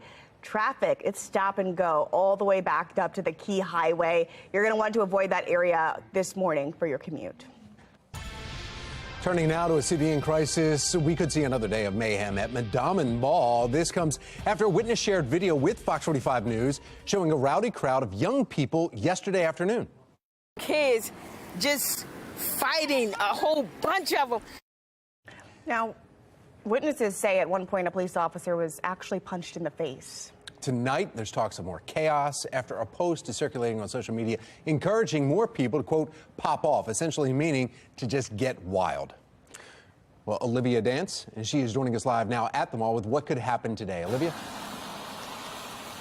Well, Taylor and Tom, the Post is urging participants to show up here at Mondawmin Mall at 3 this afternoon, and the Post is raising many concerns. Let's pull it up now to give you a closer look. It's telling participants to show up here at the mall, have fun, bring all the drama, and then uses profanity regarding the police. The social media image suggesting the flash mob gathering will end, quote, whenever they start shooting. Fox 45 News spoke with some residents who are angered by the post. It's crazy. Some ignorant, foolish person didn't have anything to do. They just trying to start some more trouble. Why? What purpose is that? What is it going to prove? The post is strikingly similar to one that sparked a series of riots in the city after Freddie Gray's death in police custody back in 2015. That post called for a purge at Mondawmin Mall at 3 p.m. on April 27th, 8 years ago. And then just yesterday, dozens of juveniles gathered in a group near the mall. The chaos caught on cell phone video showing punches and juveniles attacking juveniles. Witnesses say that a police officer was seen in the middle of the crowd trying to break it up, and at one point, a teen punched that officer in the face. Back to you. Yeah, now, Olivia, police presence, though, this is obviously concerning for a lot of people in the area, a lot of parents maybe, too. And because of that social media post, are police planning to stay at the mall, especially for tonight? Yeah, so, Tom, we've seen police officers here on and off all morning, and a spokesperson said that Baltimore police and their partners are aware of the social media posts and that they are ready to stop any misconduct. For now, reporting live in Baltimore, I'm Olivia Dance, Fox 45. Good day, Baltimore. Thank you, Olivia. Elsewhere in the city in crisis, Baltimore police investigating yet another double shooting, this time happening in northeast Baltimore. Happened right along Pelham Avenue, and police say 22 and 24-year-olds were shot and are now at the hospital in serious condition. No suspects have been identified, but police officials say they were trying to break a stop snitching culture in Baltimore, which they say prevents witnesses from coming forward if they see crime. I think there's a legitimate concern in the community about coming forward with information. Almost anything that can be done to make people either be more incentivized or feel better protected is a step in the right direction. A proposed policy change in Annapolis would allow a victim to be relocated without an arrest made. Now, the governor's office wants to move a witness to safety right after a crime happens, if necessary.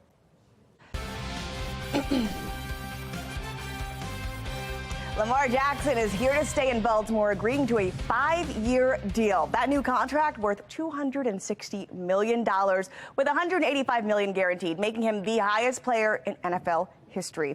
Earlier this morning, we spoke with sports agent Doug Eldridge to weigh in on why Ravens fans should be excited for what the future has in store. Baltimore, we were joking before we came on air, it's a rainy Friday, but the future is so bright for Ravens fans right now. With the 22nd overall selection, the Baltimore Ravens selected Zay Flowers, a wide receiver from Boston College, to tag team with OBJ as another weapon for the number 8. You can watch the rest of this interview on our website, foxbaltimore.com. The president of a major teachers union in the U.S. in the hot seat, responding to claims she played a role in school closures during the pandemic. What both sides said during a hearing Wednesday.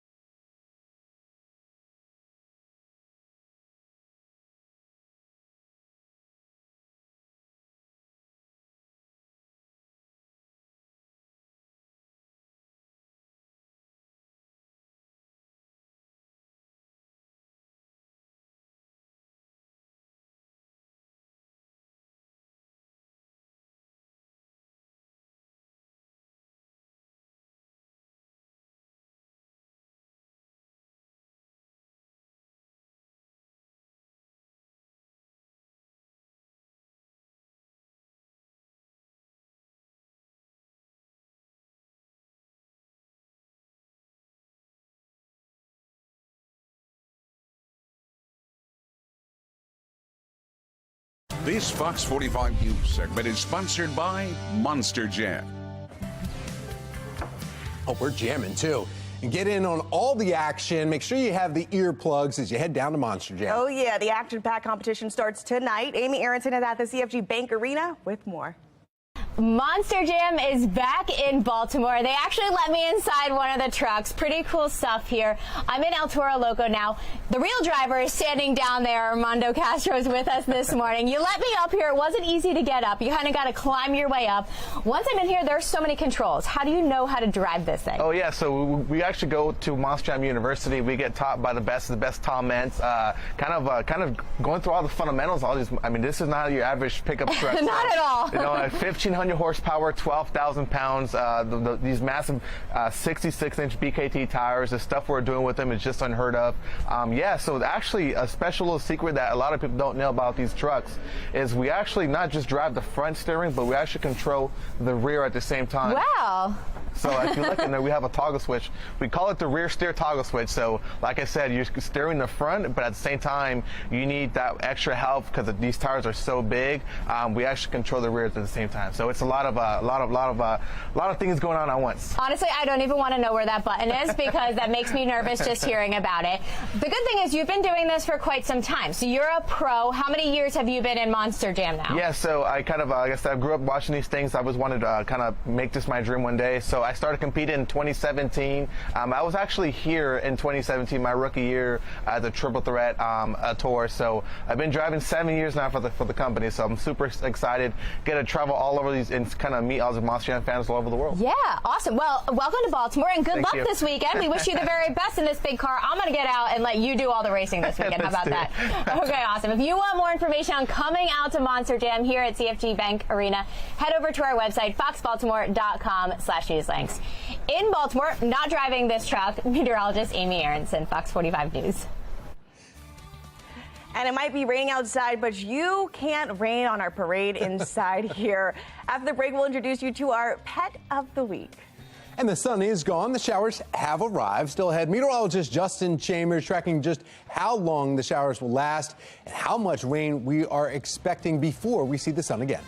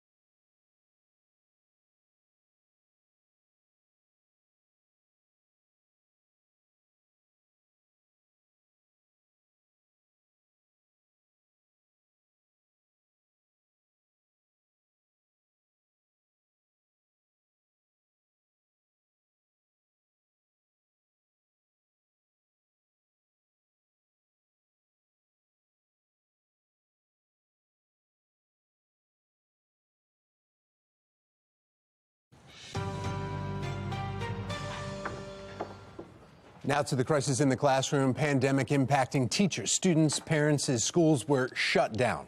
Now with some question what led to the closures, they're placing blame on American Federation of Teacher President Randy Weingarten, who testified today before the House Select Subcommittee on the coronavirus pandemic. And Dee Dee Gatton joins us now with a breakdown of today's hearing. The hearing centered on Randy Weingarten responding to accusations she and the union were involved in making edits to the CDC's school reopening guidance. While some say that led to dangerous consequences for America's youth, others argue Weingarten is being blamed for the previous administration's failures. Do you remember how many edits that you suggested? We suggested concepts, sir. President of the American Federation of Teachers, Randy Weingarten, in the hot seat, testifying on school closures during the COVID-19 pandemic. Critics say Weingarten's involvement in making edits to CDC reopening guidance led to severe learning loss, among other problems, because students weren't in the classroom. Weingarten claims the suggested concepts included one edit. You have students that are not ready to do college-level work. They can't do grade-level work. They can't write. Our education system has been crumbling for years, and I fear that the coronavirus was the final nail in the coffin. While in a tweet from January, Weingarten says remote education didn't work, Wednesday she maintained safety was a concern. What we were simply looking for was clear scientific guidance. And when we couldn't get it, we did it ourselves, and we worked with doctors. Some lawmakers say she's being used as a scapegoat, blaming the Trump administration for a lack of guidance. President Trump never produced a school reopening plan. Education Secretary DeVos never offered any guidance. But former Education Secretary Betsy DeVos tells me there was not a prompt effort by Weingarten to get students back in school. And behind the scenes, there were political motivations. But the only science at play here in the U.S. with teacher union-run, government-run schools was political science. It was all about the politics. And what we need to do now is make sure we enact policies and pass policies that are going to support kids and their families, their parents, rather than a system. The Select Subcommittee on the Coronavirus Pandemic chairman wrapped up Wednesday's hearing, saying members will have 5 legislative days to submit materials and any questions for the witnesses. Reporting for the National Desk, I'm Dee Dee Gatton. 9:48, and yeah, it's rainy and a good day for a nap. That is if you're not on your way to work. Meteorologist Justin Chambers with a look at your weather. That's what we've been tracking all morning, guys. That wet commute that we were talking about. It didn't really start till about 6:30 or so, but yeah, this is right now in the heart of this, and we're not even done with the moderate to heavy rain that we're still expecting to see as we go through the later part of the day today. But this is basically what it's going to be like throughout most of the day. Your HD radar and your weather radar app that you have from our FOX45 app will be showing that rain in your neighborhoods pretty much throughout most of the day. You can see where the heavier rain is. It's still south of D.C., but it's getting closer. It's moving up the 95 corridor from Fredericksburg up toward Dale City, and that's eventually going to make its way up toward Baltimore. But notice no lightning strikes, so we're not tracking thunderstorms at this time, just that moderate to heavy rain, and quite a bit of it, too, that's going to continue up into the area for the next couple of hours. Now, what's south of here is the warmer air. So we have this ridge of high pressure that's off the East Coast, and that is actually bringing in the easterly wind and that cooler air that is in place. The warmer air, as denoted by this warm front right here, is just to the south of us. So that's going to be moving in over the next couple of hours, and especially as we head into the afternoon for tomorrow and into Sunday as well. With the warmer air in place, that means that we'll have the better chance for the potential thunderstorms as well on our hourly future scan. This is what it looks like here by 2 o'clock this afternoon. Those yellow areas continuing to see that moderate to heavy rain. So overall kind of a soaker for your Friday, and those showers will continue into the evening time tonight. Just be aware of that. In terms of rainfall totals, we're looking at least 1 inch to 1.5 inches kind of area wide from now through about 11 o'clock tonight. A break in the rain tomorrow, which is nice. The cloud covers with us, but then we add more to our rainfall totals, getting in that 2-inch plus category as we're all done with this system by Sunday evening. Mid to upper 50s, that's all we're talking about for your temperatures here across Carroll and Baltimore counties for today. Hartford and Cecil counties also in the mid to upper 50s as well. And you can see up and down the 95 corridor, 57 in Philly, lower 60s for Baltimore and D.C., upper 50s down the ocean in Ocean City for today. Now, tomorrow, we'll see those numbers rise, upper 60s and even close to 70 on Sunday, even with some of the clouds around. But then those thunderstorms are going to be more possible on Sunday afternoon, especially in southern Maryland and out toward the eastern shore. So we'll keep our eyes on if we need a weather alert for that day. But by Monday and Tuesday, all of us will be drier, even though we'll be cooler, numbers only in the mid 60s through the first part of next week. Tom? Hey, thank you, Justin. It's Friday, and you know what that means? Our good friend Katie Fleury with the SPCA stopped by with a visit to introduce us to the pet of the week. Thank you so much for coming in. Thanks for having me. This is Pablo. I have fallen in love with him. Yes. He is 5 years old. I really think of him as an old soul. I feel like he knows more about what's going on in the world than I do.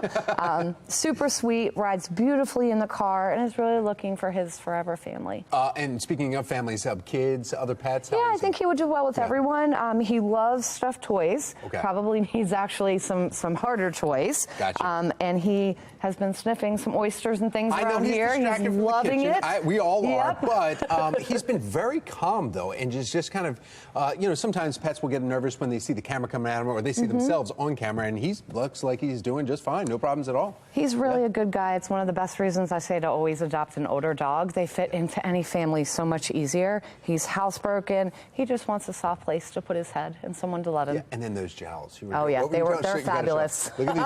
What are you doing with those jowls? You're just pulling them all up. Yep. Look at that. He They're just lets very you play much with fun. them. He's very got little relaxed pockets dog. to keep snacks. He does, yes.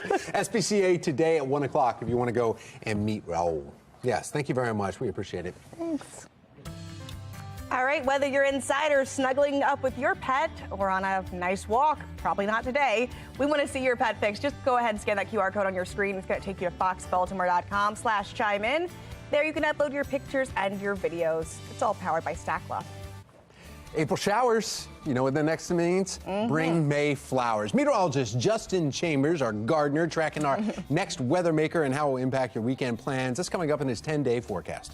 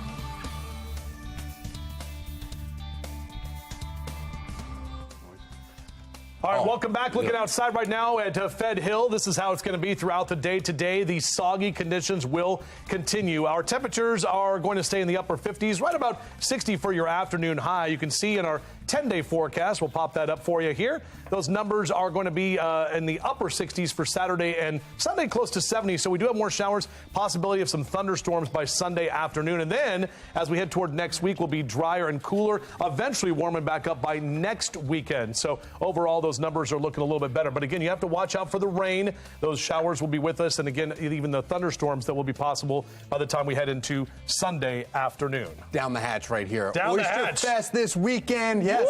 Woo! Discounts on the Come on down. hotels, too. So can make sure you get down there. Look at that, just shucking those oysters, looking good. Allergic. You're allergic. Good answer. Yeah, that is a good answer. Are you going to find another pearl? Yeah, don't find any more pearls in there. Give me Beth's back. Give me my wife. necklace. They're gone. Nope. Hey, get a hotel room while you're down there and spend the whole weekend. Yeah, you can spend the whole weekend and kind of goes in.